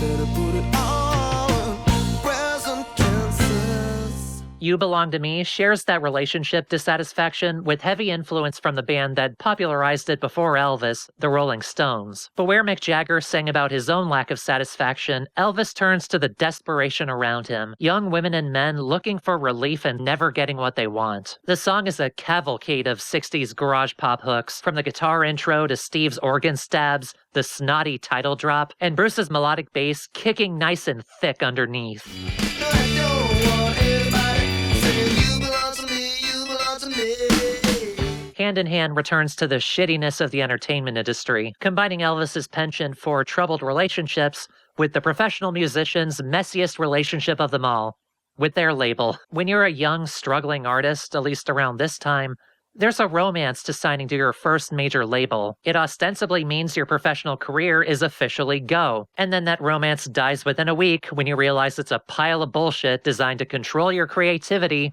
and keep you in debt to your owners. Elvis originally wrote the song for Nick Lowe to perform, which made so much sense when I read it. These melodies feel right out of his mid-tempo songs from the time, like Marie Provost or Halfway to Paradise.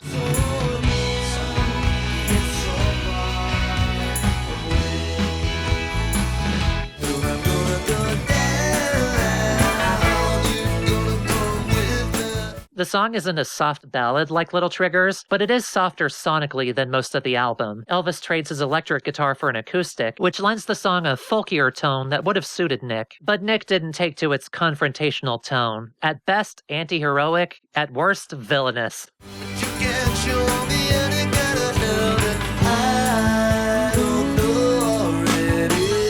Elvis fashioned the song after the record label wankery involved with Nick's band Rockpile, as his bandmate Dave Edmunds was signed to Led Zeppelin's label, and thus under the wealth and greed of their boss, Peter Grant. So while Nick passed on this song, it instead became one of this album's great, incisor-sharp teardowns of the industry. Vicious lyrics wrapped in this band's endless talents for melody.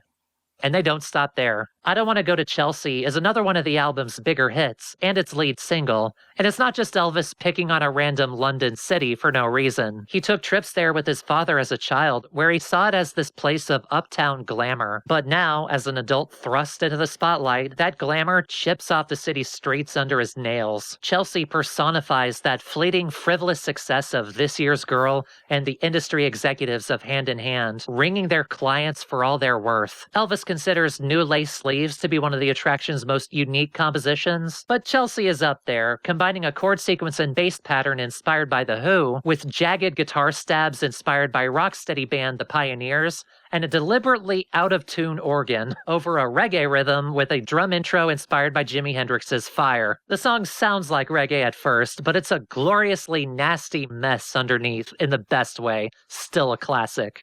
Now the teacher is away, all the kids begin to play.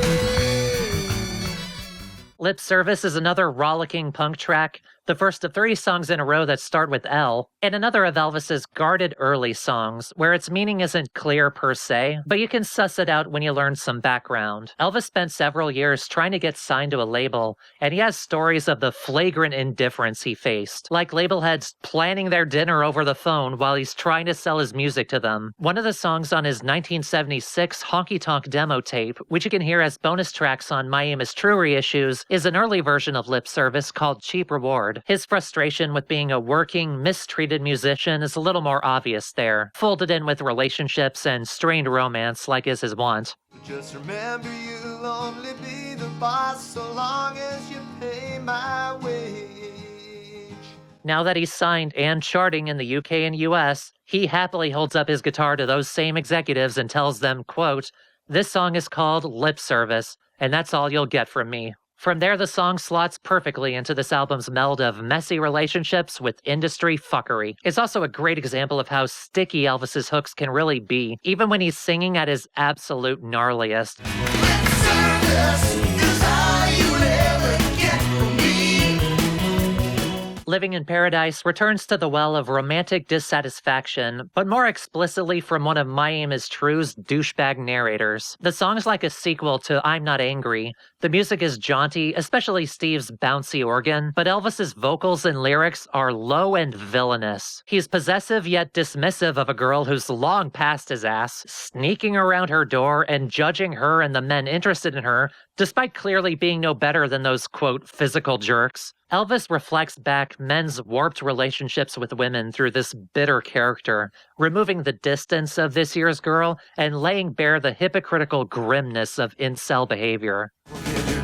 Already looking for another, a fool like me. Lipstick Vogue opens with another stunner of a drum intro from Pete Thomas, who I assume just had everything to prove in his first album with the band.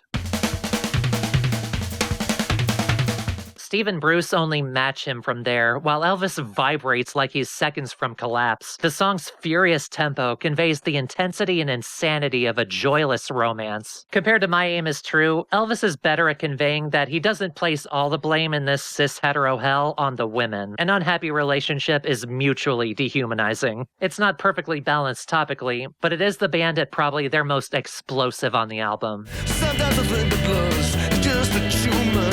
You got to cut it out. And the initial release of this year's model closes on Night Rally. It's a slower, quieter, tenser track, driven by Elvis and Pete's martial, almost funereal rhythm, and Steve and Bruce's mournful keyboards and bass. Like Less Than Zero, it's a warning of fascism sneaking into society in secret, thanks to people's passivity and indifference to it. But instead of warning through someone ostensibly no longer relevant, it warns through the present, through the media we consume, through the expectations of the ruling class for obedience, with some quietly charged imagery if you think about it. It's just the thought to catch you little melody, to get you singing in the showers. Fascism and capitalism are bedmates, and this is the extreme of the industry control and sexual repression that drives the intensity of the rest of the album. It predicts much of Armed Forces the year after. Arguably, it's ahead of its time. Our current politics are dominated by entertainment industry culture war grifters who latched onto fascism to save their careers. And as passivity and indifference claim more and more lives, this song will continue to resonate in spite of itself. So originally, the album ended there, with a haunting, musically understated portent of doom. And well, It's not like Elvis was wrong, but an album with this much riotous energy can stand one last blast to bring it all home. And that's what we got when the non-album single Radio Radio became its de facto closing track. One last kick in the pants from the Attractions at their restless prime. What started in the Flip City days as Radio Soul, a Springsteen-inspired dedication to the radio in one's heart as opposed to a watered-down industry, the song evolved into a bitter, sarcastic bite at that industry and its influence on artistry and people at large. Unlike some of Elvis's other socio-political jabs that have barely aged decades later, the radio doesn't have the same influence now as, say, the internet, but the general idea of media's powers that be anesthetizing the way that you feel, from the deadening of artistry and self-flagellation promoted by YouTube and social media algorithms, to our slew of internet-born alt-right grifters causing real harm on a global scale, the spirit of this song still holds up. I look forward to someone playing a modern equivalent on live TV without permission. So you had better do what you were told. You better listen to the radio. Like My Aim is True, fans should definitely seek out an expanded reissue. Rhino and Hippo include several live and in-studio takes, including a version of Stranger in the House with the Attractions. But pretty much every available reissue has everything you need. The full original album, Radio Radio, Big Tears, Crawling to the USA, all included in them. They also have really good solo acoustic demos for the Armed Forces tracks Green Shirt and Big Boys, plus a demo for a song that I don't think ever went past its demo, Running Out of Angels. It's another jab at the industry that feels like an unfinished sequel to The Angels Want to Wear My Red Shoes. It is easier than trying now to bring him down a hammer on anything that sells.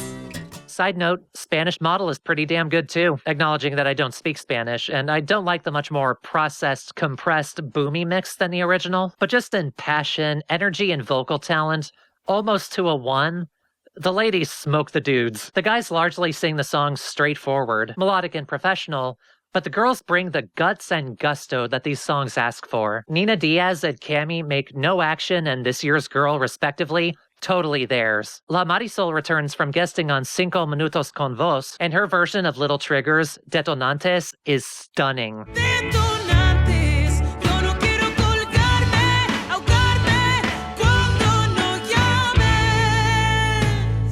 Angels. That's fun. This year's Model is some of the most satisfying music of the 70s punk and new wave explosion. My favorite period of music. It still feels fresh and contemporary, where many of Elvis's records, the best and not, are deliberately retro or backwards looking, or at worst, horribly dated. I love so many of Elvis's albums. Imperial Bedroom and King of America are still as good as the first time I heard them.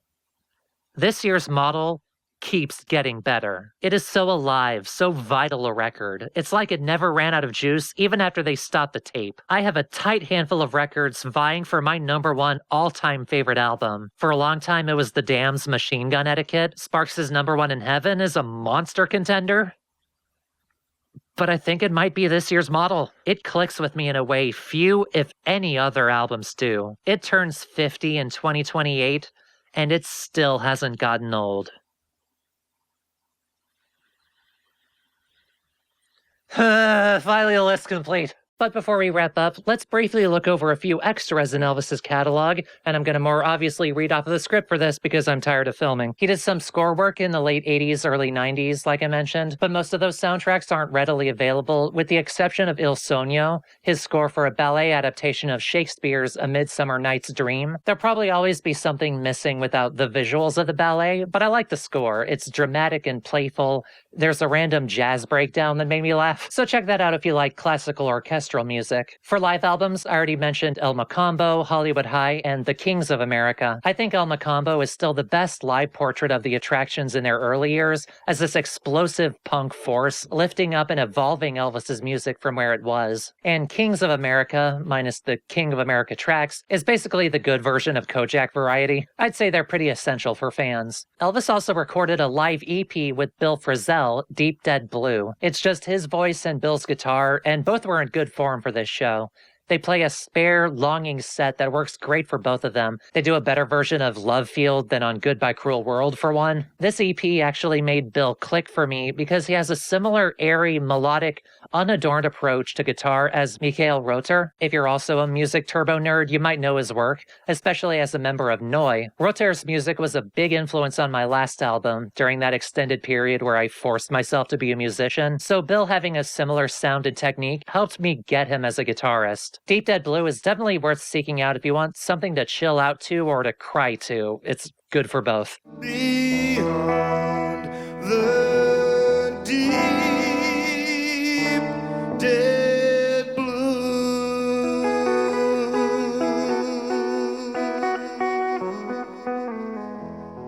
I should also mention Costello and Naive, a box set that's not readily available either, but I brought it up when discussing All This Useless Beauty. It's a handful of selections from their two-man tour in May 1996, just Elvis on vocals and guitar with Steve on keyboards. Pete Thomas does play some minimalist percussion on a couple tracks on disc 1. Elvis glibly called this tour him and Steve saving the All This Useless Beauty material, which is not fair. That's a plenty good album. And removing the rhythm section does not inherently improve them. None of these are bad takes. Elvis sings great throughout, and Steve is unbeatable on piano. Losing you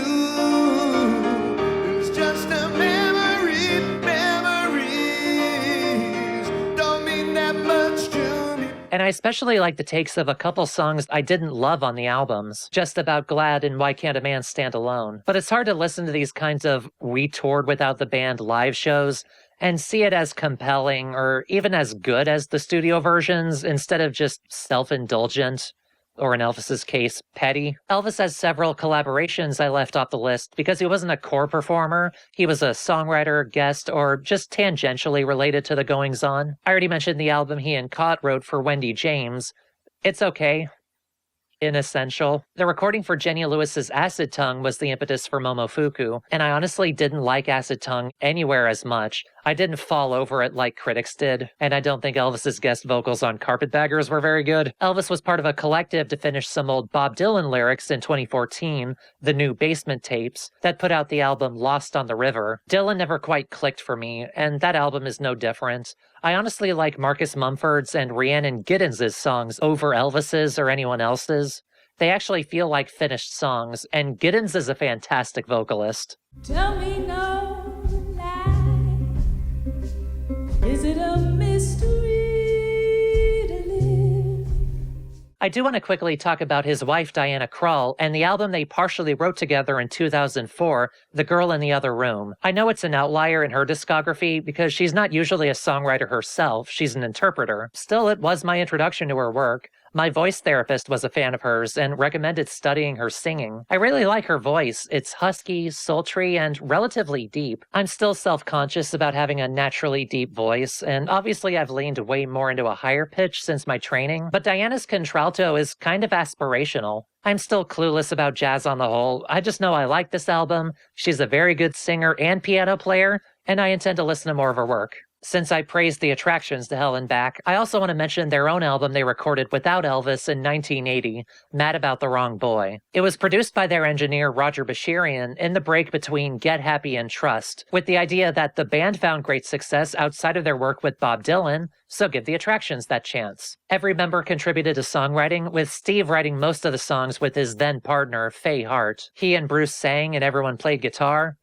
It's a bit bland. None of the fellas have Elvis's lyrical talents, knack for hooks, or as ear-catching a voice. Steve does have a decent, snotty punk pop singer vibe that works though. He sounds kind of like Howard Devoto or T.V. Smith, but Bruce isn't as into it when he sings. And it was only by comparing the vocals to Steve's solo album Moo Moo that I could even confirm who was who, cause nobody took credit for their own singing. Even their instrumental talents feel muted. Aside from the opener Arms Race, which has some nice dynamics, this doesn't feel like the same band who recorded Pump It Up or Oliver's Army. Yeah, Bruce later said that at the time and ever since, he'd rather they hadn't made the album at all. I, on the other hand, would say half of the songs stick, and primarily the ones written and sung by Steve, since he gives them gusto. After a few listens, I got into Arms Race, Straight Jacket, the title track, and Taste of Poison, and one of Bruce and Pete's songs together, La La La La Loved You. Real song. The guys are surprisingly good guitarists, like the solo on that track. One review suspected it was actually Elvis, but I won't take that credit from them. The bonus Steve solo EP, Outline of a Hairdo, is pretty good for what it is. It's his music for the film of the same name, and it's just 5.5 minutes of him showing off on piano. That's worth a listen if you can find it. But honestly, the best thing to come out of this was when Elvis covered Sad About Girls with the band during the Trust sessions. The recordings included on his reissues. And it's pretty damn good. A bit bland lyrically, but it's up there with some of Steve's best piano work on Trust. Fantastic melody, at least give that one a listen. You wanna leave it without even a warning, a trace or calling call. Bruce thought Sad About Girls was the only good thing to come out of this album. Honestly, I grew a soft spot for it as I worked on this video. Roger Bashirian is a great engineer and producer, but it's not essential. It's better than Goodbye Cruel World, though. And someone could do a great queer subtext cover of Straight Jacket. Let me know in the comments if you'd like to see a full song-by-song review of the album, like the rest of this list, as a supplemental video. That could be worth a deeper dive. In 2022, Elvis recorded a surprise reunion EP for one of his pre-Flip City bands, Rusty, The Resurrection of Rust. The band centered around him and Alan Mays on vocals and guitars. They got back in contact while Elvis wrote his memoir, and they eventually recorded this EP of some of their old songs and covers to celebrate the 50th anniversary of Elvis joining the band. The Imposters back them up, and Sebastian Christ produces, so sonically it's about as good as The Delivery Man. Alan's voice has aged a lot more than Elvis's, but it also sounds like Nick Lowe's voice does now, and they cover up 2 of Nick's songs from his Brinsley Schwartz days, so it almost works. I think the material just doesn't quite suit his limited range, whereas Elvis sounds about as good as he did on The Boy Named If, though they interplay really well on the psychedelic Maureen and Sam, one of their originals and a very early version of Ghost Train. The highlight for me is the other original, Warm House and An Hour of Joy,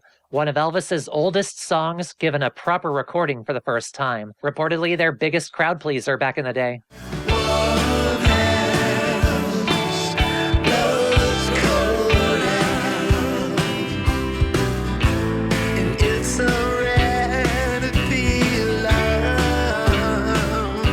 And of course, let's quickly mention his most recent release at the time of filming, The Coward Brothers with T-Bone Burnett. Considering they made this and the King of America Deluxe reissue around the same time, I imagine this was also a stoke of nostalgia, since the Coward Brothers' sole original single anticipated King of America. It's less a continuation of that period's specific sound and more another document of their love for Americana, spanning country and folk, old school rock and roll, psychedelia even, with minimal instrumentation, sometimes just guitar and Dennis Crouch on bass. Elvis's voice is definitely the most weathered it's been yet, but he hasn't lost his enthusiasm, and T-Bone sounds half his age. He sounds great.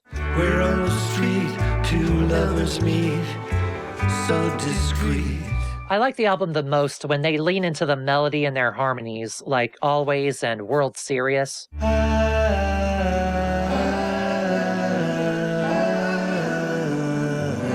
Or the couple of times they lean sinister, like the Nick Cave-esque The Devil's Wife or My Baby Just Whistles. And as he sits there moribund, she shoots him with his own gun while sleeping with his only son. My baby just whistles, here come the missiles. My baby just whistles, here come the missiles. But most of the album is plain rock send-ups like My Baby Just Squeals and novelty songs like Lyndon Johnson, and they're nothing special. But then the album is a companion to the series, which I didn't listen to. I still need to let the album sink in, but right now, it wouldn't have ranked high if I had included it on the list. As its own record independent of the series, it's the least interesting album Elvis and T-Bone have done together. I don't want to do a full review of it. With all of that out of the way, a big thank you to all of the authors, journalists, interviewers, critics, websites, publications, and video uploaders whose work I drew on for this video. I have a post with my sources archived and linked below. If it was an online source, I either found an archived version from the Wayback Machine, or I saved it there myself, so you should still be able to access it whenever you watch this. But some extra special shoutouts. Thank you to the Elvis Costello Fan Wiki, which is up there with They Might Be Giants' Fan Wiki in archival depth. The site was my source for most of Elvis's album reissue liner notes, It helped a lot with tracking the personnel for whole albums and the individual recordings, and the dates for when a song was played live or whole show set lists. A lot of minutia came from the fan wiki, so thank you to the site's contributors. I want to mention some of the books I read for this video. Even if you're not a fan of Costello's work, but you're an avid reader, his memoir, Unfaithful Music and Disappearing Ink, is one of my favorite books. He's a great storyteller, witty and engrossing. He wrote it non-linearly, which makes every memory feel equally important and worth reading. And it's an emotionally affecting look at significant moments of his life alongside the lives of his father and grandfather. There's a little bit of unfortunate language you'd expect from a man of his generation, but he at least doesn't spend his book justifying his own bad actions and mistakes or settling scores with people. It's a mostly humble and sober read and very compelling.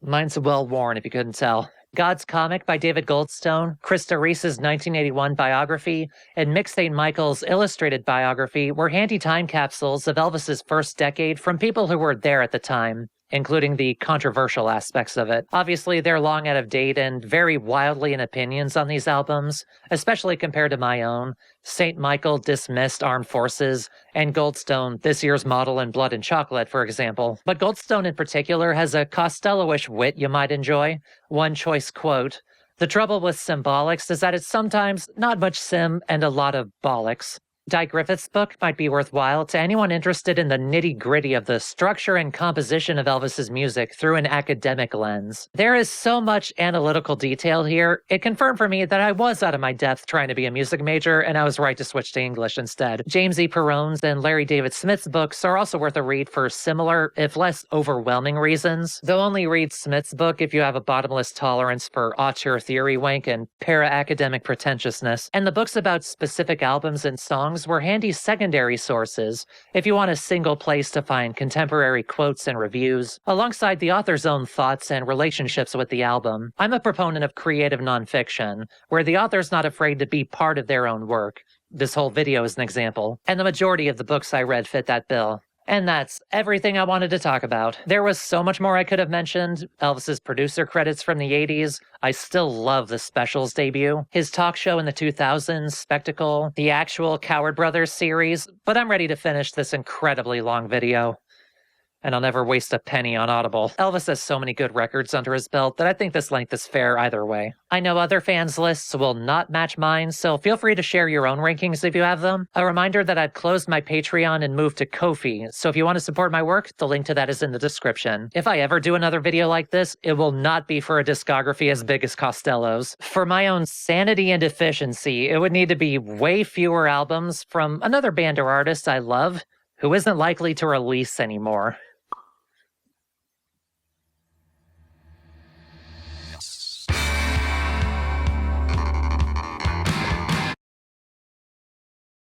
Most of the children are in bed, full of salt water, cream soda, candy floss and chips. But tonight I'm not just carrying my father's trumpet case. I'm sitting in with the band.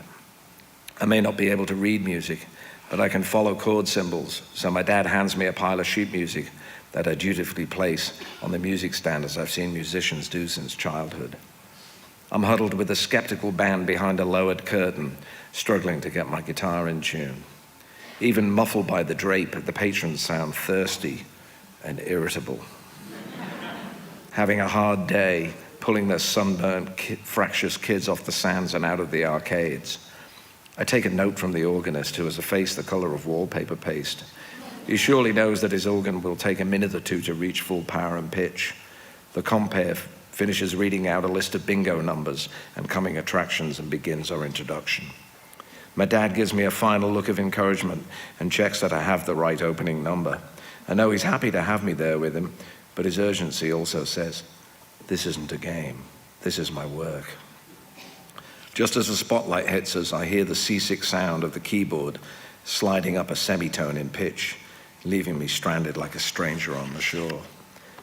I'm staring at a page of chord changes, trying to adjust them in my head, while moving my fingers just a fraction of an inch above the fretboard. I roll off my volume and mime the entire show with a smile fixed on my face.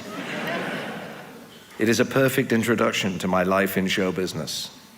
Almost everything since has been a similar trick of the light.